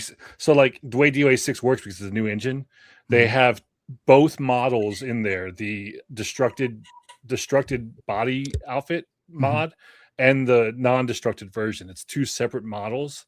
So you have 4 characters being loaded in a 1v1 fighting game. Whereas previously it was just the one set of characters with some DirectX like magic shaders and for the blown back effect in 5. But like so normally when you have like a tag mode in DOA, it's 4 characters loaded into memory along with the tag stage.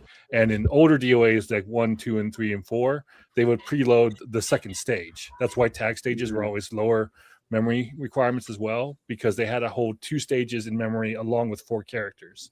So then you go into 6 where you have, I think it was still like only like 512 megabytes of memory or something like that on the PS4, and you're holding 4 highly unoptimized characters in just 1v1. You're asking them to do double that at 8 characters with all the textures as well as the meshes themselves, and then hold at least 1 stage.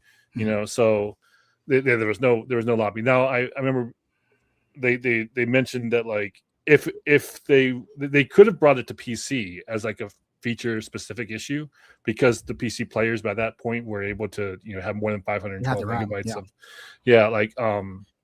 they had the RAM accessible, but they wanted to keep feature parity consistent, across all, even though there's no all the crossplay, copies. which is wild. Yeah. And crossplay, and this is right around the time where rollback was just starting to be The conversation was starting exactly. With that. So we were there like the whole time. Remember, like I mentioned at the beginning of the stream, like people often complain that the competitive players are who ruined DOA6. Like they didn't listen to us either. They didn't exactly. We gave them everything we wanted to have, and it's not in that game. So listen to everything that's just been discussed for the past 10 minutes, right? And then on top of that, like we said, there was no rollback, so it was behind the curve. There was no tags, so it was a less feature complete version than the game we just got, right? And don't forget, it was going into a market where Tekken 7 was at the height of its powers, right? So a large chunk of the fighting game scene was the interested in 3D fighting game kind of already had a game, right? So they were releasing this product that looked rushed, and even the people who were diehard DOA players, they were salty about it. But that's not a bad thing. They were being honest, like, hey, what is this new meter system? This isn't well balanced, and they've had to balance it since then. So this game launched in a shit state, and so to have everything we've just discussed for the past 10 minutes and be like, oh yeah, it failed because there was no titties in it. That's crazy to me. Even if we acknowledge not having titties in it as being a factor, you can't even pretend to me that it's even 20%. We've just listed so many other things. And so it's wild. That's the whole premise of if you tone down the Guna shit, you'll get 6 again. No, that again, we can't know because we're debating how alternate realities, right? But it just seems like such a flawed thesis, if I could be generous. Forget about the low hanging fruit, casual stuff as well.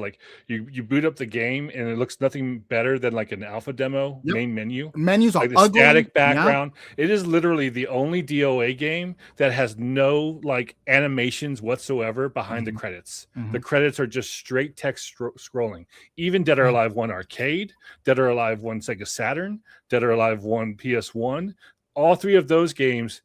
And every DOA after that until 6 had FMV or some sort of hey, here's a replay of your matches behind the credits list, or replay of the cutscenes behind the credits list, or some sort of FMV. 4 has the best. I will argue this to the day I die, but 4 has the best end credits scene in any fighting game ever. DOA 4's end credit scene is amazing. But 6, no, nothing behind the credits. It's just. Boom, there's the credits. There you go. 6 was clearly a cheap product that was charging. They didn't have a budget. They didn't have a budget. Exactly. They didn't have a budget to censor anything. That's what if you look at the credits list, half of their shit is outsourced out to Koei Tecmo Vietnam. Damn. Shout out to them, man. But this is what I'm saying. So the idea again. So the idea that this game flopped for that, I just want to.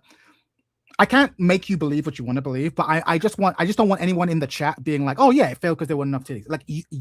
That is so to make that claim, you have to ignore so much or downplay so many other factors. That's another thing, right? And one more thing. Oh no, sorry. Go ahead. I had other. No, if you have one more thing, please say it first. Sure. I'll make my point. Yeah, because my final point, I suppose, would be that I'm only one person, so you can't take it for granted. The silence for me is loud as fuck interesting. No, motherfucker, I'm letting other people speak. Fuck you, Neo Arcadia. Fuck you. I'm letting other people speak. Relax. People in chat are always going to try to get you going. Sorry, I've had 1 hour's sleep, I'm really agitated. I hear. Who said what? I'll try not to antagonize. Neo Arcadia said my silence is loud as fuck interesting. Fuck you, mate. I'm letting other people speak. I'm agitated. I barely got any sleep, and the whole back and forth Tom Brady didn't help either. I didn't think it would ever go in that direction.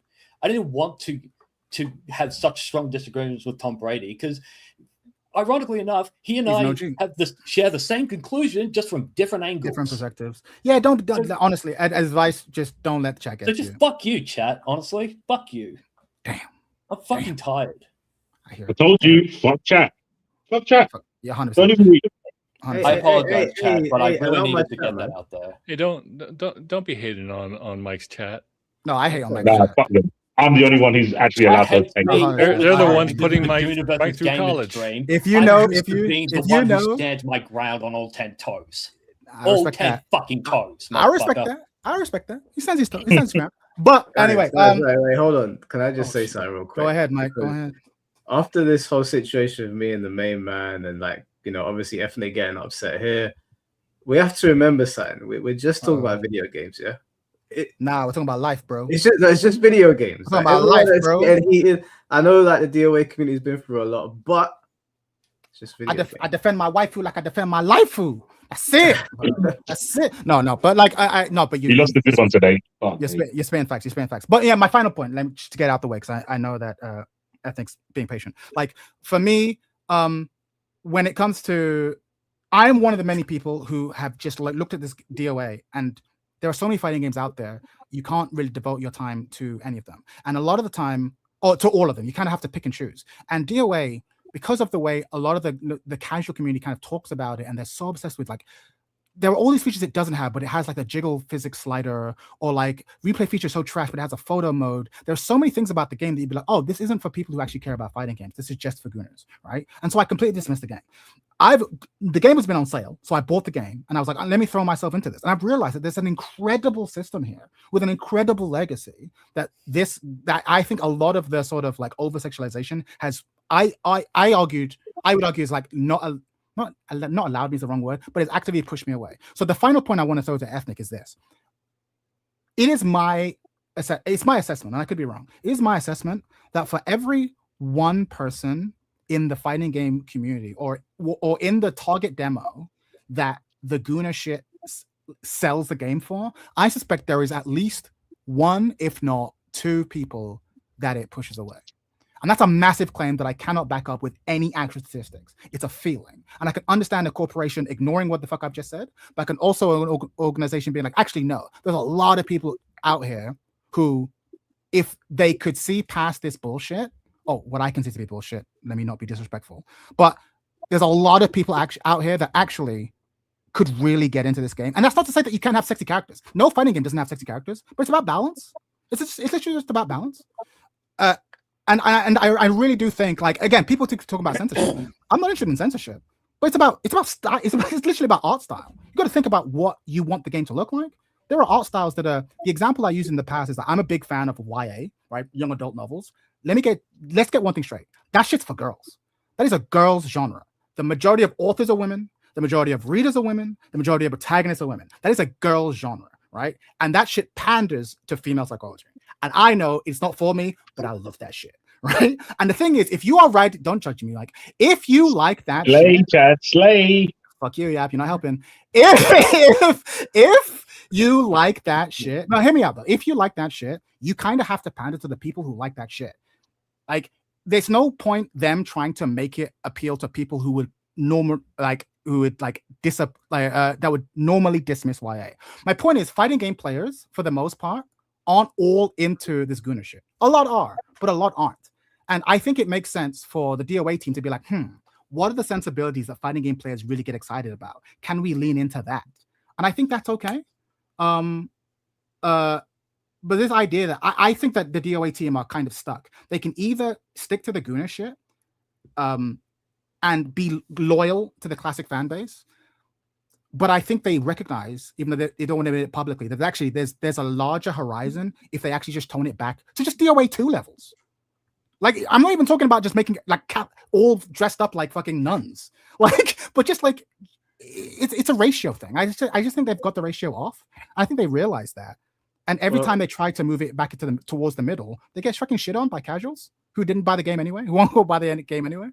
It's fine. We got someone here that is actually on Ethnic side. I've been trying to find people to join fucking the call. God. The man who fights 10,000 people finally has one friend. He acts like we put him into a corner or something like that. Like, I've been patiently. I'm literally in the corner on the screen. Mike, I just wanted to let you know that, like, I was sharing that specific like stage because that's the beat. Not many people know this, but the beach stage in Dead or Alive 3 is designed after the Golden Sunset Road in Southeast Australia. And I just didn't know if you happen to have seen that or not. I know it's a big country, so I don't know if you would have probably even been able to make it out there, but it'd be kind of a big country. We live on the coastlines. We live on the coasts. Well, yes. it's the southeast coast. Yeah. I found out the hard way that Australia is like built like this. and like you need a card to It's a get giant around. O instead of like a filled Yeah. donut. Yeah. Yeah, we got stranded in one place, but I'll talk about that later. We got Ian Conway here to defend ethnic weeb.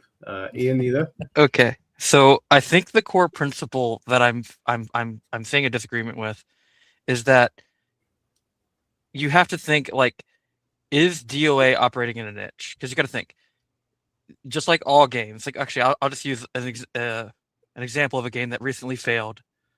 I'll use Concord. Okay, Concord. Sure. If it was released before Overwatch came out, Concord would be a popular game.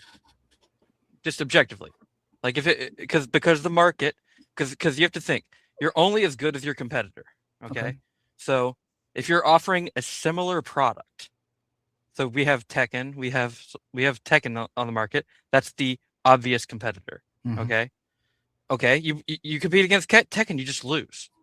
Okay, Sure. so why would you try to fight the same? Because all you guys are saying is like fight the same niche. Mm-hmm. You lose that fight. It's a better Rivals product. did it. No.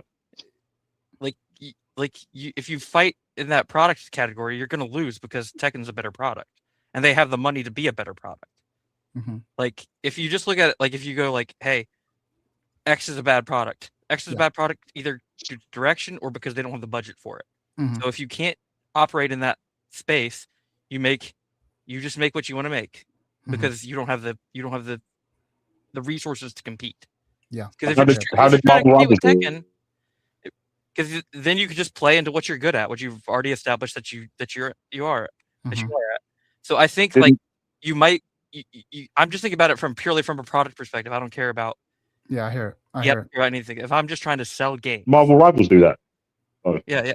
Well, like Marvel Rivals is a good game, and there's like its own thing, but like. But your argument was that if Concord had come out before Overwatch, it would have succeeded. It would have. I wouldn't say it would be super successful, but it would have like been a viable product. Right, but what C4 is saying is like, okay, but then Marvel Rivals came out after, and it has proven to be Marvel Rivals is an objectively better product. Okay, but okay, Overwatch is declined a lot. Sure. Because Marvel Rivals is a extremely expensive product made by a very good developer. You have to consider like the core product of what you can offer on your budget. Sure. So what about the finals?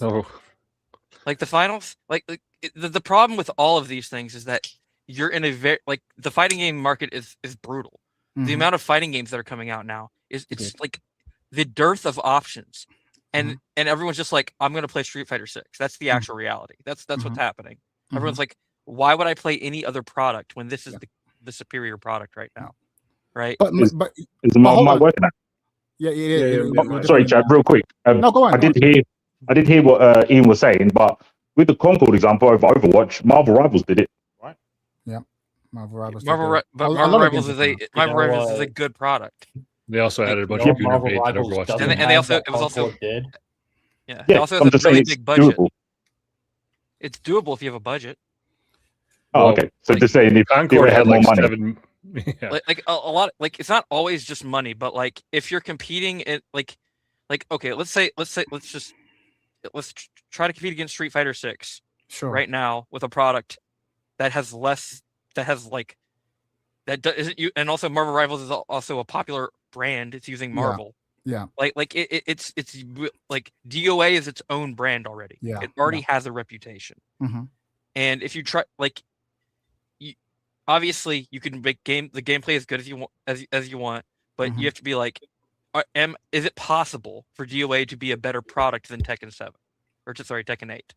You mean like sell more? If the argument is no, is it possible to be a better product? Absolutely, it has. Yeah. Do you mean sell more by better?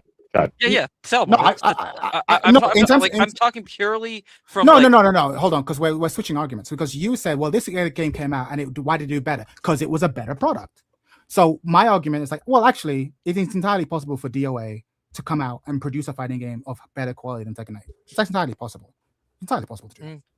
It would be hard. It's hard. Like, it's very rare that that especially with fighting games, because fighting games are like the amount of money to product quality is kind of, they're highly correlated because more characters, A lot of the time, yeah. more The key animation. thing- Like it's not like other things where you can make like a really rinky dink thing and it's still fun. The key, Like- the key thing Chad's saying also is that, like, yes, DOA has very much the potential to be a better quality fighting game than Tekken 8. He's not saying that that will also mean it's going to sell more units than Tekken 8. That's a separate thing. Yeah, exactly. But it can definitely be a better quality fighting game than Tekken 8. Yes. And it could take a larger share of the 3D fighting game market than it perhaps has ever had, because it's always been a Tekken shadow. The key being that quality doesn't necessarily mean sales numbers. Yeah, right. Yeah, I agree with that. I agree. And the thing is, Ian, I actually like your argument. I like at least the beginning of the argument, because I think what you're saying is true. Instead of, look, Tekken's already doing the Tekken thing, so it makes sense for DOA to come out and do something different and to be different and to offer something different. I agree with you, right? But there's good different and there's bad different. There's attractive different and there's unattractive different, right? I actually agree with your central thesis that actually, no, DOA should come out and be different in some way. I'm just not convinced that Our Game Has Titties is the market mover that you think it is. It is one way you could go, and it probably would attract some people that Stellar it wouldn't Blade. otherwise. Okay. Yeah, but the Stellar Blade argument, the Stellar Blade market isn't the fighting game market. Because yeah, Bayonetta does well too. Like, yeah, don't get me wrong. Well, my argument isn't that you can't have a titty game that sells well. Like if all you wanted to do was to increase the market, you keep the sexy and then you just add more male characters. Like and you make them more prominent in the marketing. Like, sure, but that doesn't work. You're assuming that everyone likes sexiness in their games. That's not the case. No, I actually agree with this. I agree with this argument. I don't want to remove any of the sexy characters, but you're right. But so much of the game is like it's not just that they are hot characters, but it's just like every important character in the story, for the most part, seems to be a girl, most of whom are like college age, and you can't not notice that. Like, you can't, no, I'm saying like you could just be like, okay, so there's two things. One, I think like. The one thing that I will defend Ethnic on highly is, one, this is like culture war adjacent, because say what you will, anytime anyone feels that like something is being edited, and it doesn't even have to be about sex, it can be about any kind of process. Like even people that are not Nazis were defending like them taking out Nazi stuff in Skullgirls. Sure. Because it's Yes. like the principle of the matter. You've changed the thing that I like. Yeah. Yeah. It's the principle. It's like the principle of the matter is that like they consider this thing to be a certain way, and they fetishize the way that it is, and it doesn't matter what it is. People are going to get offended, and then some people are going to be like, "Hey, your core motivation behind this process is something I don't like. I don't like even the concept. Even like if they just did."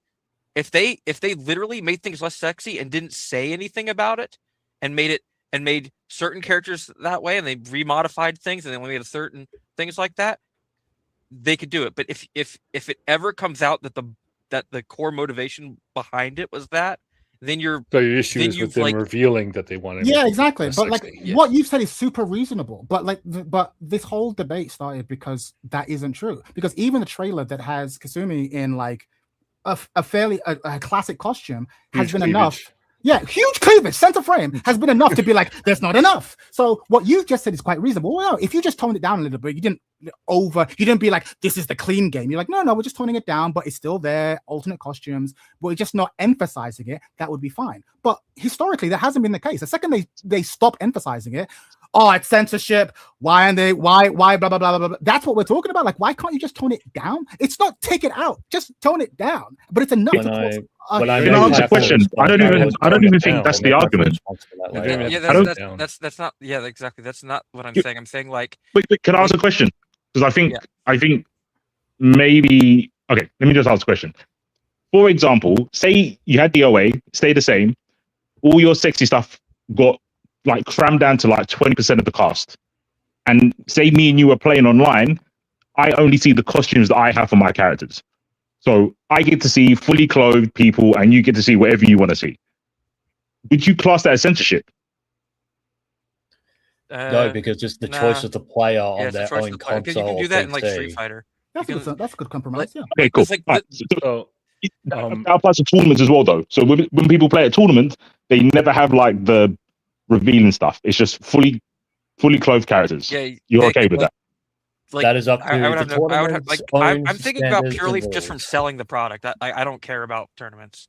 I'm Okay, just cool. I'm just trying to think about purely Yeah. from like the perspective, like, 'cause I think where he's coming from is that he's like, all I care about are the sales of the product, because he had a thing that says the fighting game community and the people who actually like Mortal Kombat sold like 9 million, something like that, and it barely has a scene. Okay, these are not the same people, and he's saying that like he thinks that the philosophy should just be play into what you're already good at and ignore everyone else because that's not the market anyway, and it shouldn't saying that? matter. Yeah, I think no, I get what you're saying. I think I am low-key kind of saying that. I think DOA has to decide who is it for. Who does it want to be for? All products have to do that. All games have to do that. And I think as a fighting game, I think it probably wants to be like, we're going to make an awesome fighting game that anyone can get into if they're down, but it's a fighting game.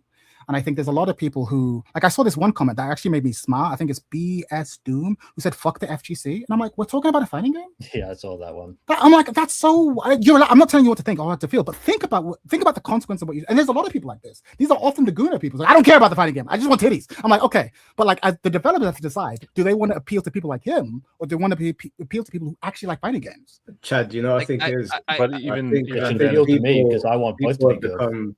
People have become very tribal about this stuff. Like, it's either fuck the FGC or it's the other extreme. And saying fuck the FGC when it comes to a fighting game is such wild. I can't even fathom how much of a stupid thing that is to say.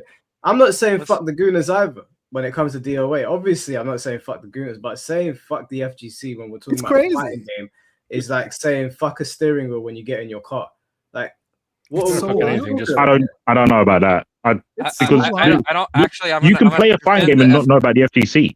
You can play a fighting game and not know about. I played a fighting game and didn't know about the FGC. That's a personal thing. You not knowing about about the FGC is fine, but being like fuck the FGC, as in like we don't. Their involvement is irrelevant to a fighting game. That's dumb. You don't have to personally know about the FGC. You can go your whole life playing fighting games and have no clue what the FGC is. That's fine. But if you have knowledge of the FGC and then you say fuck the FGC with relation to what they mean to fighting games, that's stupid. I think they mean like fuck the position of the FGC in terms of like their solutions to right. Yeah, sure. Because like that's what I think is implied. No, that's probably what he means. No, I agree with Ian. I think that's probably what he means. It's like, well, fuck what fighting game players want. We're not fighting game players. We're DOA players. That's what he's saying. It's like we don't care about that broader thing. And the point I'm trying to make is that, okay, like I feel like, again, I said this a while ago. DOA kind of has a fork in the road. It can try to make a game that can appeal hardcore. Really good, by the way. Oh, thank you. In chat, someone said Pokemon. That's a really good example. Ian, Pokemon is a good example. Do you want them to go harder on the sexualization marketing? Probably it's probably the cheapest way to just say, even if they already have the sexual like market cornered. I don't think they have it cornered. They because like all you said DOA 6 was like a bad product, right? I'm gonna be real. I don't play DOA. I don't play any 3D fighting game, but I only play 2D fighting games. Hold on. Let's not pause on that. Let's not skip DOA 6 is not a bad. DOA 6 is not a bad game. First of all, it's not the best. A second. I'm looking at this purely from a product's perspective. I'm just looking at it purely from a product perspective. I'm not trying to like. Sure. Like I'm not pretending that I'm like. I play 2D fighting games because I like 2D fighting games. I try to play 3D fighting games. 3 dimensions is too complicated for me, guys. Can't handle it. Okay. No, that's fair. Yeah, I'm just trying to look at it like getting away from like I'm into this thing. I feel like the core argument that Weeb is making, it's a sensible argument, is that like, and the thing is, he has evidence of this in other genres because there's plenty of people. If you listen to the hardcore players, the FGC, that's what the FGC are. They will destroy your game. They will rip it apart because what they care about. No, Yeah. but hold on. No, because I think you're misunderstanding. I think when I say FGC, you're thinking of like fucking Sonic Fox. You're thinking of the people at Evo. When I talk about the FGC, I'm talking about anyone who would sit here watching a video like this one. Like Again, people that's, yapping, again, or people too- watching too- or too people watching small, a too stream. No, but people watching a stream. People like Street Fighter 6 has sold however many million. Mortal Kombat sells however many million. Like this is like the FGC. When I talk about the FGC, I'm not just talking about like competitive play. Like if you try to make a DOA game to appeal to competitive players, you're right. That's fucking stupid. There aren't enough of them. There aren't many. It's a stupid thing to do. But appealing to the FGC, there are millions of people who are FGC. So they play like, fighting games in general. They have more than one. I'm gonna preface that like Skullgirls on just Steam sold 3.2 million. Okay, no one plays the game. Okay, it has like 100 concurrent players. I'm just talking like you need context. How old is that game? Yeah, how old is that game? Yeah. Now, still, it was like it was like an indie game with like a budget where you had to have like LA prices for rollback net code. Yep. COVID always helps. Yeah. What do you like? I mean, it was way before COVID. No, that's what I'm talking about. Like, all fighting games pre-COVID have a huge bump. They had time. They had time time to get to 3.5 million. Yeah. No. Like, but the problem is like you can look at plenty of fighting game products that don't get. Time isn't the counter argument that you're that like if like okay, because earlier you were saying that like Skullgirls doesn't get X because of this, but Skullgirls sold 3.2 million on Steam alone, and Skullgirls is not like the gameplay is not good for casuals at all. It's not a casual game. That game purely sold on aesthetics, purely. No, and it was successful because it didn't sell it on gameplay for the average person. Nobody plays it. Imagine how good what are you talking about? This is what Tekken players think when I talk about Tekken. I get it. Yeah, now you get it. Now you understand. That's such a wild take. That's such a wild take. Skullgirls was like highly played when it was new. I remember when Skullgirls was at its peak. A lot of people were playing that game. It's many years on now. Of course, people ain't playing it like that. Like that's like saying, "Oh, I signed onto Steam. I saw 100 people playing Street Fighter 4." Yeah, but back in the day, Street Fighter 4 was getting played by everybody. Skullgirls was extremely well respected for its mechanics. Extremely well respected. It failed because of the drama. For the censorship, the Mike Z stuff, that's why it declined. Sonic Fox got up to get taken out of the game. We were to defend Ian. It didn't fail. It sold. Made was profitable. None of these. This product didn't fail. You're saying that no one's playing it now, but no one's playing it now because it's been a very long time after many controversies. But when it was active, it was very highly played. Okay, that's what we're saying. I want to defend Ian's point about Skullgirls. The word of mouth for Skullgirls would be so much better, and you would probably still get more sales. You could arguably get more sales now if they didn't censor the game, and that whole thing with Mike Z didn't happen. It would still be. I think it's negligible. Yeah, I don't know that. I can't speak with confidence because I wasn't in that scene. I'm just saying, like logically, it's like that was at like the tail end of it. I mean, second Encore sold 3.2 million on Steam alone, and that doesn't factor in the Skullgirls before. It's actually an extremely successful product. But like what I'm saying is, what I'm trying to preface is like, the amount of players that you would get at tournaments, the amount of players that played in comparison into the proportion to the number of sales of the game. That was my actual argument. I wasn't prefacing that like obviously it had a big scene, especially for the fighting game community. I'm saying the proportion of players that competed in the game versus players that bought the game. Yeah, I get you. You could just like honestly, a good analysis of if a game is appealing, it's just you can literally look at this on Steam, on SteamDB. They have how many people have played the game. Everyone looks at the peak numbers. Look at the game and look at how many people the average play time of the game is. And it's every single game is going to be like 5 hours. It's like 5 hours. Like they buy the game, they fiddle around on it. They maybe play a single player. They don't even for a couple characters. They say this isn't me. That's fine. And what I'm trying to what I think Weeb is trying to say is like maybe you just need enough players like that in order to sell the game, and maybe titties is enough to do that to make the Yep. product viable. I kind of mentioned this earlier, real quick, Chad. Sorry, real quick. I kind of mentioned this earlier when I said that Skullgirls is probably one of the few games where there's more people that don't have the game, but there's more fans that don't have the game than fans that have the game. The lore of Skullgirls, look it up. Literally type it up. The amount of people that are into Skullgirls because of the lore, because of the artwork, blah, blah, blah, is insane compared to the people that play the game. So I agree with you. I just think that Skullgirls is like is a very special snowflake. I agree. But the thing is, Skullgirls got the stuff taken away, and the fan base is still big. The player size, like you said, is smaller. But the fan base for Skullgirls didn't decrease after the censorship. They just drew it themselves. They drew the panty shots. Well, like the censorship was like really, really minor. Like it was like it got worse actually. I don't know about that, bro. People were really upset. When it first happened, because they took out like wave. the Nazi iconography. People were fuming because they couldn't see Felicia's knickers, bro. They were real upset. I wasn't aware of all that. I only knew the part where they took out the Nazi iconography. It wouldn't even matter like what they took out. It'd be what the response is from the community. And I remember the Skullgirls community were fuming. I knew some Skullgirls players personally, and they were like, "Not my Skullgirls," and they put that shit down. Yeah, but like, the thing I was trying to say is like, I think that it was a more dangerous direction, or like I should say, a more expensive and scary direction to compete directly against Tekken than it is to just play into what it's trying, to be a titty game. Like it's a harder, more expensive direction to make a product that's as viable as Tekken. But then by that same logic, why make DOA at all? Just make Extreme Volleyball and just be a titty game. This is what I don't get. Exactly.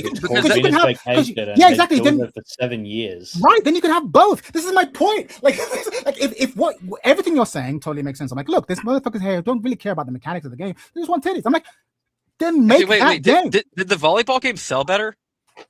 Venus Vacation sold a lot of money. It's free to play, no? It's a gacha game. No sale numbers. It's free. It's free to play. And I'm sure it made tons of money. And here's the thing: they made millions just from one continent. It's awesome. Not in the West at all. I love it. Do that. Make another one. Make 3 of them. But then, if and when you decide to make a fighting game, make it appeal to fighting game players the way that Venus Vacation appeals to gacha goon people. Just make the game appeal to the people who like that genre. That's my argument. That's my point. I don't necessarily like that phrasing is just like it's a false dichotomy. Like they still want to make a good game, sure, but like it's the thing on top that gets you to buy the game. Like what you're saying doesn't contradict what we're saying at all. They're not contradictory. Okay. Sure. Yeah. Okay. Oh no, I get what you're saying. No, I get what you mean. But then you're making a really good point. Then in that case, I would put it to you this, right? What you're talking about is adding a little bit of flavor, adding a little bit of titty. Sure. No one's opposed to that, right? What we're talking about is like, okay, but focus on it having like an aesthetic that appeals to fighting game players with 10% extra titty. Sure. But what people are saying, like 10% isn't enough. Go full titty. And I'm like, okay, if you're going to go full titty, then that should be more for Venus Vacation. My point is there's a point where you actually do more damage to it within the genre it's aiming for than aiding. That's what I'm arguing. There's a point where actually it stops being like a little bit of titillation that makes it stand out from the crowd and adds a little bit something extra. And there's a point where it actually becomes like it actually detracts from the product. And if you're like, no, take it to the max. I'm like, if you want to take it to the max, then you're better off just leaving the genre and then just do it. Make a visual novel. A Dead or Alive visual novel that's just pure titty would do so well with the visual novel audience.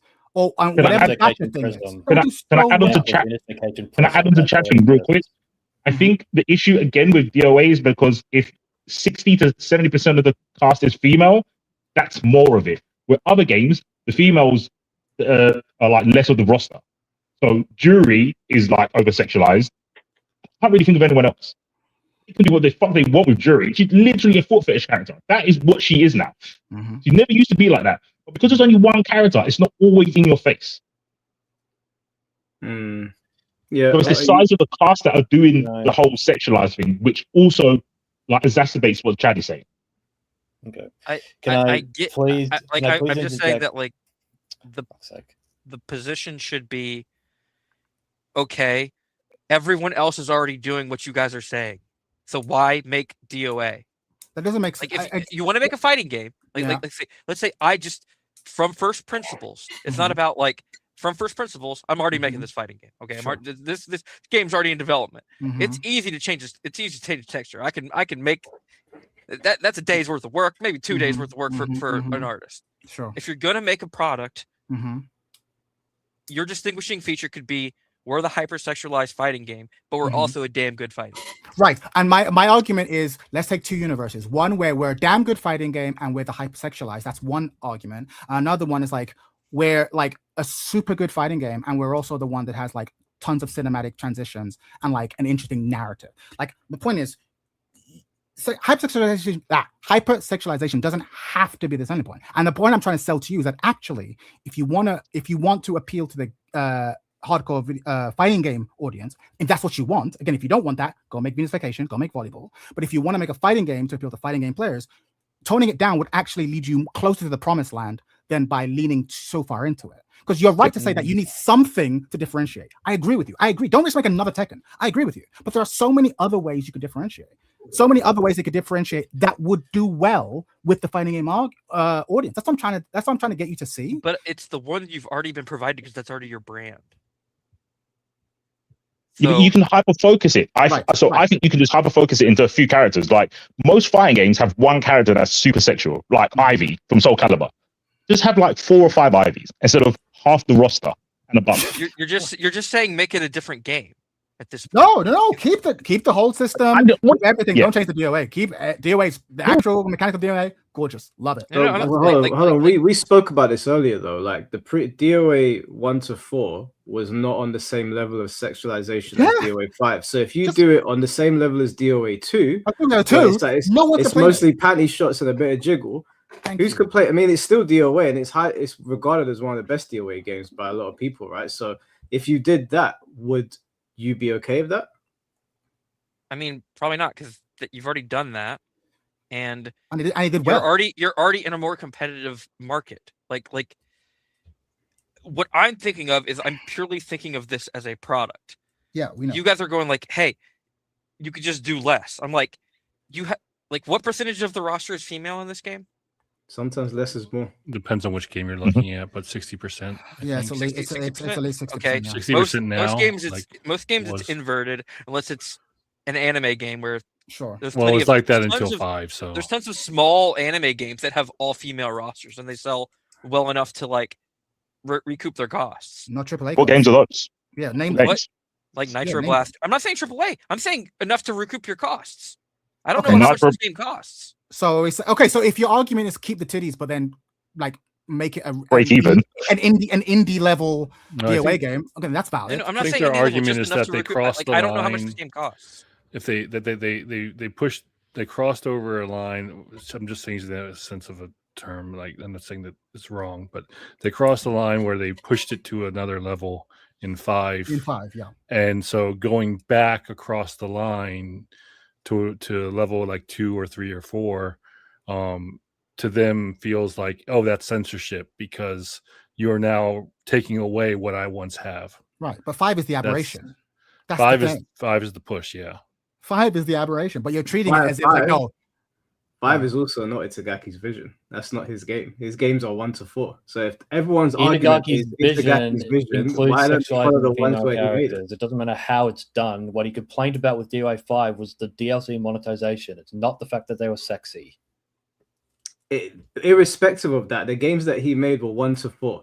So if the argument is that it should be faithful to what DOA is, then doing a DOA in the vein of 1 to 4 is not a problem. We're just playing semantics at that point. We're just playing semantics. We're not. It's a valid point. It's not. 1 second. Like I think the artist's vision and what it is in the public consciousness are different. And sure. I'm saying that maybe playing to the public consciousness is a better play than the vision of the artist. Hey, but what I want, I agree with. Sure. But what we want you to consider is this: DOA is awesome. I love DOA. You love DOA. We love DOA. Let's assume we love it for somewhat different reasons, but we like DOA. We want it to succeed. We want it to sell well. We want to bring more people to the religion of DOA. Okay, cool. My argument is that DOA 1, 2, 3, 4 had an aesthetic that was loved and respected, and it was a bit cheeky, but it didn't necessarily cross any lines. 5 took it to a whole new level, Christie's and in some arcade ways, ending. and sure, definitely has some risque moments. Christy is also the most the character Ivy. She's the femme fatale. Yeah, she's Ivy. Like supposed to be the sexy character. She's Anna Williams. Tina would be the next one where she's more flirty style. But the other rest of the girls are all pretty much like, even in the Venus Vacation games, are like, ew, I don't want to deal with these like overly sexual like bikinis and shit. Like they treat the owner as like someone who's a pervert. Sure. But the point I'm trying to make is that 5 took it to a whole new level that that was liked by many, ridiculed by others, but it was a choice. 6 was an attempt to bring it back, and it failed. I would argue again, not because they brought it back. So now we're having a debate to what to do for 7. And you're being like, well, it failed because we need to go back to 5 levels times 10. And my argument is like, well, actually, we have examples of successful DOA games from 1, 2, 3, and 4. Like, I would argue that actually that's the level you need to go to. So that's what we're debating. And you're saying, well, no, I don't want to put words in your mouth, but you're implying that no. The lesson we need to take away is like, do 5 again. My argument is that actually, I think a really well-made game that tacks to 3's level of sexualization. Don't get me wrong, I love titty. Can't say enough, right? But like tacks to 3's level, 2's level would do better. And you could have all the Guna stuff you can have. It could be in the background. Unlock that shit. Absolutely. But like go front and center in your marketing and everything to level 2. It feels like the perfect sweet spot where we can all have what we want.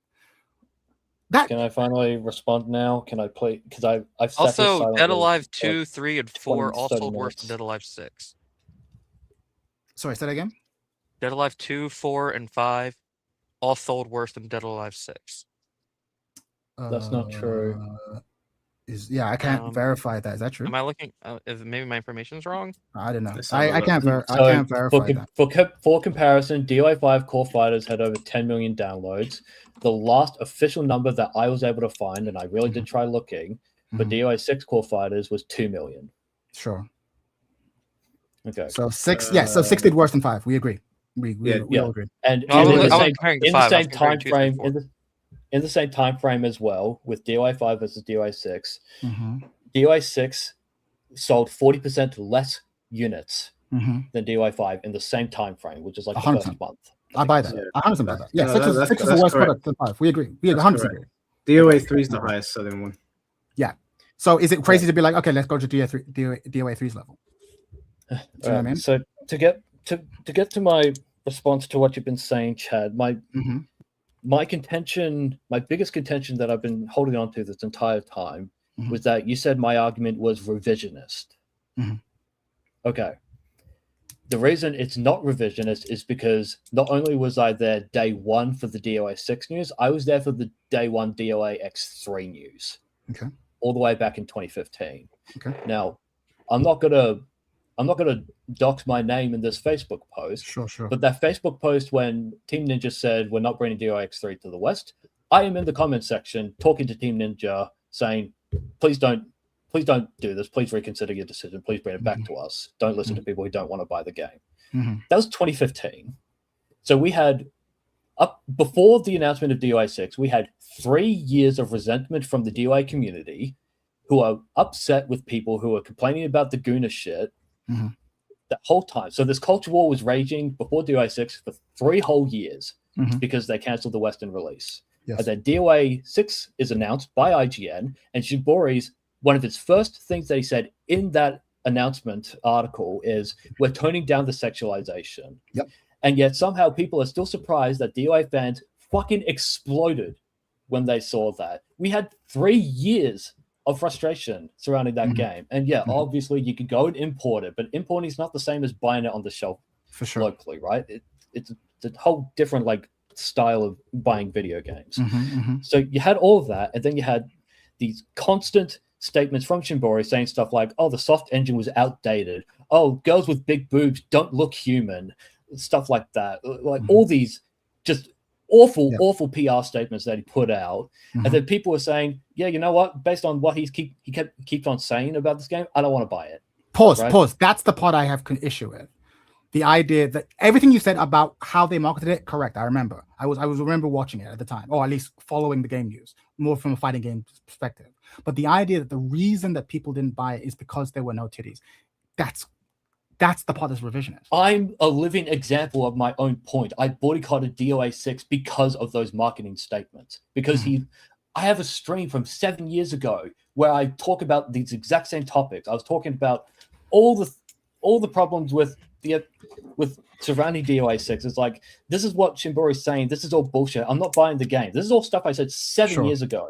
But I put it to you that everyone so this who idea didn't buy that the game, I'm doing revisionist history, that's the part I got That's upset with. anecdotal though, bro. You can't use yourself as a basis. No, I think the anecdote is fine. not- For me, the issue is that, like, okay, but I also chose not to buy the game. And just as you are a living example of why you didn't buy it, I'm a living example of why I didn't buy it. And anyone in the fighting game scene who looked at that game thought, oh, it looks pretty interesting, and then decided not to pull the trigger on $60, they'll have their own story about why they didn't buy it. And I put it to you that a large number of them isn't because there's not enough titties. It's because of all the other things we mentioned. Why is trading modes so bad? But Why are there no lobbies? Why are there no other people talking about DOA 6, The reason DOA X3.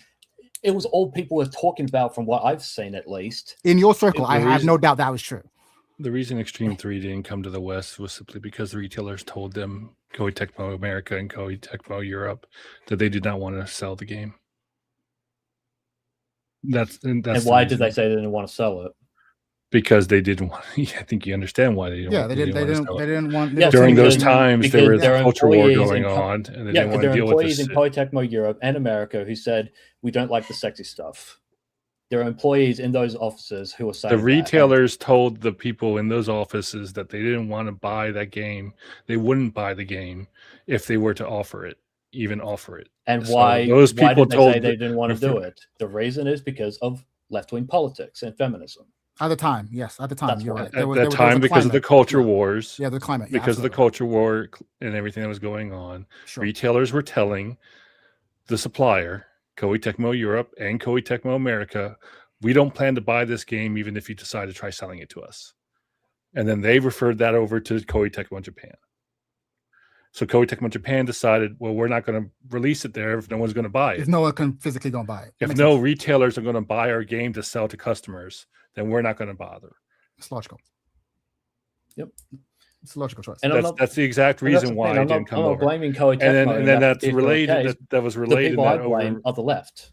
In I the blame the feminists. I blame the Facebook media. post by the guy that you quoted, in his Facebook post, he alluded to that as like, hey, this is the reason, because there's things going on in the West that they don't want to buy. Like, he didn't specifically say in that one. He did. Yeah. So Isn't this Yeah, like and Koei risk Tecmo adverse? threw him under the bus after that. Isn't it just like risk adverse retailers?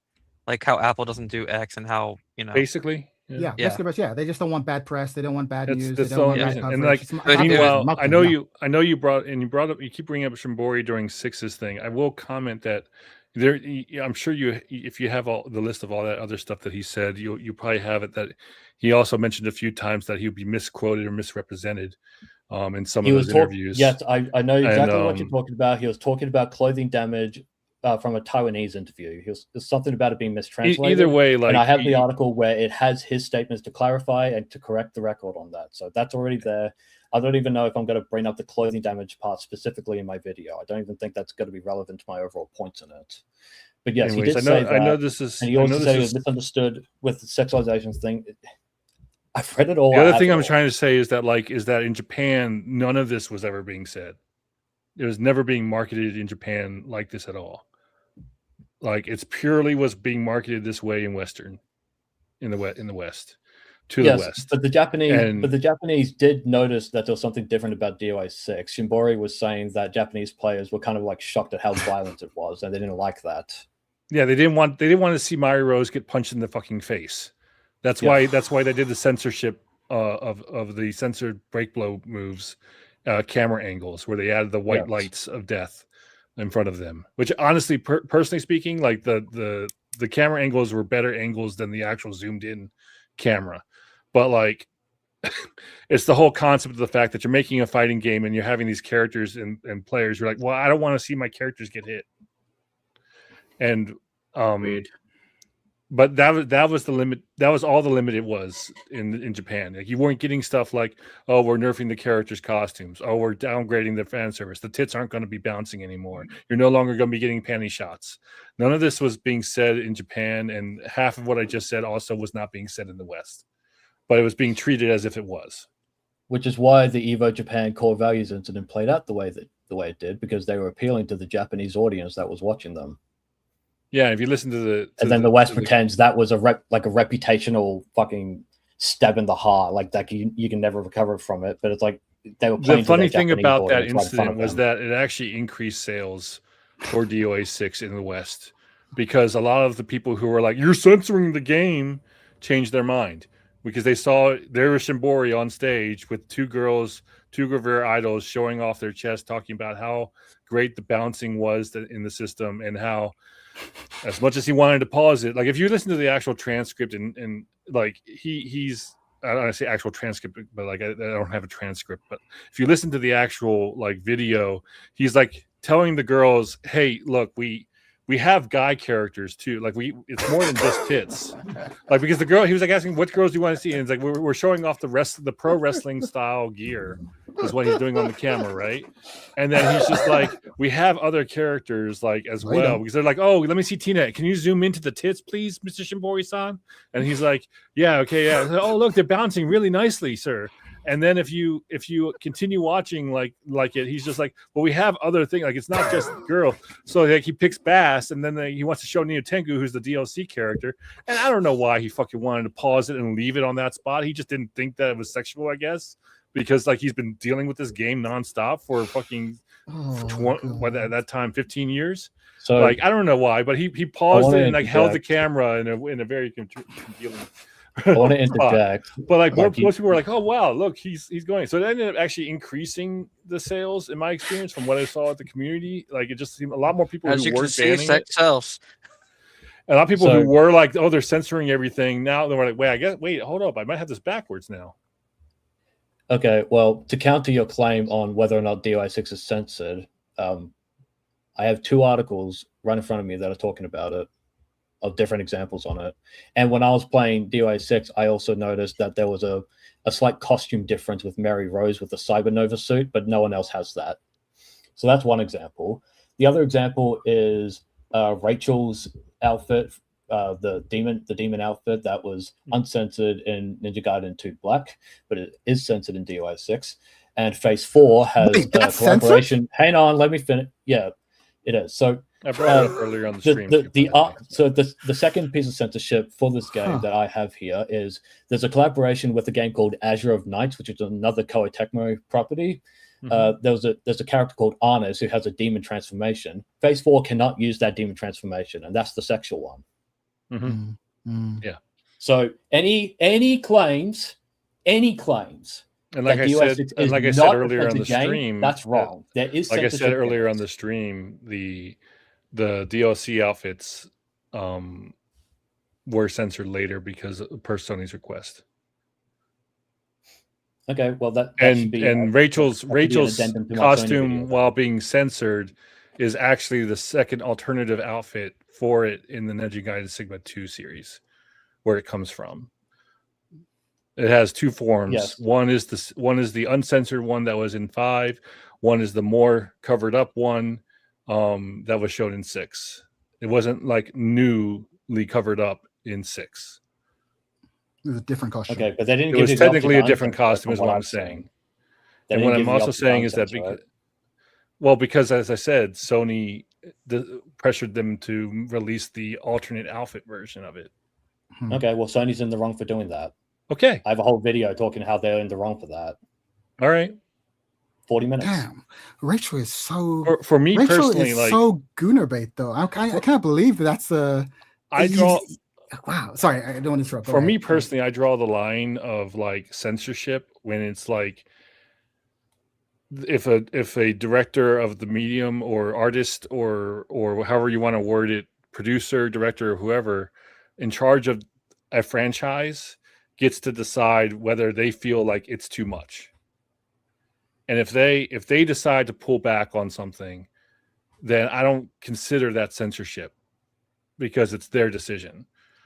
I would That consider something like depends- that Sony's depends example on a That depends on censorship the factors that go situation. into their decision, because it can be because the term self-censorship exists for a reason. Yeah, but in the way that you get upset about Amendment, censorship, that's where I'm drawing the line. Is that like if it's a personal decision making based on what you want of your IP and or characters and related to that, I don't consider that censorship. Well, I consider that just me making a fundamentally decision. disagree with you, especially on DOA 6, because Shimbori said that they are toning down the sexualization because of world global trends. Okay, That is censorship. It doesn't have to be from the government to be censorship.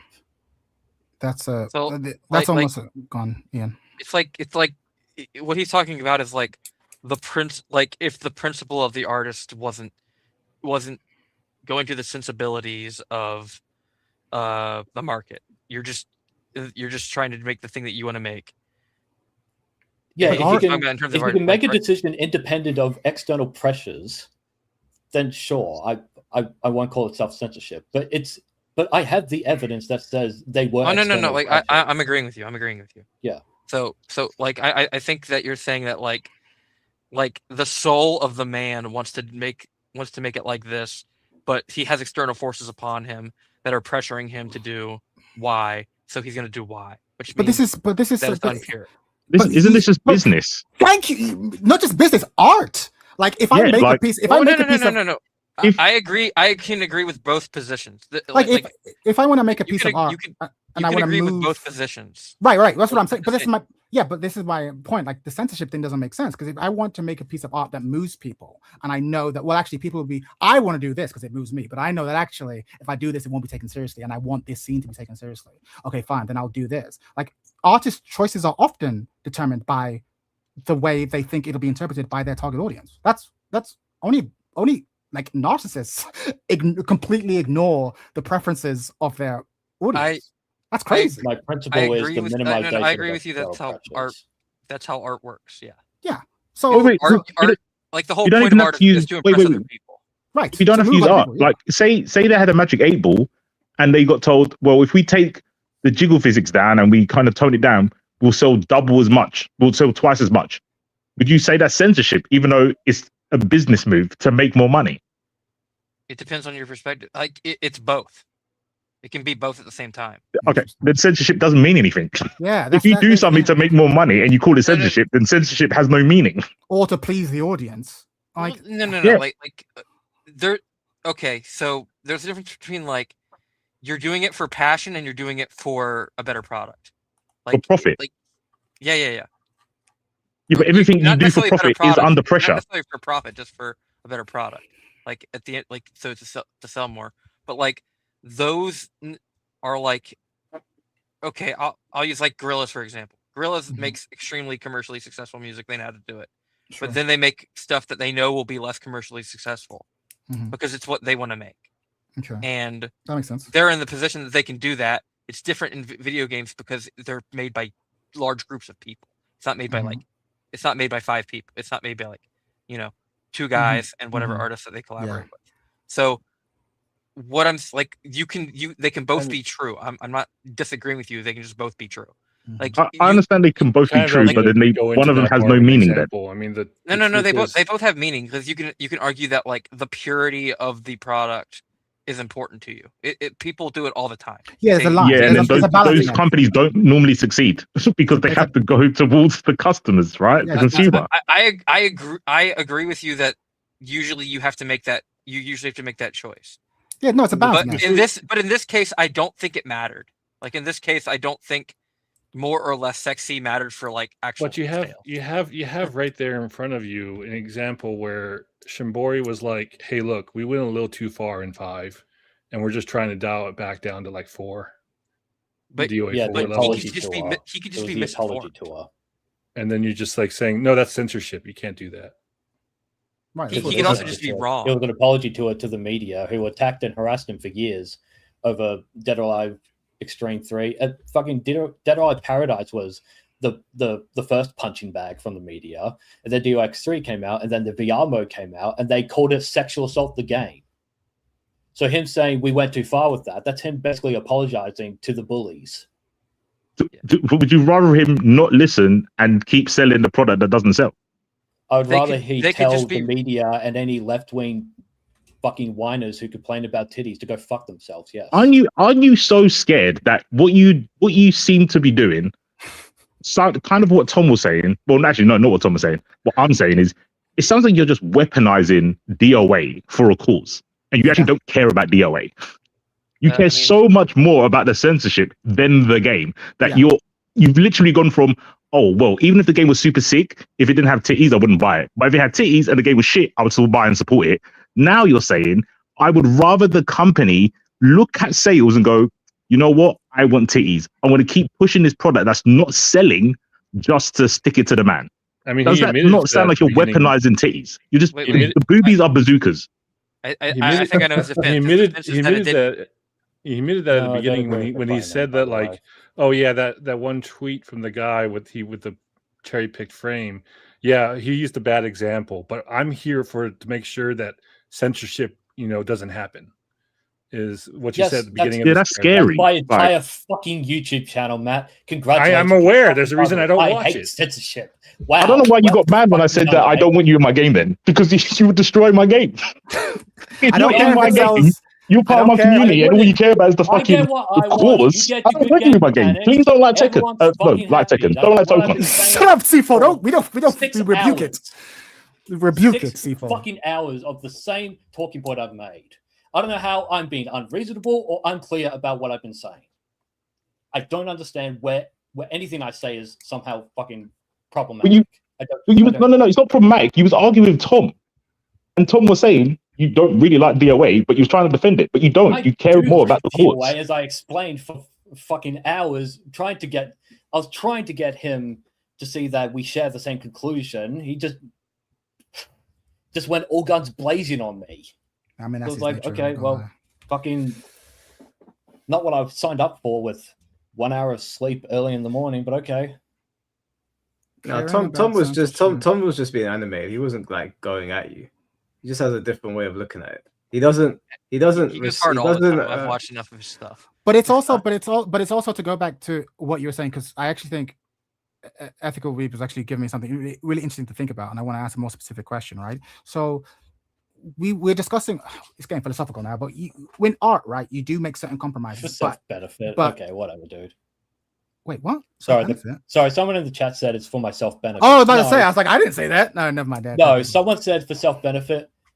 I already explained in the stream that I wrote letters to the Classification Board of Australia to say you should allow these games to be published in Australia and released in Australia, even though I don't care to play them, even though I don't care for the developers of We Happy Few and their politics. I still want them to be able to sell the game in my country. RimWorld, haven't played it yet. I will play it some point in the future. I just don't have a lot of money for video games, right? I said, look, just because you have this rule about drugs related to incentive or reward in your fucking bullshit guidelines, that doesn't mean RimWorld violates it, because you actually get a negative drawback from the drugs you take in that game. Stuff like so.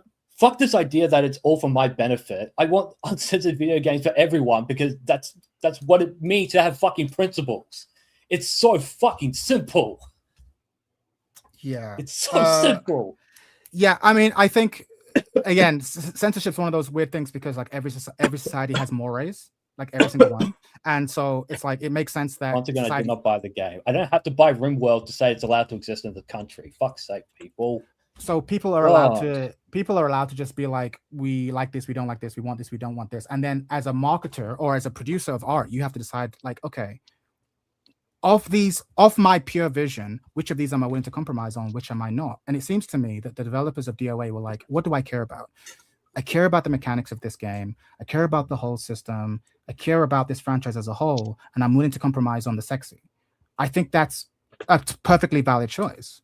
Whereas if you were in charge of the game, you're not. But if you were in charge of the game, you'd be like, well, actually, I'm perfectly willing to compromise on, say, the complexity of the whole system, the commands, but the sexy must stay, right? And my point is, artists are allowed to make that call, and you feel that they made the wrong choice, and you're allowed to feel that way. But it's a choice that they're allowed to make.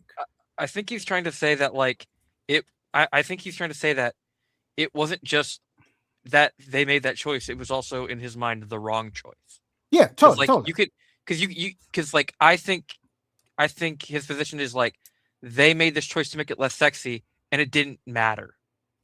It didn't make it better, and the product in my mind is better but this way. And you're not even like if it in his from his perspective, he thinks that the sexy makes the product better and makes it sell better. Yeah. That's what. So from his principle, now from his principle, he's saying that like he was given bad advice by Sony, and so he's like they're not. He's not contradicting. He's like, yeah, okay, we're allowed to make compromises. We're allowed to do this. But if you're given bad advice and what you want to do was the right thing, and he's saying that what the creator was the right thing in terms of sales, that's what he believed, then it's a double wrong. He got compromised on his vision, and he was given, and the product is worse for it. That's what he's saying. Right. Is it possible to look at the numbers just to see what game sold more? The one with more. It's almost impossible because there's so many confounding variables. We did talk about this. We Yeah, did talk about DOA3 is the highest selling DOA. the highest selling. Is that is that got the most jiggle? Hell no. No. So then the numbers are against you. Then what's his argument then? If the many ways, it's the most version sold more, C4, please tell me you didn't just block out when I was saying that DOA 5 Core Fighters has over 10 million downloads. That's not a fair comparison because it's free. That's not a fair comparison. Which one sold the most? None of these are technically fair comparisons. That is your player base. That which is 10 one million sold? potential Which players one versus sold 3 the million most? who play DOA 3. It's still a bigger, wider audience. I don't care if it's free. It's still a bigger audience. oh, then you're massaging the numbers. Okay. Then Yeah. that doesn't mean anything. We're talking about sales. The numbers. The raw numbers. You think a business cares about how much downloads they get or how much downloads they get, and people buy They stuff care about the from the downloads store? because 10 million people can pay for characters, pay for individual costumes. Okay, so that's your business. Vacation's also free. That made fucking millions just from one continent because nowhere else in the world can play it except Asia. And they tell that to a business that can't advertise anyone. No one can advertise through DOA. They're not going to make any money from free downloads. All right, chat. It's been a Yes, blast. do. I've enjoyed this. Microtransaction, gotcha. It's been a fun chat, everyone. Hold on, chat. Hold on. Mike, nah, it's cool. You got this, Mike. You don't need me no more. Hold on. A fucking brick wall. Hold on, guys. I want to clarify that you can't technically compare. Hold on. Let's just bring the temperature down. Once again, we are just talking about video games, so there's no need for anyone to get upset. Okay, my bad. I'm trying to tell the truth here, and I'm getting pushed back with nonsense. I'm sorry, but I'm getting upset. You're changing the answer. You're changing the question. I asked what sold the most, and you told me about free downloads. That's why I was like, "What are you talking about?" But fair enough. You're saying about DLC, cool. Revisions for one thing, so those all count. Those all counted towards the final thing, right? It's not just the base release, is it? DOA 3 only has the one release. It's just DOA 5 also. DOA 3 doesn't it have like 3 Dead or Alive revisions? 2. No, DOA 3 has 3 different versions, but they're all regional. So the US version is different from the European version, doesn't it? That adds to 3 million. Yes, so does the DOA 2, and it's 18 different revisions. Okay. It's like Dead or Alive 2 Arcade, Dead or Alive 2 Millennium, Dead or Alive 2 Dreamcast US, Dead or Alive 2 Europe, Dead or Alive 2 Japan, then Dead or Alive 2 the PS2 version in Japan, then Dead or Alive 2 Hardcore in the US, then Dead or Alive 2 DOA 2 in Europe, then Dead or Alive 2 Hard Starcore in the PS2, and then you also have DOA 2 Ultimate later. Okay. 5 years so later. How does anything I'm saying and what you're saying about the sales numbers? It doesn't. None of it fucking matters. How's it contradictory? How are you contradicting me? I can explain if you don't mind. The way it's different is because if you don't have to pay any money, you're typically going to have more engagement with the product than having to pay $30-40. Therefore, it's really not fair to compare the success of a product. One, you have to pay full price for, or even secondhand price, and the other one you have to download. That's why we're saying it's an unfair comparison. So a better comparison, one you used earlier, was between 6 and 5. 6 and 5 both have a free version. So you, as you did earlier, quite successfully, pointed out the fact that 6 had fewer downloads of the free version. That tells you that fewer people were interested in 6 than 5. Agreed, right? My point is you can't also do that for 3, which didn't have a free version, which had to buy, and 5, which did. That's my point. It's an unfair comparison. There's a lot of things we've debated. There's a lot of things we've debated. There's a lot of things we've debated. Are we talking about what made the most money in terms of individual releases? Is that what we're discussing here? The amount of money generated from units sold? What title sold the most? What title made the most money? Is that what we're talking about? Yeah. What title made the most money? Yeah, we're using money. The title that made the most money is Venus Vacation. From the fighting Venus games. Vacation. We agree they should make more Venus Vacations. It doesn't matter if it's the fighting game or the Venus Vacation. It's the IP. It's a different era of the game industry. It's the same. No, we agree. No, we agree. Make more Venus Vacation. No one's denying that. I want them to make all the Venus Vacations you want, player. No one here is disagreeing with you. Make another one. Make 5. Make 7. Free to play. Fucking all of that. We are in agreement there. We're just talking about the fighting games here. Back in 2001, reaching 1 million units in sales was way different than in 2012, where it was considered to be a failure if you sold only 6 million units. The game industry from 2001 is completely different from the game industry of 2012. Yeah, I don't disagree with that. So it makes it very difficult to do a straight-on comparison based on unit number sales. Sure. For that reason, especially since back in the 2001 era, again, we had regional differences. DOA 5 base release to DOA 3 either then, by that logic. No, I agree. I think it's also harder to sell a game when you're at the end of the generational lifespan than you are at the beginning launch period of the lifespan. That's half the reason why DOA 3 sold so well, was because it was one of the few games besides Halo you would pick up for an Xbox when you buy an Xbox. Yes, it was a launch title, wasn't it? Yes. And DOA 5 launched at the end of the generation, and it only was able to do 750,000 units per platform. So what was that's still posted in the red for them being a console launch title. Yes, and that's also why I feel DOA 7 should be a console launch title. Oh, you think they should wait till PS6? Yeah, I do. I don't know when the PS6 is coming. I have no idea when that thing is coming. That's why I say either I might be kicking my own foot here, but it's just I don't want it to be at the end of the generation. But at the same time, that's why I do not want DOA 7 before second quarter 2028. I think any time before that, it tells me that the game has been rushed just like 6. Or cut the budget just like 5. That's fair. And it took them 3 iterations of a release in order to get to a point where people are like, dude, 5LR, best fucking DOA game ever. That's the level that they're at. But it took them from three different disc releases to get to that point. No, that's fair.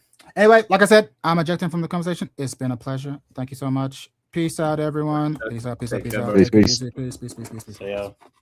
Yeah, we'll probably wrap up in a bit. I did just want to say that I'm going to read out some super chats, but I did want to say that we agree that if they decide to go down, if they took the artistic approach of DOA 2 or DOA 3, we wouldn't see that as censorship, right? They're just choosing to go more in line with one of their previous titles. You guys wouldn't see that as censorship, right?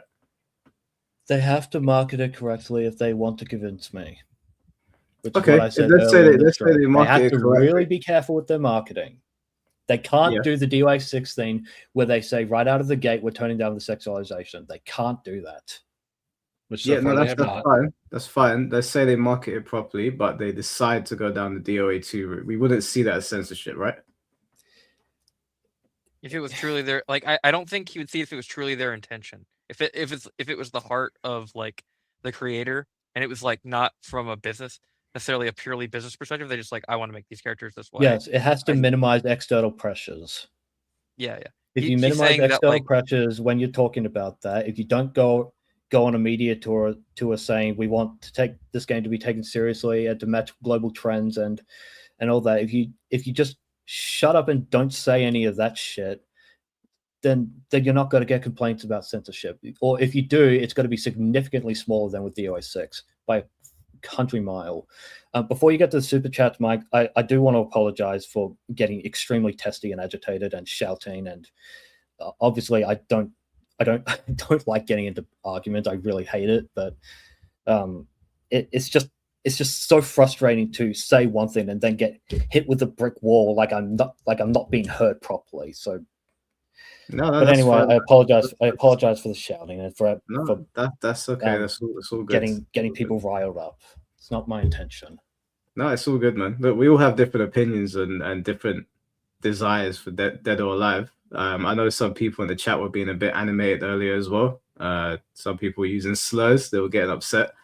But like I said, like I get it. Like people are very passionate about the game, but yeah, C4 said I'm weaponizing it. I'm not. I just want DOA to be DOA, and I'll fucking put money Technically, down. I said, are you not scared that you could be? But I understand. It's fine.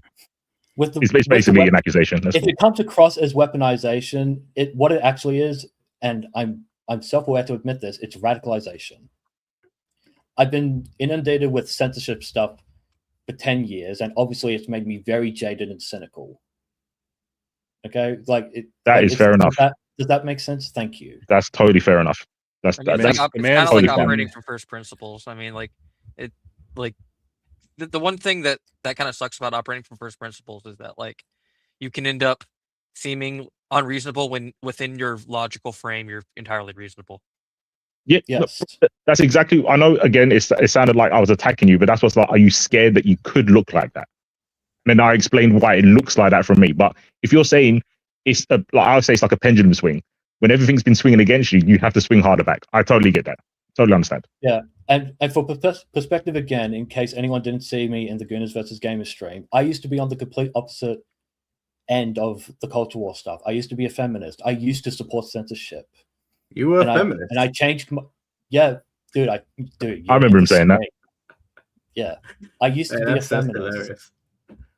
Yeah, I mean, you believed in female equality. There are reasons why I converted to feminism. Like it's a whole thing where I didn't have any friends growing up, and then this person offered me the friendship, but I had to convert in order to stop the arguing, and then the friendship really got toxic, and we were just constantly arguing. Then I had to break away from him, and with that I had to break away from the religion. I had to do that mentally. It wasn't good for me. I was constantly an angry, bitter person at the time, and when I left that behind, trust me, it was like a complete vibe shift with me. I was a completely different person, and with that came around like the censorship stuff with like Fire Emblem Fates, Xenoblade Chronicles X, stuff like that, and that annoyed me because once I had changed my mind and saw the value of like free speech and creative freedom and all of that, like obviously it's got to piss me off. I made videos all the way back then talking about how annoying it is. It's like Ian said, it's a first principles thing. Me trying to be as consistent as possible with my principles makes everyone think I'm just a fucking lunatic. Can I just say real quick? There can be people on the opposite side to you that aren't doing it for political reasons, and I'll use myself an example. I love playing fighting games. Like Mike and all them lot know that. I play all types of fighting games. I really don't give a fuck. But I've got a little girl, and I would feel a little bit uncomfortable playing DOA in front of her. So that's got nothing to do with politics. It's just a case of I don't want her eyes to seeing that because she's like 5. So it's not a right versus left. Yep. It's just that's it. I believe your right as a parent in your own household is extremely it's sacred. The parental rights are sacred. That was something I didn't get to mention strongly enough in the Gooner versus Gamer stream, but parental rights are sacred for a reason. So what you do in your personal castle, which is your household, your castle, your rules, that is totally up to you. I would never take away your right to show whatever content you want to your child. I would never encourage. I am not like what I've seen from Discord servers and people on Twitter where they say, I want to expose kids to adult content early. And it's like, why the fuck would you want to do that? That's really creepy and weird. You shouldn't do that, right? Yeah. I totally understand. So your personal example, totally okay with it. Yeah, I just don't want you to think that anyone who disagrees with you is against you. There could be another reason other than like politics of why they want the censorship. That's all I wanted to say. That's fine. It's just a lot of people I have encountered talking about censorship. They are they they consider me their enemy. So I can see that. I can understand that. Yeah. I just want to address some of the comments in chat, because people are saying the boobies are not okay, but the violence in Mortal Kombat is. I don't think that's not what people are saying. Okay, if that's what you're hearing, then you're not listening. The boobies in DOA is fine. We're just talking about to what extent are they going to push it, because not all DOAs have been created the same. So that's really I really hope we're not showing Mortal Kombat to kids either, man. Yeah, I don't play Mortal Kombat in front of my 5-year-old. I would not recommend showing Mortal Kombat.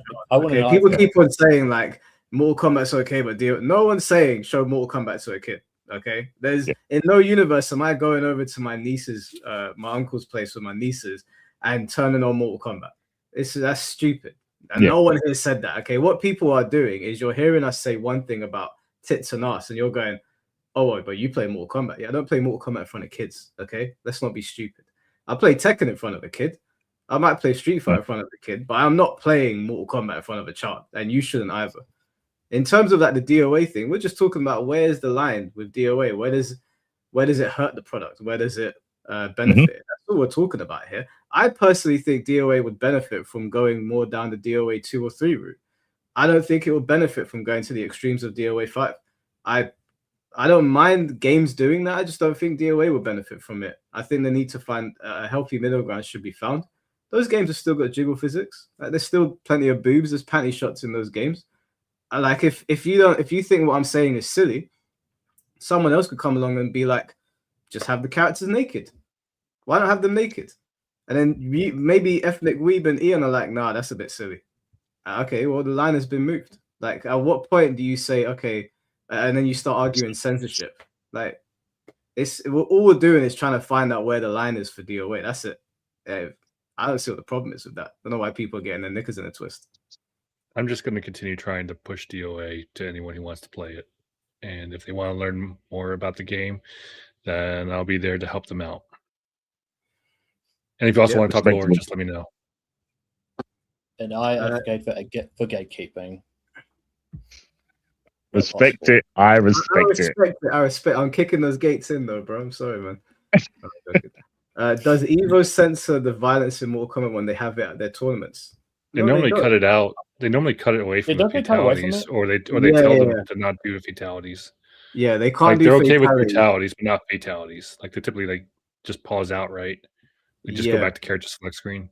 Yeah, but also even if they didn't, I have no control over that. Like, I that's not up to me. We're having a discussion here. We're not the Evo staff. So if Combo Breaker want to show off fatalities, that's up to them. If they want to show off, I wish I was the Evo staff. Then I'd have that Saudi money. Yeah, there you go. Like, we'd have Saudi, but we don't. We're just talking amongst ourselves. We'd be able to fund our own DOAs with our own tits and blackjack and liquor, and screw it, the blackjack and liquor. I got DOA. I don't know the Arabic. I might not like that liquor part. Mike, do you have super chats you wanted to get through before we wrap up? Yeah. Let's have a look. Bino, thank you for the $5. If Tekken had the sex appeal in the same level of Dead or Alive, would it still achieve the same success? Yes. I think so. I don't actually think so. Because here's the thing. I know Punisher's considered like the black sheep of DOA, but he posted a video. I think Buff Geiger's posted it first, and then Punisher shared it. But it's a video of Tekken with like the Tekken Pachinko machine, and it's just the girls in their bikinis, like with quite suggestive camera angles, playing on the beach. It's like a girls' night out thing. Yeah. So this idea that because Tekken has a more serious side to it, that it doesn't have a Guna side to it, that's false. Like I think that's saying to DOA level. I mean, I'll consider that Pachinko shot, the Pachinko cutscene to be quite on the level of DOA. But that's an outlier. I personally can see that, like, you might lose some people, but I don't think it's gonna. It's not to the point that is DOA sexualization extreme, but it's more to the point that DOA sexualization is just as high as every other fighting game.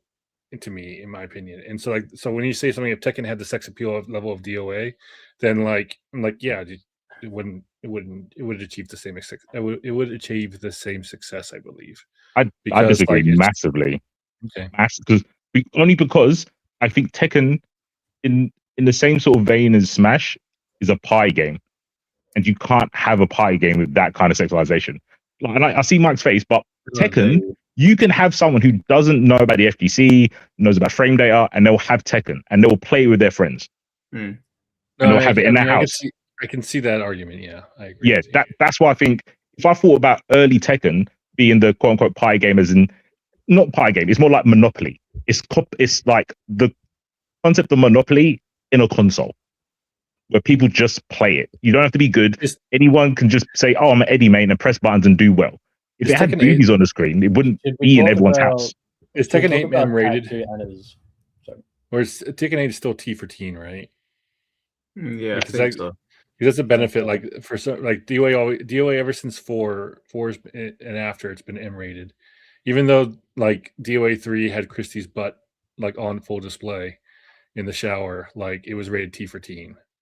But that's one character out of like 50. This is what I'm saying about. But what I'm saying is that like that's another thing, is that if it had the same sex appeal as DOA, it might push Tekken to an M rated value, which also, like per your comment as well, one, less people would buy it because they're now I have to have that M rated, like aged out.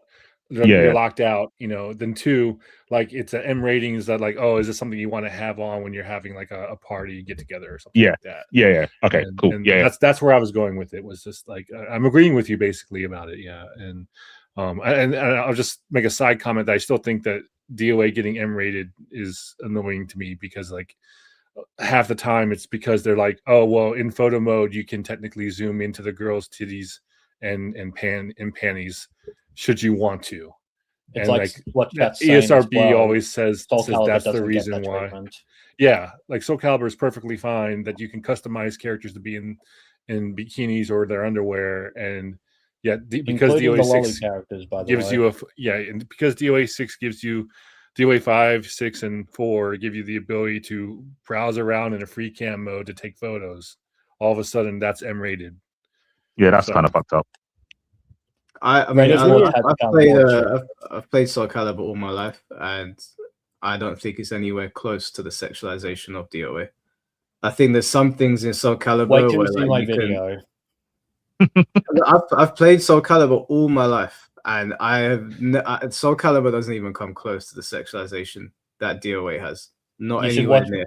Okay, then you should watch my Soul Calibur 6 streams, where I put I played Soul Calibur 6 for like 1,000 hours. I put all female characters in one particular arcane set. They can all wear it. Yeah, again, like I said, and you mentioned a couple cutscenes from DOA, and the way some characters are depicted in the story modes and particular scenes in the game. There's none of that in Soul Calibur. I'm not saying there's not Guna shit in Soul Calibur. There 100% is. There's more Guna shit in Soul Calibur than there is in Tekken. But it's not on the level of DOA. But even in DOA 3, where you're showing a full ass scene, literal full ass in a scene, like it got a T rating.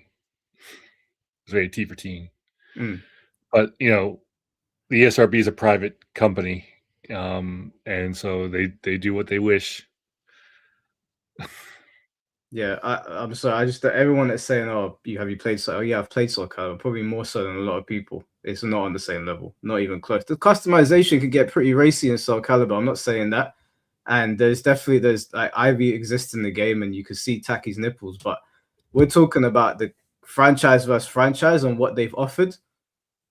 They're not even close. I don't even know why people are making that comparison. It shows who played Soul Calibur and who didn't. Would you say Ivy is like would be a character on her own that's on the DOA level, like just Ivy?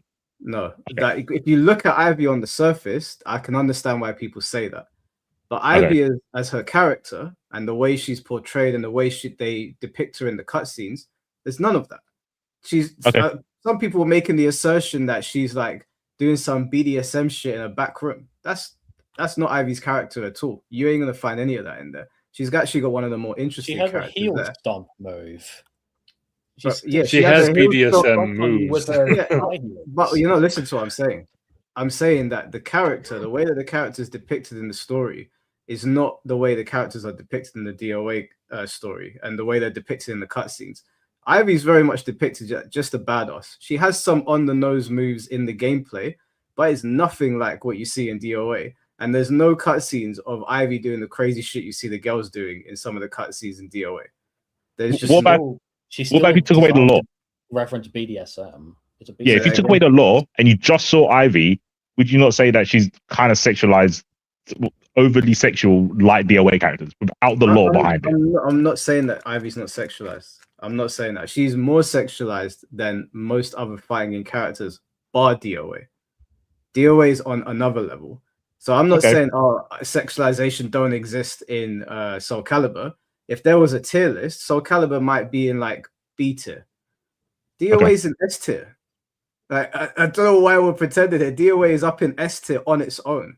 It's not no fighting game as far as I've seen of like the major franchises are on DOA's level. Not Tekken, not Street Fighter, not Soul Calibur, not Mortal Kombat. Even Mortal Kombat in its heyday is not on the same level as DOA. I agree with you. I think it's only because of the amount of characters that are like that in DOA that makes DOA that high. Like I said, Jury. The abundance. Yes, exactly. Because Jury is crazy. Like I said, anyway. Yeah, I just think it's the number. Bro, if there was 19 Juries in the game, then maybe I could hear your argument. If there were 19 Ivies in the game, but there's not. There are 19 of whatever in DOA. Like the scale, the scope of DOA's goonery is unmatched by all of the major fighting games. There's no level of goonery to that extent in Tekken, in Street Fighter, in MK, in Virtua Fighter, in Soul Calibur, with Guilty Gear. I would say Guilty Gear has got less. Yeah, and Guilty Gear's got some gooner shit in there. What was Crazy. that character that King James Eno? was? Yeah, Eno. Eno's got. You're talking about Jacko. Jacko, yes. Yeah, Eno's got a move called Stroke the Big Tree. Stroke the Big Tree. Yeah, like all of I these don't know. games Do we have need? They all got gooner shit, but they're not dead or alive gooner Yeah. shit. Do we need to ask Let's King not Jay pretend. about the Jacko pose again? We'll Is he, see him for another month. is he still looking for examples of that? Yeah, he's still He doom scrolling. still can't find anything. He can't find anything about that. No. Oh, He's no, got a Jacko folder, 100%. Yeah, I'll put money on it. it's locked. It's locked within folders. Twitter banned that from a search. But also, let me just clarify. DOA being the S tier Gooner game, I don't have a problem with it. It's okay. I'm not talking down on it. I'm just making a clear distinction here that nothing is on its level. Okay, DOA exists on its own there. That's probably why the community is so defensive of its Gooner aspects. I can understand when they say, oh, it's part of the identity. I hear it. I'm not even saying USP. take it away. Huh? This is USP. Yeah, I'm not saying take it away. Keep it. Keep your Gooner stuff. I don't care about it personally. I want good battle mechanics, but keep your Gooner stuff. But let's not pretend. Let's not try to act like it's something that it's not. It 100% is the S tier Gooner fighting game. But it's also fine. Ain't got a problem with it. Have your, if they wanna have stars on nipples and barely anything on the underwear, do that as well. I don't really care, to be honest with you, because I'm not going to be using those costumes. If everyone's happy, then everyone's happy. I'm happy. If you're happy, I'm happy. But let's not lie. So like Soul Calibur's on the same level. Let's not be silly. Do we have more super chats coming in? Yeah, we got four more. Let's knock those out. Lemon Tea, thank you for the 199. I took a nap and we are still on this. Yeah, bro, you know how it goes when we're here. Wasn't Lemon Tea the one who was like sending all the super chats, asking questions for us to keep going on? He was the one talking about objectification. Yep. A few hours ago. And you got this next one afterwards. Lemon Tea, thank you for the 199. You can never say the FGC isn't passionate. It's true. Emerald, thank you for the $10. And Flames Gamer, thank you for the 199. New generation fans, why use DOA 2/3 as a stencil? Is that a question? It sounds like he's asking you guys why 2 and 3. Because I think Mike and he's talking about Mike and DOA 2 and 3 as new DOA fans. like why they want to use DOA 2 or 3 as the basis for the fan service. I think that's what he's asking. Because like I've played DOA 5 quite a bit, and I think the costumes are pretty ridiculous, if I'm being completely honest. Personally, now before anyone starts slurring me in the chat, if you like them, I'm already tweeting away, Mike. I'm happy for you. Okay, if you like them, I promise you, I'm not sticking my nose up at you. I get why. I get that the game's so decent for DOA. Like I get why people like them. It's DOA 5. I think is the most profitable. It didn't sell the most, but it's the most profitable DOA game. I'm assuming in large part because the girls weren't wearing much. I personally think it's kind of stupid that they went to that extent. Like Stellar Blade is fine to me. Bayonet is fine to me. I think DOA 2, artistically, aesthetically, or whatever, I think it looks better than DOA 3. I think DOA 5, I think they went too far. I think it's okay to dial it back a little bit. And I don't see that as censorship. I just see that as you can have your panty shots, you can have your jiggle physics, you can show skin, but I think DOA 5 just showed a bit too much. As someone that is more interested in the fighting game elements of it, I really didn't care for it. I don't mind like some of the more tasteful dresses or costumes in DOA 2 or DOA 3. Some like we were memeing on DOA 5 where we were saying, oh, we pick costumes just to distract people to get a win. Like they're so outlandish that people were picking costumes just to distract people to get a W. I don't know. I'm not a big fan. It's really funny. Game Theory actually made a video arguing that point. Arguing what point? Yeah, as in the MatPat, he actually made a video talking about that.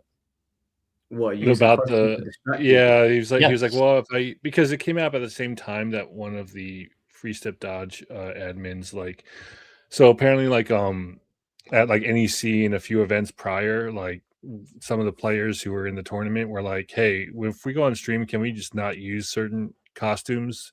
So we want to try promoting the game. Yep. And while it was like, okay, yeah, sure, if you guys want to do that, it's fine. But then one of the guys basically posted on Free Step Dodge as like, this is the costume ban and this shall be adhered to. And it was like, dude, it's not a fucking ban. Like, it's just like hey, if you please just, show our game off proper. Be aware of the effect the game might have, like if you choose certain costumes or whatever. And it's like people were like totally fine if you didn't want to do it. We're just like, hey, it'd be great if you could. And so in one of the responses to that, because it blew up, one of the responses to that was his video where he's like, would it be actually competitively viable to select a risque outfit just to hope that I outhorn my opponent, like make him goon out so he gets distracted? and he's like, basically, no, I don't think so, because by the time you're actually in a competitive environment, that person's used to seeing he's desensitized to those type of outfits anyways. So yeah, it doesn't really work. Yeah, I mean, look, I'm not saying like if I went online on DOA and they picked those outfits, I won't be able to fight properly. It's just that as someone that is focused on the fighting portion of it, I don't particularly care for it. I like tasteful costumes. Like, I think if a costume is done tastefully, like some of the costumes I've seen in other fighting games, I think it's cool. But I just think DOA 5 went way over the top. Like, some of the costumes are so ridiculous. Like if my mum walked in and saw me playing it, I'd feel a little bit embarrassed. But people like that. I'm not out here trying to get their game censored. They can have their costumes. They're not going to be on. Let me be a gooner for a moment. In DOA, that's the only game I'll take the throw on purpose. Take the fall on the purpose. Okay. I'll take the throw. All the grabs, the landing, because I'm trying to look at the animations. Yeah, I'm not taking. Assume he's 8T. All I'll say in response to Mike's answer is, if the FGC adopted a similar attitude of just the fan service is not for me, but if you want that, that's fine. I just want to play the game. If more people in the FGC adopted that specific attitude, there would be no conflict in the DOA community. It would disappear like that. Snap of the fingers. But they won't, because they actually do care. That's why they complain about it. Well, some people don't care. Don't like it. You just hear about the ones that do care. I think they're just Yeah, a it's lot of bad people enough. happen to be in my professional experience, like competitive players, though. That's the problem. in my experience, the competitive players don't give a fuck what the casuals really do with the outfits, and like I don't know if you're just I can't speak because it's Rickato very, said, and I'm I not obviously don't 13, know so I don't every care single about the person censorship on Twitter. discussion. And he thinks it's all culture warrior stuff. Rickato himself said this is all just culture warrior stuff, in his opinion. Yeah, I mean, I would agree. Like it's I just think a lot of the FGC would just be shit on you because they're going to get reaction. It's just banter. I think a lot of people just want to focus anger in direction and cause a lot of anger to be happening. Yeah, there's always something to be So angry at the beginning. So the last 6.5 hours just went through one ear and out the other for you then? I mean, I've been pretty consistent the entire 6 hours, with where I stand with like Twitter and other stuff. So okay, so everything I said doesn't matter because it's all just my right-wing agenda then? Yeah, I just think you're too far down the rabbit hole. Okay, then talking to you was pointless. Just going to be honest. Well, it's not pointless if he hasn't changed his mind. You might have listened and thought, nah, that's not enough for him to change his mind, right? I mean, like neither. I didn't change his mind either. So yeah, I mean, it's perfect. It's just we're having a discussion here, so it's not about like trying to change your mind on anything. Sometimes just sorting through your own thoughts. Sometimes you don't fully understand them. Happens all the time. I mean, I appreciate the discussion just to hear what your thoughts are on it. Yeah, but I don't come out of it like changing. I'll be honest. I found the whole thing beliefs. unproductive. I found this entire stream unproductive. Why? Well, I got angry multiple times in the stream. For one thing, that's the first part. The second part is that I say my thing, and well, apparently no one agrees with me. So apart from Ian, so I just had to stand on my own 10 toes and just tell the FGC if they want DOA7 to fail, then you're looking at it again like a battle or something. Like you have to win the argument. You have to prove and convince everyone else that your way of thinking is the only way of thinking that there can be because it makes perfect sense to you. And I'm just saying that no, this was about a discussion of our opposing viewpoints. Yep. Yeah, and also I can die tomorrow, and my opinions will still hold true. Yeah, but you need to remember that, like you might not have convinced people on the panel, but there's people in the comment section. There's people that are not saying anything that are watching that might be on your side. So it's not a complete waste of time. And you also had points that we agreed with, like Chad. Got your point across. Yeah, Chad agreed with you on points. Even Tom Brady had to concede to some points when he was talking about the impact the quote unquote gooners have in terms of the monetary value to DOA than the actual players. They're going to spend more money. And you have to concede that. Your position I was really wrong. disappointed with. I didn't want it to go down the way it did. I really didn't want to. I thought he and I would agree on a lot more than that. Yeah, but it's not about agreeing. It's about getting your points out and having people think about it from another perspective. And I think you did that. That's why I don't think it's pointless. Well, I'm upset by it because it was so much more adversarial than I was expecting it to be, and I really didn't want that. No, bro. Listen, Tom was not like coming at you like that. He does that all the time with everyone, and then he chills out. He even did it with C4 once, I'm pretty sure. Like it's not. That's just how Tom is. He's very animated. Obviously, he argues from the FGC standpoint because he's Tom Brady, but he's got no issue with you. I guarantee you, Tom has no problem with you whatsoever. He just does. He just disagrees. And I don't have a problem with him. Back in the 2000s, whenever whenever you talk to Bill in like the 2000s, we were just like, dude, he's trying to be a lawyer. Like he was, I don't know where he ended up with that, but like he was going to law school and stuff. I'm like, that makes sense. Like the guy is just like, yeah, he's just as stubborn. You know, he just wants to get his points across too. Yeah. Also, I need about DOA as well. Hard. It was tough. I'll be honest. Sitting through most of the stream, being the only one sharing my particular viewpoint, it's tough. It's not easy to do that. I'm just going to defend. But I had to stand on all 10 toes. So I want to apologize that you feel like you were bullied on the stream. I don't think anyone intended to give that impression to you. Wait, I do you don't feel know like how you were people bullied? say, I'm sorry. No, I didn't say I felt like I was being bullied. I just said it was my terminology. My apologies. I go with Matt as well. I don't want you to feel like I was attacking you. I was just challenging you. I wasn't attacking you.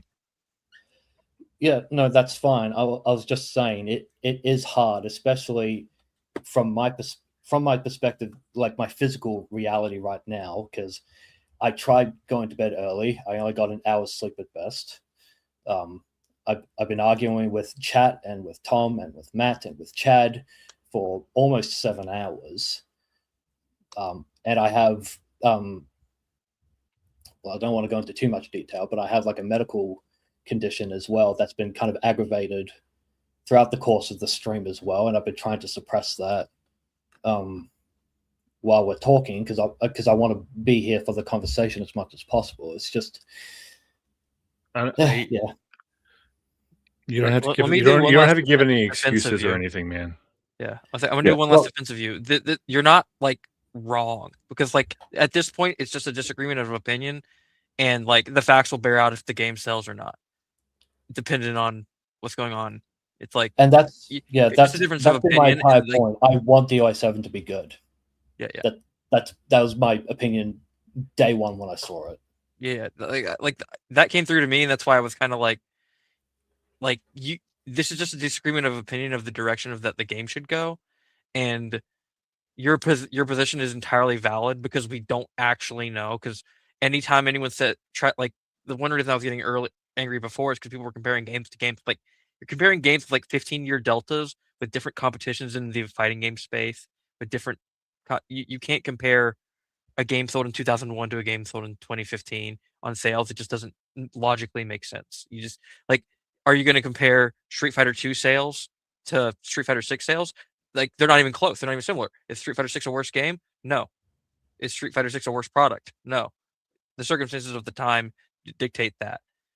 And you can't look at it. It's hard even from your own perspective. Like if you look at sales of anything, you can't just be like, oh, hey, this sold more than that. That means it's better. I mean, it's more complicated than that. It's way more complicated than that. And your position is entirely valid.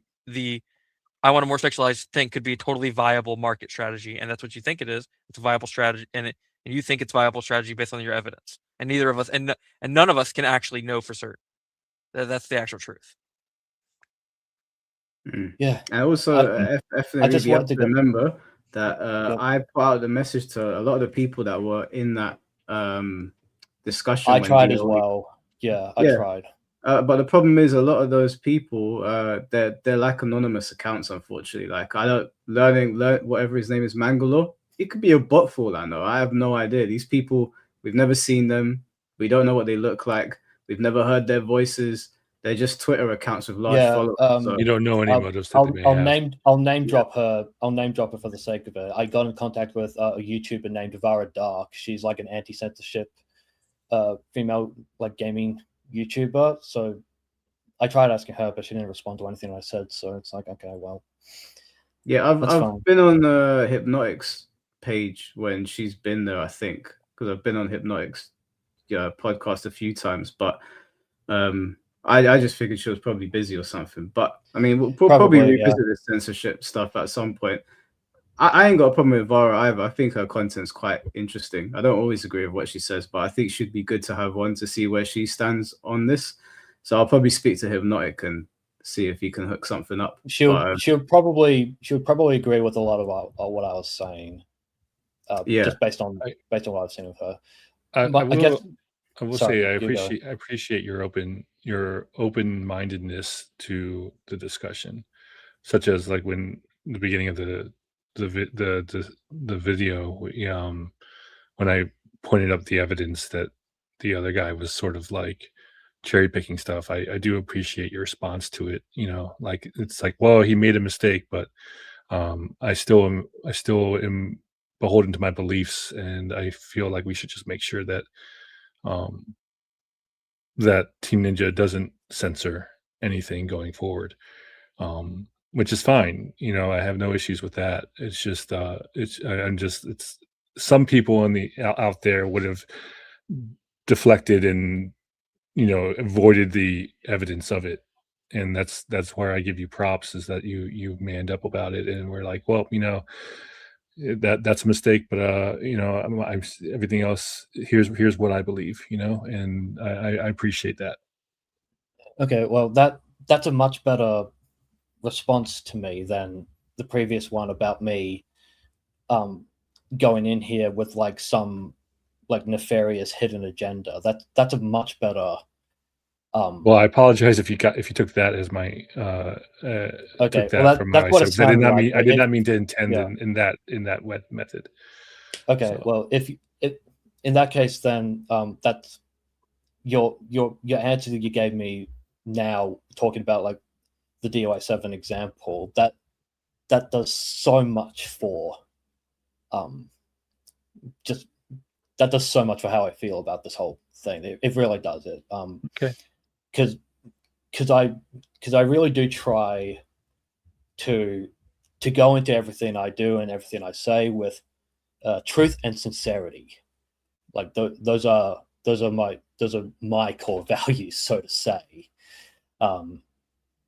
So if I can get across to anyone that, like, hey, even if I don't agree with KB on this or that, I can tell that he is a man who is sincere with his convictions, has collected the evidence to back what he supports, and is open-minded enough to engage with the questions and responses that people have given, then that does so much more to advance the conversation around DOA than fucking the last 7 years of DOA6 discourse and I'll say from both sides. Sure, we'll say from both sides.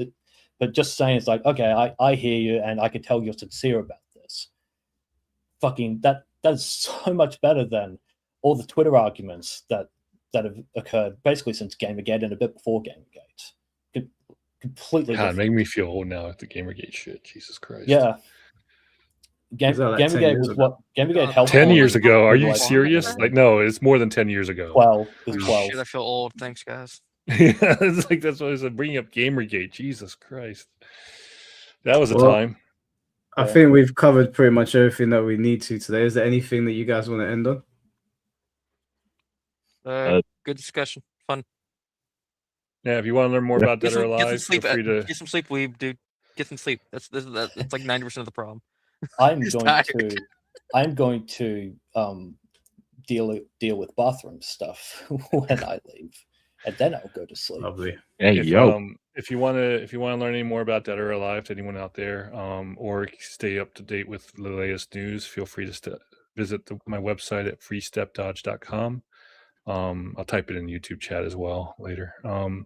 But also the Free Step Dodge Discord. And if you do not want to leave YouTube for some reason, feel free to also look up Emery Reigns and Zachariah, two very good Dead or Alive content creators that are on YouTube with a lot of great content that can help you out. Just wanted to reply quickly to Finn with the bathroom stuff. It's part of my medical condition. Like, don't worry about it. It's fine. All right. C4?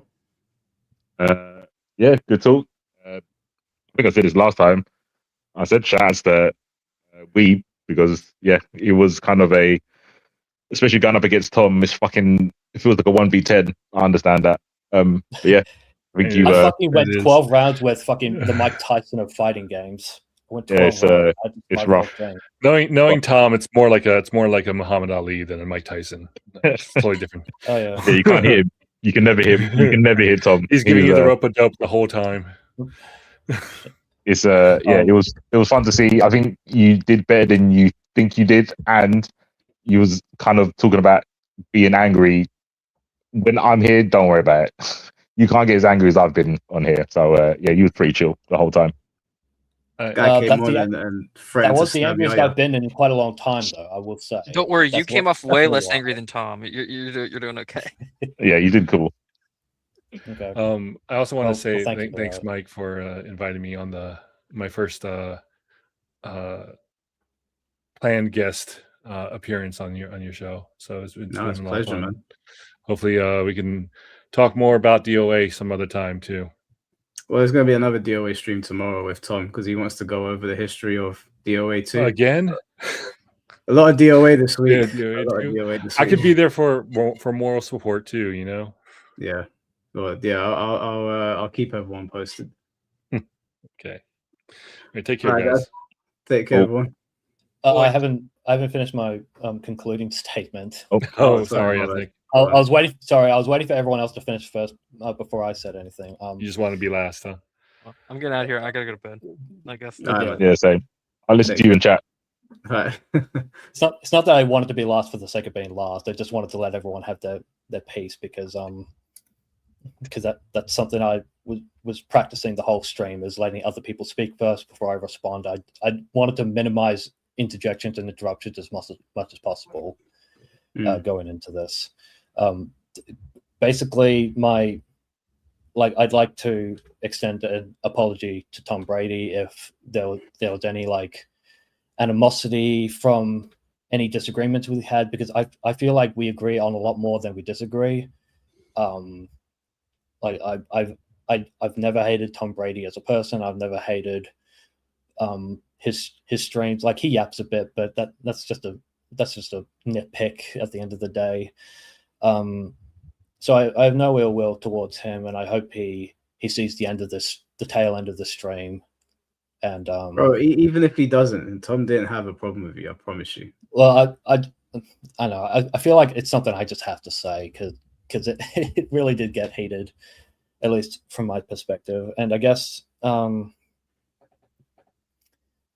you for inviting me onto this stream, despite such an unreasonable hour on my part. But I wanted to be there because, despite all my political opinions and all my culture war activism, whatever stuff like that, I genuinely want to become a better DOA fan than I am right now. Like, I'm not adverse to admitting that, like I don't have any problem in admitting that I'm not an expert on DOA with like mechanical stuff. I don't know all the lore off by heart or anything like that, but it's the difference between wanting to join the hobby and changing the hobby. And I want to join the DOA hobby. I want DOA7 to succeed. I want to play a fighting game with my brothers because that's usually what we do.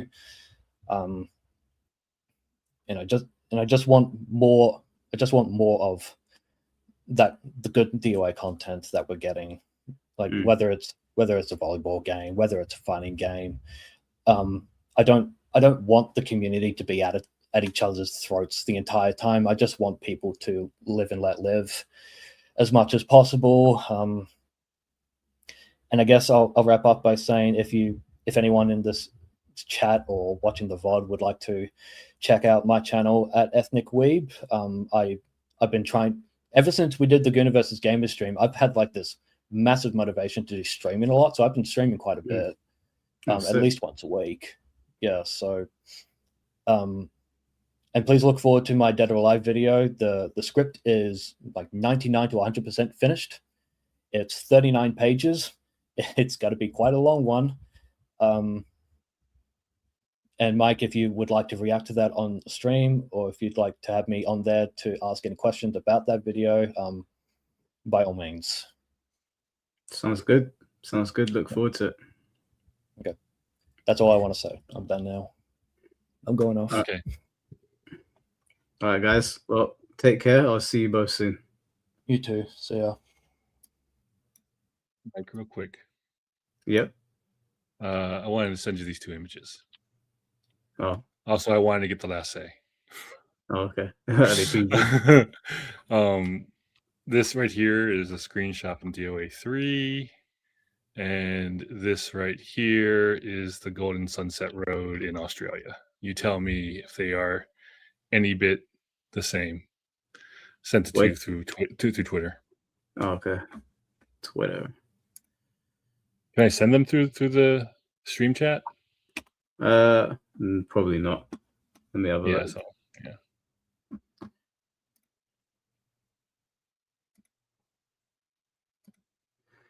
Oh wow. Yeah, it's basically the same thing. The funny thing about this stage as well, the beach stage, is that in DOA 3, like it's the only DOA to have a map, a world map of where each location is from. And there is a bug in the map where the aquarium stage was switched with the beach stage. So the aquarium stage looks like it's in northeast Australia, and the beach stage looks like it's in the middle of the Pacific Ocean. So it's actually a bug that those two stages are switched because the aquarium is supposed to be like in the bottom of the Pacific Ocean or whatever. It's a very pretty stage. It's a very beautiful stage, isn't it? Didn't get to go there, but I did go to Bondi Beach and I went to Byron Bay or something like that. Nice. Australia's beautiful. I have a lot of nice things to say about Australia. The only reason why I found that out that was where the beach came from was because I was trying to find Dead or Alive 3 high quality images that still survived through, you know, the past 20 years. And like there was this beautiful shot of one of the boulders down there. And it's basically like the leftmost boulder on the screenshot for the game. And it was just like, wait a minute, did someone make like a whole 3D render of like, because this is like super high quality, like super professional photo shot of this boulder. And I'm like, there's no, like someone made, what is this? And then I was like, holy crap, this place is this is based off a real beach. Are you serious? I think Shibori told me that the Zach Island in DOA 5 is from Tahiti, I think. Islands in Tahiti. Yeah. So that's another tidbit of information. I mean, like it was already known that Lorelei was from Lorelei Castle in Germany, so that's no different. And then the DOA 2 Crimson stage that's in 2, 5, and 6 is based off of the old like Kowloon City in China. Okay. It's now been destroyed, but whatever. Yeah. No, DOA, I hope DOA comes back as beautiful as these stages are, man. Because some of them in DOA 3 and 4, especially in 4 had some awesome stages. I love the DOA 3 stages. I'll show you some more stuff in Twitter. We don't have to save it for the stream right now.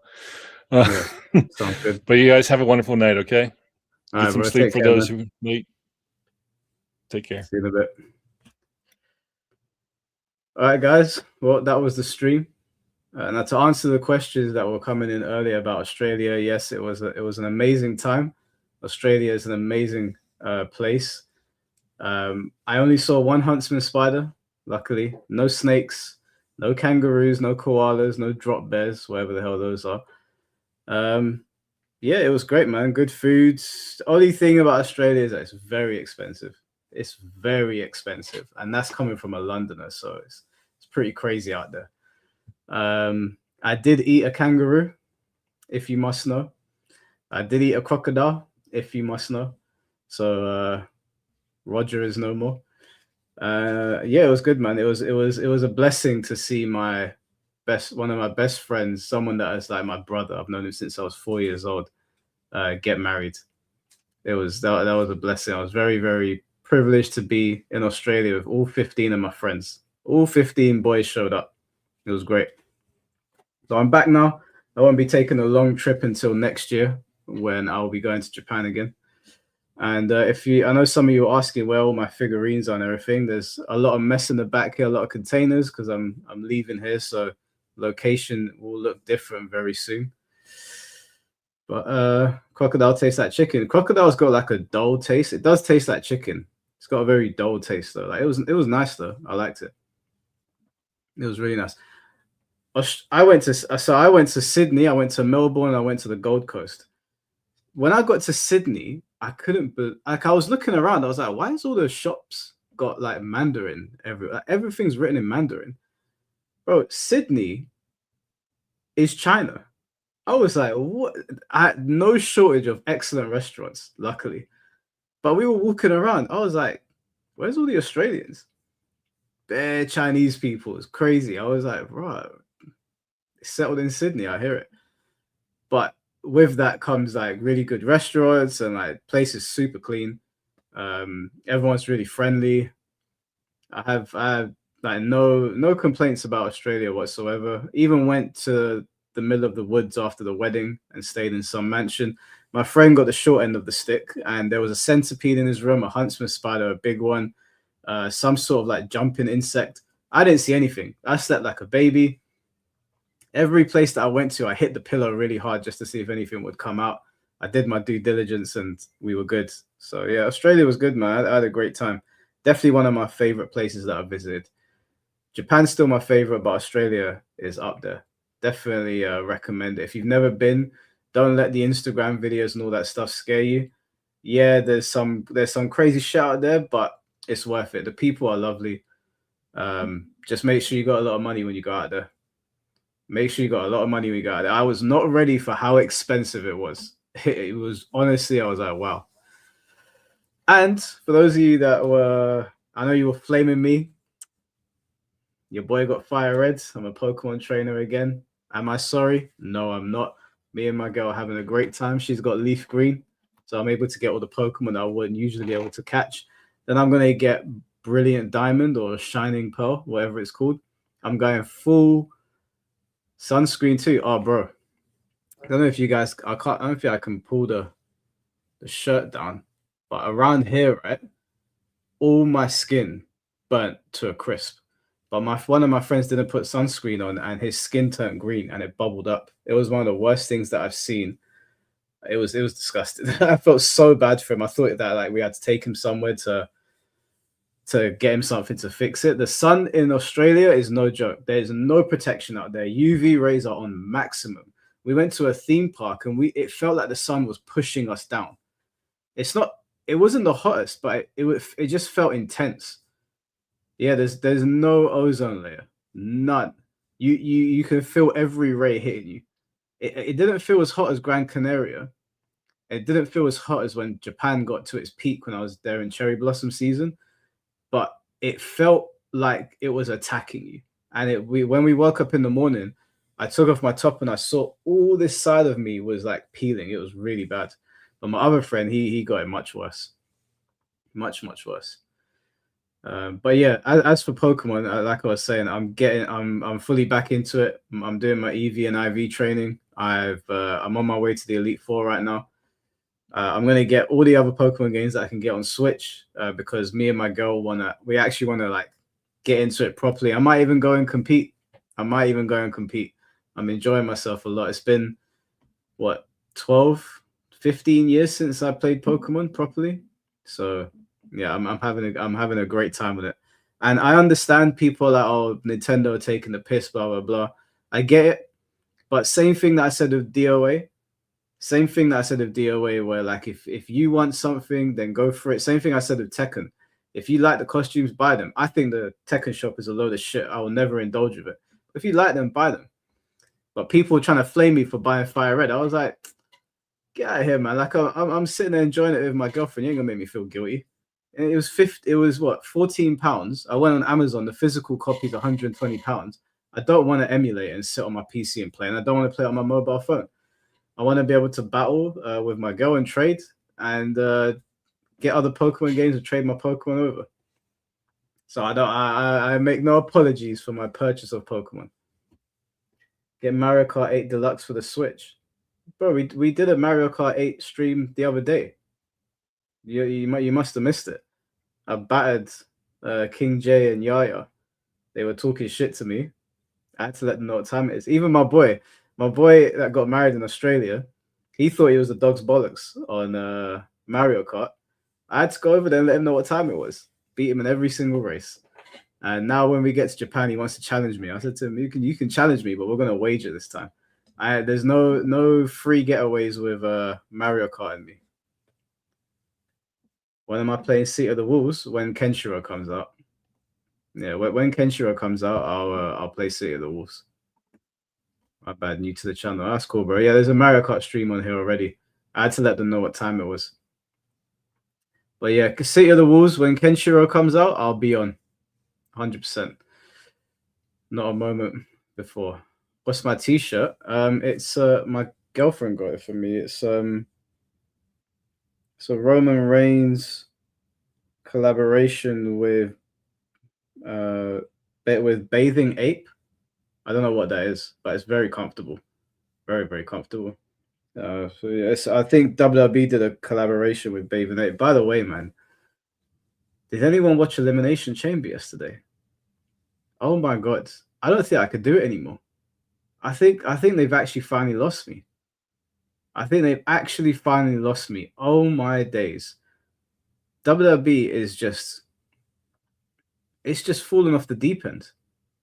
Absolutely, it's fucking tragic what is happening. The only good thing was that Randy Orton won the cage match. Other than that, the rest of the show was absolute dog shit. But yeah, so all right, so tomorrow, we're doing another DOA stream because Tom Brady wants to cover the history of DOA2 and go over a bunch of other things. Expect unhinged Tom Brady. He seems to be a little bit fiery these days. And then I don't know what I'm doing for Wednesday and Thursday. I'll keep you guys posted. But other than that, guys, thanks for the donations. As always, it always means a ton.